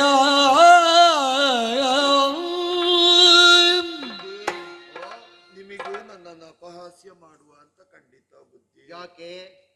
ಒಬ್ಬ ವ್ಯಕ್ತಿಯ ಮೇಲೆ ಮತ್ತೊಬ್ಬನನ್ನು ಆರೋಪಿಸಬೇಕಿದ್ರೆ ಏನಾದ್ರೂ ಸ್ವಲ್ಪವಾದ್ರೂ ಹೊಂದಾಣಿಕೆ ಬೇಡುವೆ? ಹೊಂದಾಣಿಕೆ ಬೇಕು ಅಂತ ಇಲ್ಲ, ಕೆಲವು ಚರ್ಯಗಳು ನಮಗೆ ಹೊಂದಾಣಿಕೆಯನ್ನು ಕೊಡ್ತಾವೆ. ವೃತ್ತಿ 3ಕ್ಕೆ ನಳನೃಪ ಅಂತ ಹೆಸರು ಪಡೆದ ನಳ ಚಕ್ರವರ್ತಿಯಲ್ಲಿ ಈ ದಟ್ಟ ದರಿದ್ರನಾದ ಬಾಹುಕ ಎಲ್ಲಿ? ಈ ಬಾಹುಕನ ಒಳಗೆ ನಳ ಇದ್ದಾನೆ. ನಾನು ಬಾಹುಕ, ನಾನು ನಳ ಅಲ್ಲ. ಅದು ಅದು ನೀ ಹೇಳುವಾಗಲೇ ಗೊತ್ತಾಗ್ತದೆ. ಎಂತದ್ದು? ಬಾಹುಕನಲ್ಲ ನಳ ಹೌದು. ನಾನು ನಳ ಅಲ್ಲ ಬಾಹುಕ.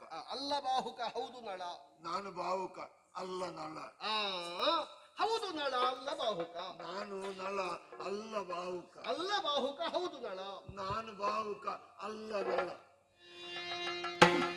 ಬಾಳದೈನ್ಯದಿಂದ ನಾನು ಕೇಳಿದರು ಒಳವ ನೀನು ಬೀಳಬೀರ್ದ ಮೇಲೆ ನಿಲ್ಲ ಕಾಲಿನೆಡೆಗಳು ನಾಲಿಗೆಯ ಇರಿದುಕೊಂಡು ಬೀಳುಗಡುವೆ ಪ್ರಾಣವೆಲ್ದು ಭೂಲಲಾಮ ನಿರ್ಧರಿಸಿ ಹೇಳಲಾಕ್ಷಣ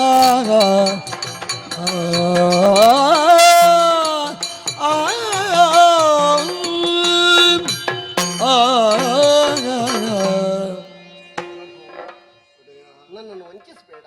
ಇಲ್ಲ, ನಾನೊಬ್ಬ ರಾಜಋಷಿ. ಖಂಡಿತ. ನೀನಾಗಿ ನಿನಗೆ ನಾನು ಎಲ್ಲವೂ ಹೌದಲ್ಲ. ನಿನ್ನನ್ನು ನಾನು ಎಲ್ಲೇ ಆದರೂ ಬಹಳ ಹೊರಗಿನವ ಅಂತ ಕಂಡದ್ದುಂಟೆ. ಖಂಡಿತ ಇಲ್ಲ. ಅತ್ಯಂತ ಆತ್ಮೀಯತೆಯಿಂದ ನನ್ನ ರಾಜಪರಿವಾರದ ಜೊತೆಗೆ ಸೇರಿಸಿಕೊಂಡವ.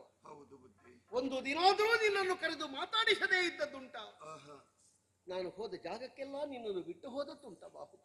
ಇಲ್ಲ ಬುದ್ಧಿ. ಹಾಗಾದ್ರೆ ಆಪ್ತನಾಗಿ ನಿನ್ನನ್ನು ಇರಿಸಿಕೊಂಡದಕ್ಕೆ ನೀನು ಕೊಡುವ ಕಾಣಿಕೆ ಇದುವೇ? ದೈನ್ಯದಿಂದ ಕೇಳ್ತೇನೆ, ನಿನ್ನ ಕಾಲು ಬೇಕಾದ್ರೆ ಹಿಡಿಯುತ್ತೇನೆ. ಸತ್ಯ ಹೇಳು, ನೀನು ನಳನಲ್ವೇ? ನಿನ್ನಲ್ಲಿರಬಹುದಾದಂತಹ ವರ್ಚಸ್ಸು ವೈಖರಿ, ನೀನು ಮಾಡುತ್ತಿರುವಂತಹ ಕೆಲಸ ಕಾರ್ಯಗಳೆಲ್ಲ ನಮ್ಮ ನಳವನ್ನು ನಿನ್ನಲ್ಲಿ ತೋರಿಸ್ತದೆ ಬಾಹುಕ. ಇಲ್ಲ ಬುದ್ಧಿ, ನಾನು ಬಾಹುಕ, ನಾನು ಬಾಹುಕ ಅಲ್ಲ. ನಳನಲ್ಲ. ಎಷ್ಟು ಮಾತ್ರಕ್ಕೂ ನೀನು ನಳ ಅಲ್ಲ. ಅಲ್ಲ. ನಿನ್ನಂತವನನ್ನು ನಳ ಅಂತ ಗುರುತಿಸಿ ನನ್ನ ಋಷಿತ್ವಕ್ಕೆ ಒಂದು ತೆರನಾದಂತಹ ಅಪಮಾನವನ್ನು ಮಾಡಿದೆನಲ್ಲ. ಒಂದರ್ಥದಲ್ಲಿ ನನ್ನ ನಾಲಿಗೆ ತಪ್ಪು ಮಾಡಿದೆ. ತಪ್ಪು ಮಾಡಿದ ನಾಲಿಗೆಗೆ ಶಿಕ್ಷೆ ಬೇಕೇ ಬೇಕು. ನನ್ನ ಕಾಲಬುಡದಲ್ಲಿಯೇ ಹಿಡಿದಿರುವಂತಹ ಕೂರಸಿಯಲ್ಲಿ ನನ್ನ ನಾಲಿಗೆಯನ್ನು ಕೊಯ್ದುಕೊಂಡು ಪರಿಗಿಸುತ್ತ ಹಾಗಿಂತ ತರಳ ಬುದ್ಧಿಯಾತಕೀಗ ಅರಿತುಕೊಳ್ಳೈ ನಾನೇ ನಳನು ಪರಮ ಸಾಗಸಿ. ಅವಸರದ ತೀರ್ಮಾನ. ನೀನು ನಳನಲ್ವಲ್ಲ. ಹೌದು, ಹೌದೇ? ನಾನೇ ನಳ. ಹೌದೇ? ಪರಮ ಪಾತಕಿ. ಧುರದೂಳಿದಿರು ನಿಲ್ವರಿಲ್ಲ ಸಿರಿಯೂ ಸುರಪ ನಿಲ್ದ ಮಿಗಿಲು ಸ್ಮರಣಾಕಾರವಿಲ್ಲ ಪೋದ ಪರಿಗಳೇನಯ್ಯ ಅಯ್ಯ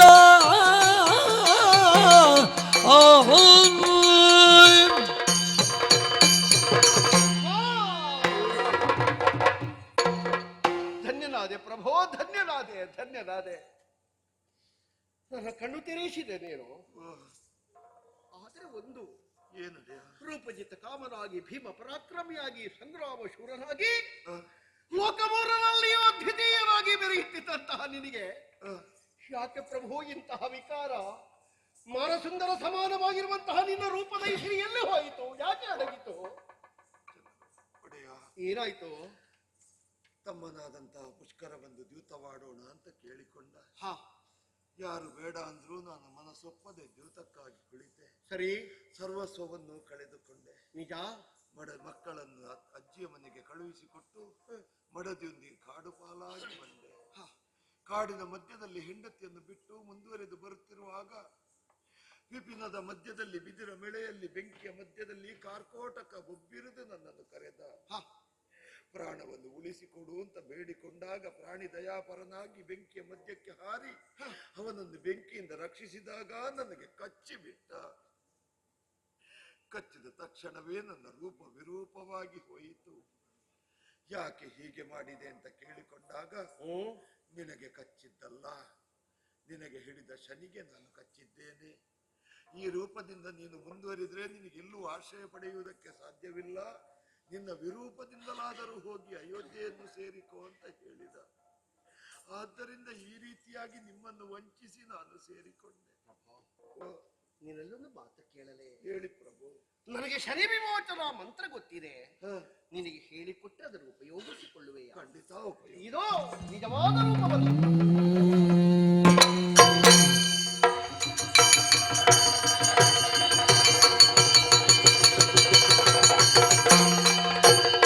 ನನ್ನಂತರ ವಕ್ರ ದೃಷ್ಟಿಯನ್ನು ಬೀರುತ್ತಿರುವಂತಹ ಶನಿಯನ್ನು ತಡೆಯುವುದಕ್ಕೆ ಮುಂದಾದ ಕಾಲಕ್ಕೆ ಶನಿದೇವರು ಇದೋ ವಂದಿಸಿಕೊಂಡಿದ್ದೇನೆ.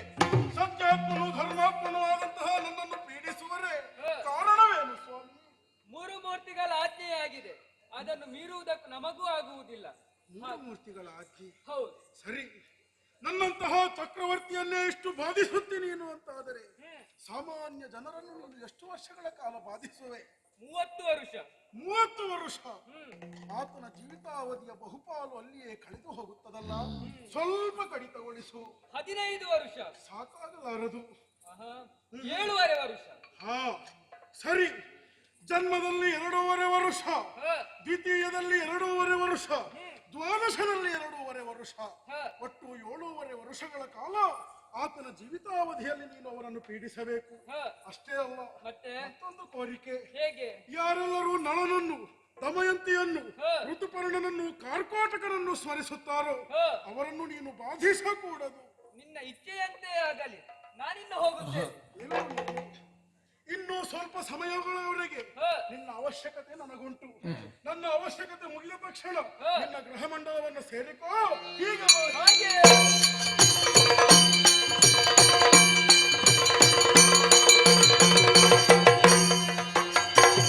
ಏನು ಸ್ವಾಮಿ, ನಿಮ್ಮ ವೇಷ ಮುಗಿಲಿಲ್ವಾ? ವೇಷ ಮುಗಿಲಿಕ್ಕೆ ಆಟ ಮುಗಿಬೇಕಲ್ಲ. ಹೌದು, ನಿಮ್ಮ ಆಟದಲ್ಲಿ ನನ್ನ ಜೊತೆ ಯಾಕೆ? ನೀವಿಲ್ಲ ಅಂತ ಆದ್ರೆ ಕತೆ ಮುಂದೆ ಹೋಗುದಿಲ್ಲ. ಚಕ್ರವರ್ತಿಗಳೇ, ಒಪ್ಪಿಕೊಳ್ತೀರಲ್ಲ? ಈಗ ಒಪ್ಪಿಕೊಳ್ತೇನೆ, ಈಗ ಆದ್ರೆ ಒಂದು ವಿಷಯ, ನೀವು ಸೋತದ್ದು ಹೇಗೆ? ದ್ಯೂತವಾಡಿ. ಆ ದ್ಯೂತದ ಮರ್ಮ ನಿಮಗೆ ಗೊತ್ತಿಲ್ಲ ಕಾಣ್ತದೆ ಬಹುಶಃ. ಸರಿ, ಗೊತ್ತಿಲ್ಲ. ಅದಕ್ಕೊಂದು ಅಕ್ಷ ಹೃದಯ ಅಂತ ಒಂದು ಮಂತ್ರ ಇದೆ, ಅದನ್ನು ನಾನು ಹೇಳಿಕೊಡ್ತೇನೆ. ಮತ್ತೆ ನೀವು ಮರಳಿ ಪುಷ್ಕರನನ್ನು ಸೋಲಿಸಿ ನಿಮ್ಮ ಅವನಿಯನ್ನು ಹೊಂದಬೇಕು. ಈಗ ನನಗೆ 2 ವಿದ್ಯೆಯನ್ನು ಕೊಟ್ಟಿದ್ದೀನಿ. ಹೌದು. ಅದು ಸಾಲ ರೂಪವಾಗಿರಬಾರ್ದು, ಸಾಲ ಇಟ್ಟುಕೊಳ್ಳಬಾರ್ದು. ಅಯ್ಯೋ, ನಾನು ಸಾಲ ಕೊಟ್ಟದಲ್ಲ, ಹೀಗೆ ಕೊಟ್ಟದ್ದು. ನಾನು ಹೀಗೆ ಕೊಡ್ಲಾ?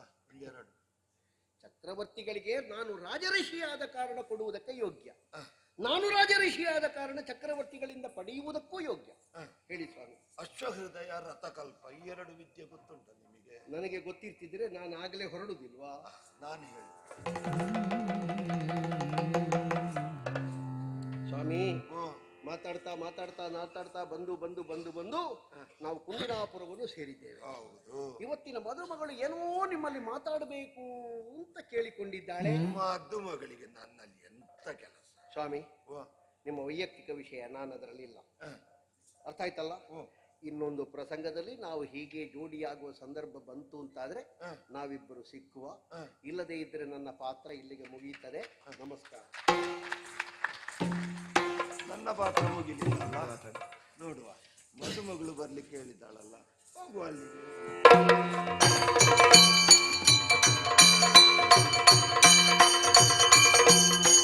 ನಾರಿಯ ಬಳಿಯುಳು ಬಿಟ್ಟುದ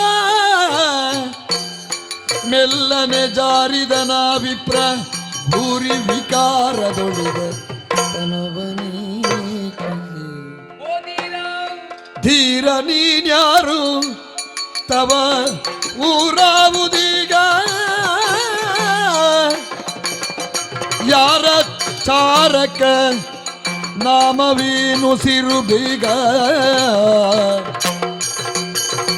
ಈ ರೂಪು ಜನನಿಯಲಿ ಜನಿಸುವಾಗಲಿಗಿಹುದೋ ಸೇರಿಕೊಂಡುದು ಇತ್ತಲಾಗಿ ನಿನಗೆ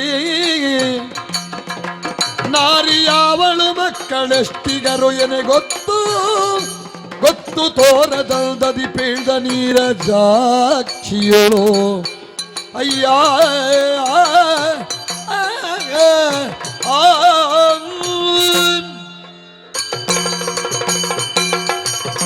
ಓ ದೀನ ಧೀರನೋ ಬೀರನೋ ಯಾಕೆ ಮತ್ತೆ ನಾನೆಂತ ಧೀರ? ಚೇಚೆ ನಿಮ್ಮನ್ನು ಅಣಕಿಸಿದ್ದು ಅಂತ ಭಾವಿಸಿಕೊಳ್ಬೇಡಿ. ನಿಮಗೆಲ್ಲ ತಮಾಷೆ ಮಾಡ್ಲಿಕ್ಕೆ ನಾನೇ ಸಿಗು. ಖಂಡಿತ ಅಲ್ವೇ ಅಲ್ಲ. ಧೀಶಕ್ತಿ ಉಳ್ಳವರೆಲ್ಲ ಧೀರರು. ಶರೀರದಿಂದ ಶೌರ್ಯ, ಬುದ್ಧಿಯಿಂದ ಧೈರ್ಯ, ಹೃದಯದಿಂದ ಸ್ಥೈರ್ಯ, ಈ ಮೂರು ನಿಮ್ಮಲ್ಲಿ ಇದೆ. ಆದ್ದರಿಂದಲೇ ಓ ಧೀರ ಅಂತ ಕರೆದೆ ನಾನು. ಅಬ್ಬ ನಿಮ್ಮಲ್ಲಿ ಸ್ವಲ್ಪ ಮಾತಾಡ್ಬೇಕು ನನಗೆ. ಎಂತದ್ದು ಮಾತಾಡಿ ಮಾತಾಡಿ, ನೀವೆಲ್ಲೋ ನೋಡಿ ಮಾತಾಡಿ ಮಾತಾಡಿ ಅಂತ ಹೇಳಿದ್ರೆ ನಾನು ಮಾತಾಡುದು ಹೇಗೆ? ಮಾತನಾಡಿದ್ರೆ ಕೇಳುದು ಕಿವಿಯಲ್ಲಿ ಅಲ್ವಾ? ಕಿವಿ ಸರಿ ಉಂಟು. ಕೇಳುವುದು ಕಿವಿಯಲ್ಲೇ, ಆದ್ರೆ ಅದು ಹಾಗಾಗ್ತದೆ ಹೇಳಿ? ಮಾತಾಡುವಾಗ ಒಂದು ಮುಖ ನೋಡಿ ಮಾತಾಡಬೇಕು. ಮುಖ ನೋಡಿ, ನನ್ನ ಮುಖ ನೋಡಿದ್ರೆ ಸುಖ ಇಲ್ಲ. ಯಾಕೆ? ಯಾರಿಗೆ ಸುಖ ಇಲ್ಲ? ನೋಡಿದವರಿಗೂ ಸುಖ ಇಲ್ಲ. ಕೆಲವರೆಲ್ಲ ನನ್ನ ಮುಖ ನೋಡಿ ಡಪ್ಪ ಬಿದ್ದಿದ್ದಾರೆ. ಹೌದಾ? ಇಲ್ಲ, ನಾನು ಮುಖ ನೋಡಿಯೇ ಮಾತಾಡಿ ಅಭ್ಯಾಸ ನನಗೆ. ಇಲ್ಲ, ನೋಡ್ಬೇಕು. ನನ್ನ ಮುಖ ನೋಡುದು ಬೇಡ. ಅದು ಇಲ್ಲ, ನಾನು ನೋಡಿಯೇ ಮಾತಾಡುವುದು. ನಾನು ಆಚಾರ ಬೇಕಿದ್ರೆ ನೋಡಿ. ಹೇಳಿದ್ನ ಹೇಳಿಲ್ವಾ? ನಾನು ಹೇಳಿಲ್ವಾ ನನ್ನ ಮುಖ ನೋಡಿದವರೆಲ್ಲ ಬಿದ್ದಿದ್ದಾರೆ? ಪ್ರಪಂಚದಲ್ಲಿ ಇಂಥ ರೂಪವೂ ಇರ್ತದೆ. ನನ್ನಷ್ಟು ಚಂದ ಮನ್ಮಥ ನನ್ನ ಹತ್ತಿರ ಬರುವುದಿಲ್ಲ. ಅದ್ಯಾಕೆ? ಅವ ನನ್ನಷ್ಟು ಚಂದ ಇಲ್ಲ, ಅದಕ್ಕೆ. ಅಪ್ಪ, ಹಾಗಲ್ಲ. ನಿಮ್ಮನ್ನ ಕಂಡಾಗ ಕೆಲವೊಂದು ಪ್ರಶ್ನೆಗಳು ಕೇಳಲಿಕ್ಕಿದೆ ನನ್ನಲ್ಲಿ. ಈಗ ಬಂದ ಕೂಡಲೇ ನೀವು ಪ್ರಶ್ನೆ ಕೇಳಿದ್ರೆ 1 ವಾರಕ್ಕೆ ಮೊದಲು ಹೇಳ್ತಿದ್ರೆ ನಾನು ಓದಿ ಎಲ್ಲ ತಯಾರಾಗ್ತಾ ಇದ್ದೆ. ಓದಿ ಪ್ರಶ್ನೆಗೆ ಉತ್ತರ ಕೊಡುವುದು ಬೇಡ, ನಿಮ್ಮಲ್ಲೇ ಇದೆ ಉತ್ತರ. ನನ್ನಲ್ಲೇ ಉಂಟು. ಹೇಳುವ ಮನಸ್ಸು ಮಾಡಿದ್ರೆ ಸಾಕು ನೀವು ಅಷ್ಟೇ. ನನ್ನಲ್ಲಿ ಇದ್ರೆ ಗೊತ್ತಿದ್ರೆ ಹೇಳಿ. ಎಲ್ಲ ಒಟ್ಟಿಗೆ ಕೇಳಲ್ಲ, ಒಂದೊಂದಾಗಿ ಕೇಳುವುದು. ಒಟ್ಟಿಗೆ ಕೇಳಬೇಡಿ, ಅದು ಲೆಕ್ಕ ತಪ್ತದೆ. ಒಂದೊಂದೇ ಸರಿ. ನೀವು ಯಾರು? 1. ನಿಮ್ಮ ಹೆಸರು ಏನು? 2. ನಿಮ್ಮ ಊರಲ್ಲಿ? 3. ನಿಮಗೆ ಮದ್ವೆ ಆಗಿದೆಯಾ? 4. ಓ, 4 ಮದ್ವೆ ಆಗಿದೆಯಾ? 4 ಮದುವೆ ಆದದ್ದಲ್ಲ, ಪ್ರಶ್ನೆ 4 ಅಂತ ಹೇಳಿದ್ದು. ನಿಮಗೆ ಉದ್ಯೋಗ ಯಾವುದು? 5. ಹುಟ್ಟುವಾಗಲೇ ಈ ರೂಪ ಎನ್ನುವುದಿತ್ತ, ತದನಂತರ ಈ ರೂಪ ನಿಮ್ಮದಾದದ್ದ? 6. ಎಷ್ಟು ಮಂದಿ ಮಕ್ಕಳು ನಿಮಗೆ? 7. 7 ಮಂದಿ ಮಕ್ಕಳ? ಎಂತದ್ದು 7 ಮಂದಿ ಮಕ್ಕಳು? ಪ್ರಶ್ನೆ 7. ಈ ಎಲ್ಲ ಪ್ರಶ್ನೆಗೆ ಉತ್ತರ ಎನ್ನುವುದು ಸಿಕ್ಕಿತ ನಿಮ್ಮಿಂದ? ಗೊತ್ತಿದ್ದದ್ದು ಹೇಳು. ಮೆರವ ಬಂಗಾಳ ದೇಶಗಳೆನಗೆ ಪೂರ್ವದಲ್ಲಿ ವರಬಾಹುಕನುಗೆಂಬ ಪೆಸರು ಕೀಳು ಬರೆದ ವಿಧಿ ವಶದಿಂದ ದಾರಿದ್ರ್ಯ ಸಂಭವಿಸಿ ಬರೆದ ವಿಧಿ ವಶದಿಂದ ದಾರಿದ್ರ್ಯ ಸಂಭವಿಸಿ ಇರುವೆ ಋತುಪರ್ಣನುಳು ಪಾಕವೃತ್ತಿಯಲಿ ಪಾಕವೃತ್ತಿಯಲಿ ಪಾಕವೃತ್ತಿಯಲಿ.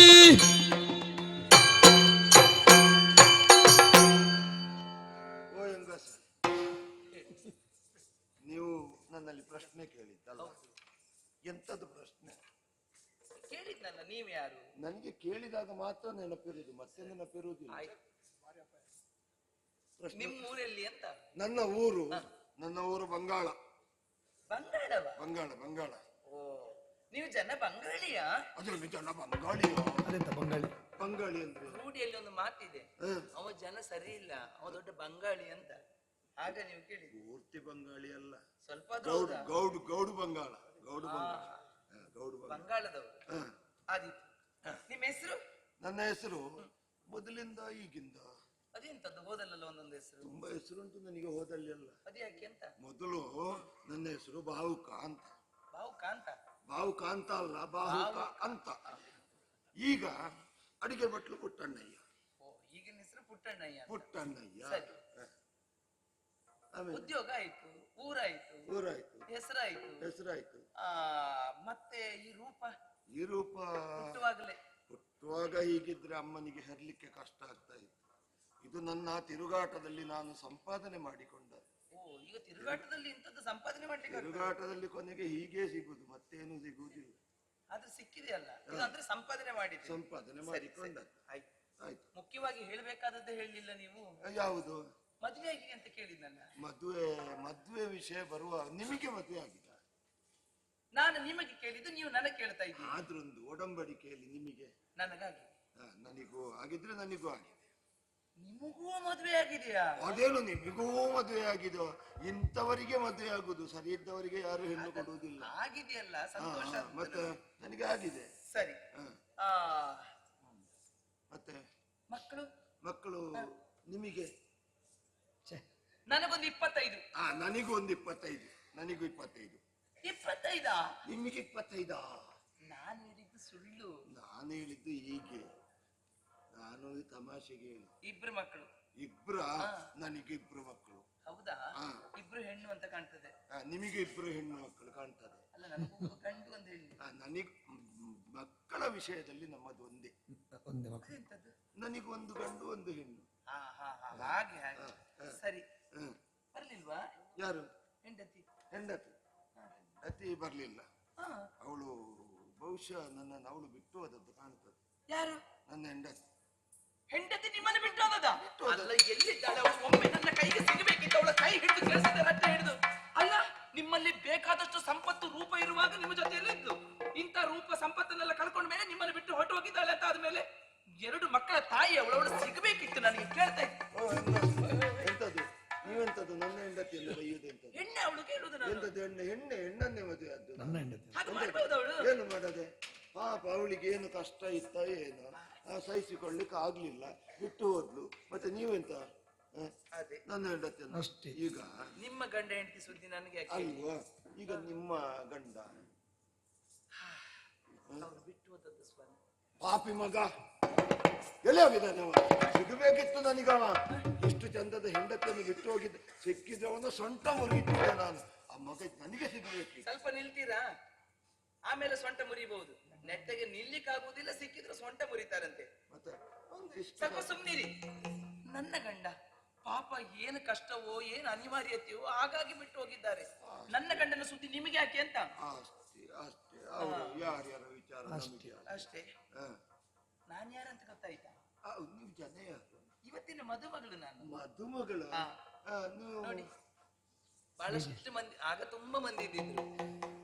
ಮದುವೆ ತಡ ಆದ ಕಾರಣ ಎಲ್ಲ ಹೊರಟೋಗಿದ್ದಾರೆ. ಇಂಥವ್ರು ಸಾಕು ಬಿಡಿ. ಆಗ ಇದ್ದದರಲ್ಲಿ ಆದೀತಪ್ಪ. ಇವರೆಲ್ಲ ಮದುವೆ ಆಗ್ಲಿಕ್ಕೆ ಬಂದದ್ದು. ಒಳ್ಳೆ ಹುಡುಗನನ್ನು ಆರಿಸಿ ಒಂದು ಮದುವೆ ಆಗಿ. ಯಾರನ್ನು? ನೋಡಿ ಎಷ್ಟೆಷ್ಟು ಚಂದದವರೆಲ್ಲ. ಒಳ್ಳೆಯವರು ಇದ್ರಲ್ವಾ ಆರಿಸುವುದು? ಏನು ಆರಿಸದೆ? ಅಲ್ಲದಿದ್ರೆ ಮತ್ತೇನು? ಚಕ್ರವರ್ತಿಯ ಹೆಂಡತಿ ನಾನು. ಇವರೆಲ್ಲ ಸಾಮಂತವರು ಬಂದವರು. ಚಕ್ರವರ್ತಿ ಅಂತ ಹೇಳಿದ್ರೆ ತಂದೆಗೆ ಸಮಾನ, ಮಡದಿ ತಾಯಿಗೆ ಸಮಾನ. ಅವಳನ್ನೂ ಮದುವೆ ಆಗಬೇಕೆನ್ನುವಂತ ಮನಸ್ಸು ಇರಿಸಿ ಬಂದಿದ್ದಾರಂತ ಆದ್ರೆ ಇವರೆಲ್ಲ ಇವ್ರ ಜೊತೆಯಲ್ಲಿ ನಾನು ಮದುವೆ ಆಗುವುದಾ? ಇವ್ರು ಯಾರನ್ನು ನಾನು ಒಪ್ಪುವುದಿಲ್ಲ. ಹಾಗಿದ್ರೆ ನಿಮಗೆ ಈ ಜನ್ಮದಲ್ಲಿ ಮದುವೆಯೇ ಇಲ್ಲ. ಹೇಳಿದ್ನ ನಾನು. ಮತ್ತೆ ನೀವು ಯಾರಾಗುದಿಲ್ಲ ಅಂತ ಹೇಳಿದ್ರೆ ಮತ್ತೆ ಮದುವೆ ಆಗ್ತದೆ? ಅವ್ರು ಯಾರನ್ನು ಆಗುವುದಿಲ್ಲ ಅಂತ. ಅವರನ್ನು ಯಾರನ್ನು? ಗರ್ವಿತರಲ್ಲಿ ಮನಸ್ಸೆನ್ನುವುದೇ ಇಲ್ಲ ನನಗೆ. ಗರ್ವಿತರು ಬೇಡ, ಮತ್ತೆ ಯಾರಿದ್ದಾರೆ? ನನಗೆ ನಿಮ್ಮ ಮೇಲೆ ಮನಸ್ಸು. ನನ್ನ ಮೇಲೆ? ನಿಮ್ಮ ಮೇಲೆ ಮೋಹ ನನಗೆ. ಮೋಹ ನನ್ನ ಮೇಲೆ? ತರುಣಿ ಮೋಹ ಯಾಕೀಗ ಎಲ್ಲೋಳು ತಿರುಕರಿಂದತಿ ತಿರುಕ ಜಗದಳು. ತರುಣಿ ಮೋಹ ಯಾಕೀಗ ಎಲ್ನೋಡು ತಿರುಕರಂದತಿ ತಿರುಕ ಜಗದಳು. ನಾ ತಿರುಕ ಜಗದಳು, ನಾ ತಿರುಕ ಜಗದಳು. ದೊರೆಕುಮಾರಿ ಕೇಳ್ ನಿನಗೆ ಯೋಗ್ಯವೇ, ದೊರೆಕುಮಾರಿ ಕೇಳ್ ನಿನಗೆ ಯೋಗ್ಯವೇ. ಪರರ ಸೇವೆಯು ದಿನವ ಕಳೆಯುವೆ, ಪರರ ಸೇವೆಯು ದಿನವ ಕಳೆಯುವೆ. ತರುಣಿ ಮೋಹ ಯಾಕೀಗ ಎನ್ನೋಳು ತಿರುಕರಿಂದ ತಿರುಕ ಜಗದಳು, ತಿರುಕ ಜಗದಳು, ತಿರುಕ ಜಗದಳು. ತರುಣಿ ಯಾಕೀಗ ಎನ್ನೋಳು. ಎಷ್ಟು ಬೇಗ ಇದ್ರು ನಿಲ್ತೀರಲ್ಲ. ನಾವು ನಿಲ್ಲಿಸುವುದ ಸರಿಯಾದ ಸಮಯಕ್ಕೆ ನಿಲ್ಲಿಸ್ತೇವೆ. ಎಷ್ಟೊತ್ತಿಗೆ ನಿಲ್ಲಿಸ್ತೀರಿ ಅಂತ. ವಯಂಗಸಿ ನಿಮ್ಗೆ ತಲೆ ಸರಿ ಇಲ್ಲ. ಯಾಕೆ? ನೀವು ಹೋಗಿ ಹೋಗಿ ನನ್ನನ್ನು ನೋಡಿ ಮೋಹ, ಹೌದಪ್ಪ, ಅದು ನನ್ನನ್ನು ನೋಡಿ ನಾನು ಹೇಗಿದ್ದೇನೆ ಅಂತ ಕಲ್ಪನೆ ಮಾಡಿಕೊಂಡಿದ್ದೀರಾ? ಕಲ್ಪನೆ ಯಾಕೆ? ಕಾಣ್ತಾ ಇದ್ದೇನಲ್ಲ. ಈ ಅಕರಾಳ ವಿಕರಾಳ ದೇಹವನ್ನು ನೋಡಿ ನಿಮಗೆ ಮೋಹ. ನನಗೆ ಮೆಚ್ಚುಗೆ ಆಗಿದೆ. ನಿಮಗೆ ಮೆಚ್ಚುಗೆ ಇರಬಹುದು, ನನಗೆ ಮೆಚ್ಚುಬೇಕಾ ಬೇಡವಾ? ಯಾಕಾಗುದಿಲ್ಲ? ನನ್ನಿಂದ ಆಗಬೇಕಲ್ಲ. ಏನು ನಾನು ಮದುವೆ ಆದ್ರೆ ನಿಮ್ಮನ್ನು ಸಾಕಬೇಕಲ್ಲ. ಸಾಕ್ಬೇಕಪ್ಪ? ಹೇಗೆ ಸಾಕುವುದು ನಿಮ್ಮನ್ನು? ಏನಾಗಿದೆ? ದುಡಿಲಿಕ್ಕೆ ಕೂಡದವ ಸಾಕುವುದು ಹೇಗೆ? ಓ, ನನಗೆ ಉದ್ಯೋಗ ಉಂಟಾ? ಆಗ ಮತ್ತೆ ನಮ್ಮಲ್ಲಿ ಬೇಕಾದಷ್ಟು ಉಂಟು. ಹಾ. ಅಪ್ಪನಲ್ಲಿ ಹೇಳಿ ನಿಮಗೆ ವ್ಯವಸ್ಥೆ ಮಾಡೋಣ, ನೀವು ದುಡಿಯುವುದು ಬೇಡ. ಮಾವನ ಮನೆಯಲ್ಲಿ ಬಿಡಾರ ಮಾಡುವ ಅಳಿಯ ನಾನಲ್ಲ. ನಾನೇ ದುಡಿಬೇಕು. ನಾನು ನನ್ನ ಹೆಂಡತಿಯನ್ನು ಸಾಕಬೇಕು. ದುಡಿಯೋಣ, ನಾನು ಜೊತೆಗೆ ಬರ್ತೇನೆ. ಎಂತದು ದುಡಿಲಿಕ್ಕೆ ದುಡಿಲಿಕ್ಕೆ? ಅದೆಲ್ಲ ಆಗೋದಿಲ್ಲ. ಮನೆ ಹೆಣ್ಣು ಮಕ್ಕಳನ್ನೆಲ್ಲ ದುಡಿಸಿ ನಾವು ಯಜಮಾನರಾಗುದು ಬೇಡ. ನಾನ್ ದುಡಿಬೇಕು, ಹೆಂಡತಿಯನ್ನು ಸಾಕಬೇಕು. ಆ ಸಾಕುವ ಚೈತನ್ಯ ಇಲ್ಲ, ಆದ್ರಿಂದ ಬೇಡ. ಅಲ್ಲ, ನೀವು ಯಾಕೆ ಆಗುದಿಲ್ಲ ಅಂತ ಆದ್ರೂ ಬೇಕಲ್ಲ. ನಾನು ಹೇಗಿದ್ದೇನೆ, ನನ್ನ ದೇಹ ಹೇಗುಂಟು? ಮದುವೆ ಬೇಡನ ವೃದ್ಧನಾದೆನೋ, ಮದುವೆ ಬೇಡನ ವೃದ್ಧನಾದೆನೋ, ಮದನ ಕೀಳಿಗಿ ಒದಗಲಾರೆನೋ, ಮದನ ಕೀಳಿಗಿ ಒದಗಲಾರೆನೋ. ಮೊದಲ ಸತಿಯನಿ ತುಳಿಯಲಾರದೆ, ಮೊದಲ ಸತಿಯನಿ ಪೊರೆಯಲಾರದೆ, ಹದನಗೆಟ್ಟು ದೇಶಾಂತರ ತಿರುಗೀತಿ.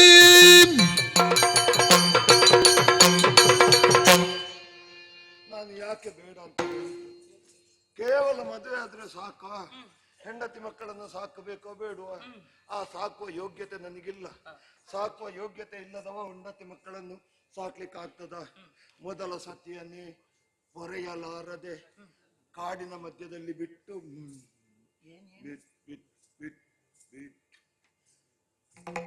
ನಿಮ್ಮನ್ನು ಬಿಟ್ಟದಲ್ಲ, ನೀವೇ ಹೆಂಡತಿಯನ್ನು ಬಿಟ್ಟದ್ದು. ನಾನು ಸುಳ್ಳು ಹೇಳಬೇಕು ಅಂತ ಮನಸ್ಸು ಮಾಡಿದ್ರು ಕೆಲವು ಸಲ ಸತ್ಯವೇ ಬರುವುದು. ಕೆಲವು ಸಲ ಅಲ್ಲ, ಸತ್ಯ ಯಾವತ್ತಿದ್ರೂ ಹೊರಗೆ ಬಂದೇ ಬರ್ತದೆ. ಹೌದು. ಹೌದು. ಒಂದು ಕಾಲದಲ್ಲಿ ನನ್ನನ್ನೇ ನಂಬಿ ಬಂದ ಹೆಂಡತಿಯನ್ನು ಕಾಡಿನ ಮಧ್ಯದಲ್ಲಿ ಬಿಟ್ಟು ಬಂದವ ನಾನು. ಆದ್ದರಿಂದ ಇನ್ನು ಮದುವೆಯಾಗಿ ನಿನ್ನನ್ನು ಸಾಕುವುದಕ್ಕೆ ನನ್ನಿಂದ ಸಾಧ್ಯವಿಲ್ಲ. ಮಾತ್ರ ಅಲ್ಲ, ಹೆಂಡತಿಗೆ ಏನನ್ನೂ ಕೊಡ್ಲಿಲ್ಲ ಅಂತ ಆದ್ರೂ ಗಂಡನಾದವ ದೇಹ ಸುಖವನ್ನು ಕೊಡಬೇಕು. ಕೇಳಿದ್ದ ನಾನು ನಿಮ್ಮಲ್ಲಿ. ಕೇಳದಿದ್ರು ನಿಮಗೆ ನಾನು ಮದುವೆ ಆಗಿ 2 ಮಕ್ಕಳಿದ್ದಾರೆ, ನನಗೂ ಮದುವೆ ಆಗಿ 2 ಮಕ್ಕಳಿದ್ದಾರೆ. ಬೇಡ ನಮಗೆ? ಕೇಳದಿದ್ರು ನಾನು ಕೊಡಬೇಕಲ್ಲ, ನನ್ನ ಹೊಣೆಗಾರಿಕೆ ಅಲ್ವಾ? ಒಂದು ಒಳ್ಳೆ ಸಂಸಾರ ಮಾಡುವ ನಾವು. ನನ್ನ ದೇಹ ನೋಡಿದ್ದೀರ, ವೃದ್ಧನಾಗಿದ್ದೇನೆ, ಮದನ ಕೇಳಿಗೆ ಒದಗಲಾರೆ. ನನಗೆ ಬೇಡ ಮದುವೆ, ನನಗೆ ಬೇಡ. ಎಷ್ಟು ಚೆನ್ನಾಗಿ ಮಾತಾಡ್ತೀರಿ ಸ್ವಾಮಿ. ನೀನೇ ಕಲಿಸಿದ ಜಾಣ ನುಡಿಗಳ ಅನೇಕ ವೀರ್ಪುದು ಅಂತಿರಲಿ ನಿಜಗಳ, ರೂಢಿಯೊಳಗೆ ಈ ರೂಪು ಸೊಬಗನ್ನು ಮಾಡಲರಿಗಿನಿ ಸೃಷ್ಟಿ ಬ್ರಹ್ಮನೋ. ಕಾಣಿಸೈಬವೋ ಭಾಗ್ಯ ಉಣಿಸಿದೆ, ಏನು ದೃಢವೋ ಕಲ್ಮನಕ್ಕೆ ಮೆಚ್ಚಿದೆ. ನೀನೇ ಕಲಿಸಿದ ಜಾಣ ನುಡಿ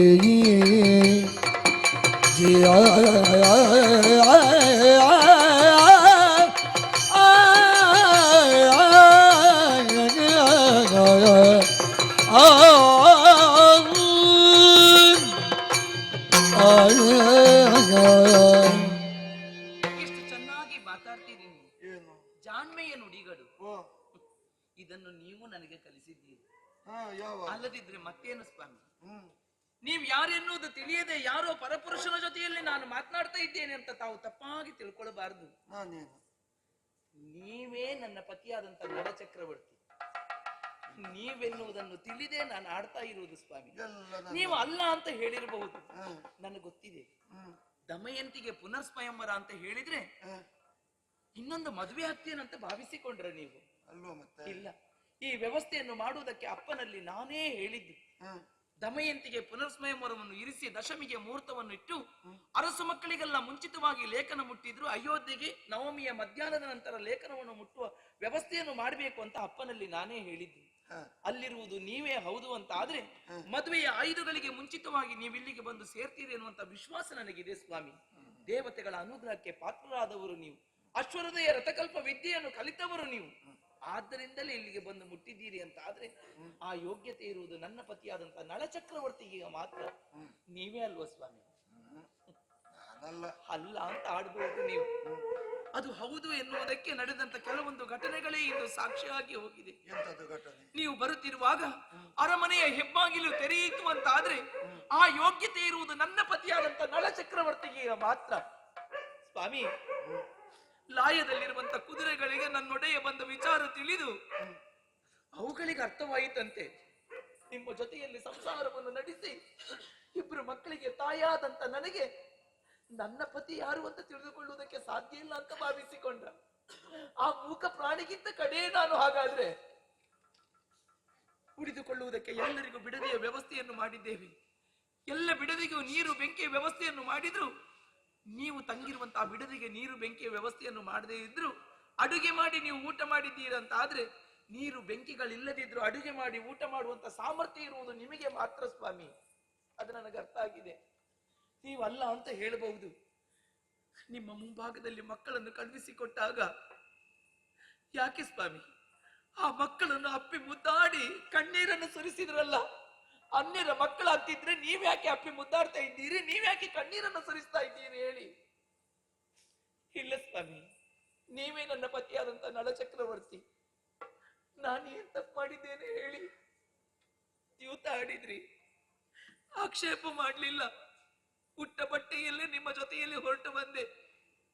ಮಾನ ಮುಚ್ಚುವುದಕ್ಕಾಗಿ ಸೀರೆ ಸೆರಗನ್ನು ಕೊಟ್ಟೆ. ನಿಮ್ಮ ಚಂಗೆಯಲ್ಲಿ ಮಲಗಿದಾಗ ಆ ಸೀರೆ ಸೆರಗನ್ನೇ ಹರಿದು ನನ್ನನ್ನು ಕಾಡಲ್ಲಿ ಬಿಟ್ಟು ಹೊರಟು ಹೋದ್ರಲ್ಲ, ಅಂದೇ ನಾ ಸಾಯ್ಬೇಕಿತ್ತು ಸ್ವಾಮಿ. ಆದ್ರೂ ಆ ಉಸಿರನ್ನು ಗಟ್ಟಿಯಾಗಿ ಹಿಡಿದುಕೊಂಡಿದ್ದೇನಂತ ಆದ್ರೆ ಅದಕ್ಕೆ ಕಾರಣ ಒಂದಲ್ಲ ಒಂದು ದಿನ ನೀವು ಬಂದೇ ಬರ್ತೀರಿ, ಮತ್ತೆ ನಾವು ಒಂದಾಗ್ತೇವೆ, ಮತ್ತೆ ಸಂಸಾರವನ್ನು ನಡೆಸ್ತೇವೆ ಎನ್ನುವಂತ ಆ ವಿಶ್ವಾಸದಿಂದಲೇ ಬದುಕಿದವಳು ನಾನು. ಈಗಲೂ ನೀವಲ್ಲ, ನಿಮಗೆ ನಾನು ಬೇಡ ಅಂತ ಆದ ಮೇಲೆ ಮತ್ತೆ ಯಾರಿಗಾಗಿ ನಾನು ಬದುಕಬೇಕು ಹೇಳಿ? ಹದಿಬದೆ ಹೆಣ್ಣಾದವಳು ತಾನಾಗಿ ಸಾಯುವಂತ ಹಕ್ಕು ಅವಳಿಗಿರುವುದಿಲ್ವಂತೆ. ಸ್ವಾಮಿ, ಕೈ ಮುಗಿದು ಸೆರಗುಡ್ಡಿ ನಿಮ್ಮಲ್ಲಿ ಕೇಳಿಕೊಳ್ಳುವುದಿಷ್ಟೇ. ಯಾವ ಕೈಗಳಿಂದ ನನ್ನ ಕೊರಳಿಗೆ ಮಾಂಗಲ್ಯವನ್ನು ಕಟ್ಟಿದ್ರು ಅದೇ ಕೈಗಳಿಂದ ಒಂದಿಷ್ಟು ವಿಷ ಕೊಡಿ ಸ್ವಾಮಿ. ನಿಮ್ಮ ಪದ ತಳದಲ್ಲಿ ಬಿದ್ದು ಸಾಯ್ತೇನೆ.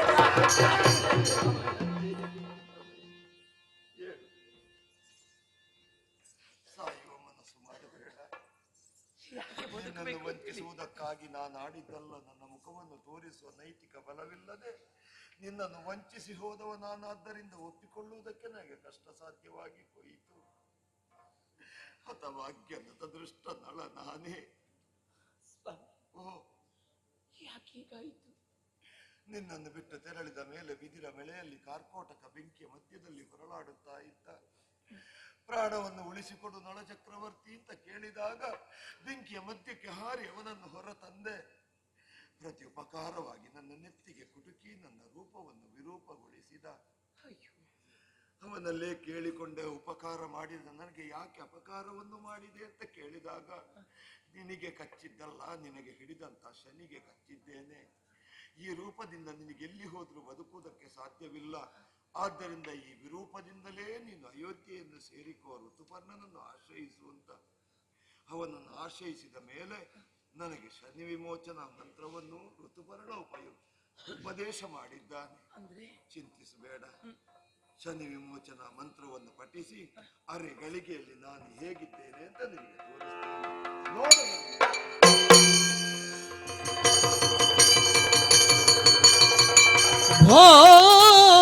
ನೆರಗಲು ತೆರಳಲ್ ನಳಂ ರಂಜಿಸಿದ ವಾರಿ ಜಾಪ್ತನ ತೇಜದಿ ಪತಿ ಚರಣ ಕಿರಗಲತಿ ಕಾರುಣ್ಯದಿಂದವಳ ತೆಗೆದಪ್ಪುತ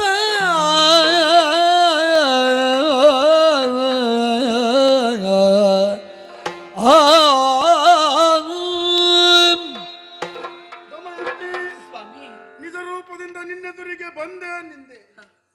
ಚಕ್ರವರ್ತಿಯಾಗಿ ನಾನು ಅದೆಷ್ಟೋ ಭವನೆಗಳನ್ನು ಅನುಭವಿಸಿದೆ.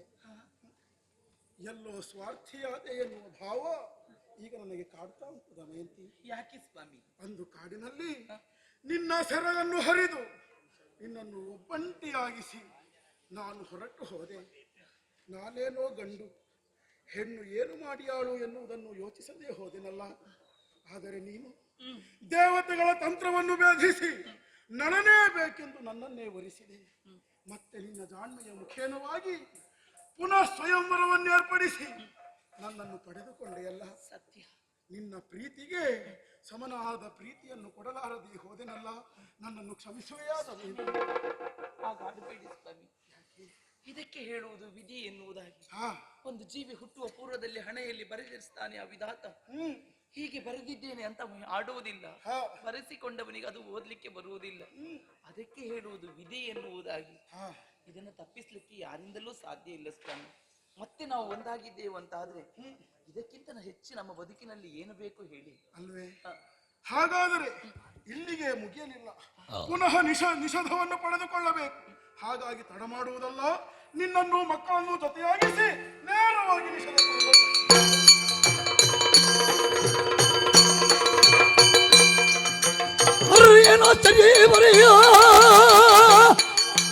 ಮುಷ್ಕರ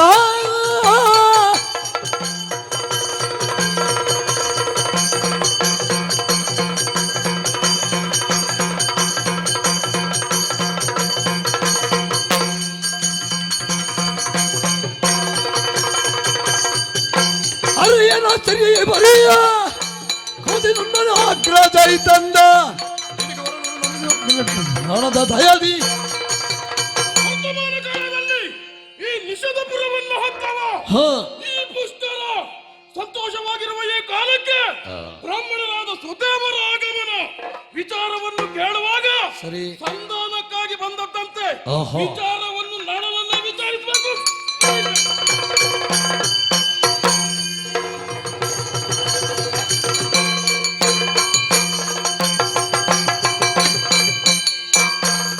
ಮಂದೆಯ ಎಲನುಪವರಣೀಯ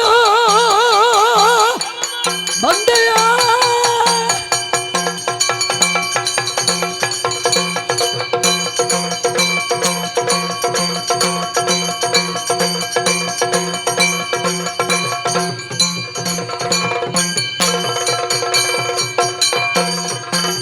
ಮಂದೆಯ ಎಲನುಪವರಣೆ ತಂದುಗಳಿಂದಲ ಭಾರಾನೆ ಆರ್ತಿಯೋಡಿ ಕ್ಷಣ ಕಳೆದಿ ಒಂದಂತಿಯ ಸಲಿಪುವಿನದಿ ಸಂಬಂಧದಲ್ಲಿ ನೀರಿಗೆ ಅಣ್ಣ. ಆದರೆ ಏನು ಮಾಡೋಣ ಹೇಳು? ಈ ನಿಷಧಪುರ ನನ್ನದಾಗಬೇಕು ಎನ್ನುವ ಉದ್ದೇಶದಿಂದ ಅದಷ್ಟೋ ಕುತಂತ್ರವನ್ನು ಮಾಡಿದೆ. ಜೂಜಾಡುವ ಮುಖೇನ ನನ್ನದಾಗಿಸಿಕೊಂಡೆ. ನಿನ್ನನ್ನು ವಿಪಿನ ಕಟ್ಟದೆ ಮರಳಿ ಬಂದೆಯ ಏನಂತ ಭಾವಿಸಿಕೊಂಡೆ. ಹಿಡಿದಿದ್ದೇನೆ ಕಟಾರಿ. ಪರಮ ಪಾಪಿ ನರಗೋರಿಯೇ ಎಲೆ ಪಾಪಿ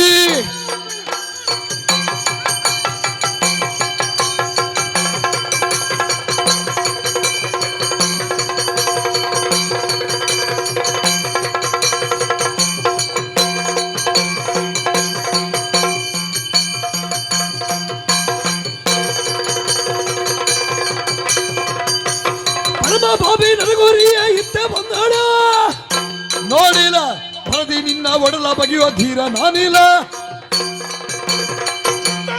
ಮಮಕಾರವನ್ನು ಮರೆತಿದ್ದೇನೆ. ಅಕ್ಷವಿದ್ಯೆಯನ್ನು ತಿಳಿದಿದ್ದೇನೆ. ನಿನ್ನ ಜೂಜಾಟ ಇನ್ನು ನನ್ನ ಮುಂದೆ ನಡೆಯುವುದಿಲ್ಲ. ಚಲವನ್ನು ಹುಡುಕುತ್ತಿರುವ ವಸ್ತು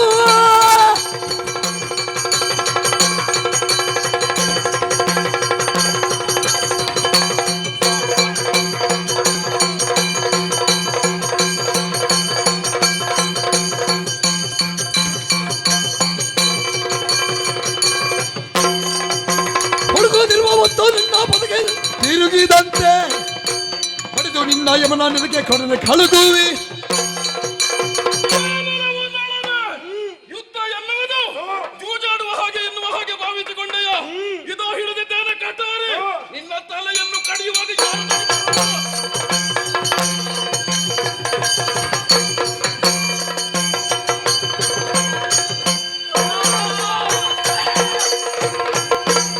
ಕೊಲ್ಲಬೇಡಿ ತನನು ರಕ್ಷಿಸಬೇಕು ಖುಲ್ಲನ ದಯದೀಗಿ. ವಲ್ಲಭ ಕೀಳ್ ಜಂಬುಕನ ಸಿಂಹ ಮುರಿಯುವುದು ಮಲ್ಲ ಸಾಗಸವಲ್ಲ ರಮಣ.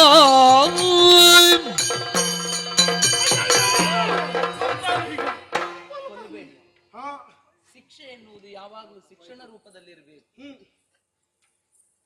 ನೀವು ಕೊಂದ್ರೆ ಅವ ಮಾಡಿದಂತ ತಪ್ಪಿನ ಅರಿವು ಅವನಿಗೆ ಆಗುವುದಿಲ್ಲ. ಈಗ ಜಂಬುಕನ ಮೇಲೆ ಸಿಂಹವನ್ನು ಸವಾರಿ ಮಾಡುವುದು ಸರಿಯಾ? ಹಾಗಾಗ್ತದೆ.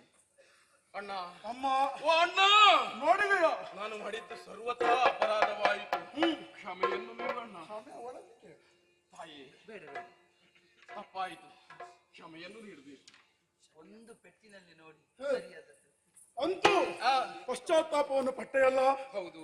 ನಿನಗೆ ನಿಷಧ ರಾಜ್ಯದ ಕೆಲವು ಪ್ರಾಂತ್ಯಗಳನ್ನು ನೀಡುತ್ತಾ ಇದ್ದೇನೆ. ಹೋಗಿ ಅದನ್ನು ಆಳಿಕೊಂಡು ಸುಖವಾಗಿರು. ನಿನ್ನ ಆಶೀರ್ವಾದ. ಎಂಬುದಿಗೆ ಯಾರೆಲ್ಲರೂ ಸತ್ಯವನ್ನು ಧರ್ಮವನ್ನು ಬಿಡದೆ ಆಚರಿಸುತ್ತಾರೋ ಅವರಿಗೆ ಶನಿಯೋ ಕಲಿಪುರುಷನೋ ಯಾವ ರೀತಿಯಲ್ಲೂ ಬಾಧಿಸಲಾರ ಎಂಬ ಈ ಸಾರಾಂಶದೊಂದಿಗೆ ಈ ಕಥೆಯನ್ನು ನೋಡಿದವರಿಗೂ ಆಡಿದವರಿಗೂ ಆಡಿಸಿದವರಿಗೂ ಶ್ರೀ ಶನೀಶ್ವರ ದೇವರು, ರಾಜರಾಜೇಶ್ವರಿ ಅಮ್ಮನವರು, ಶ್ರೀ ಕೋದಂಡರಾಮನು ಆಶೀರ್ವದಿಸಲಿ ಎಂದು ಕೇಳಿಕೊಳ್ಳುತ್ತಾ ಭದ್ರಂ ಶುಭಂ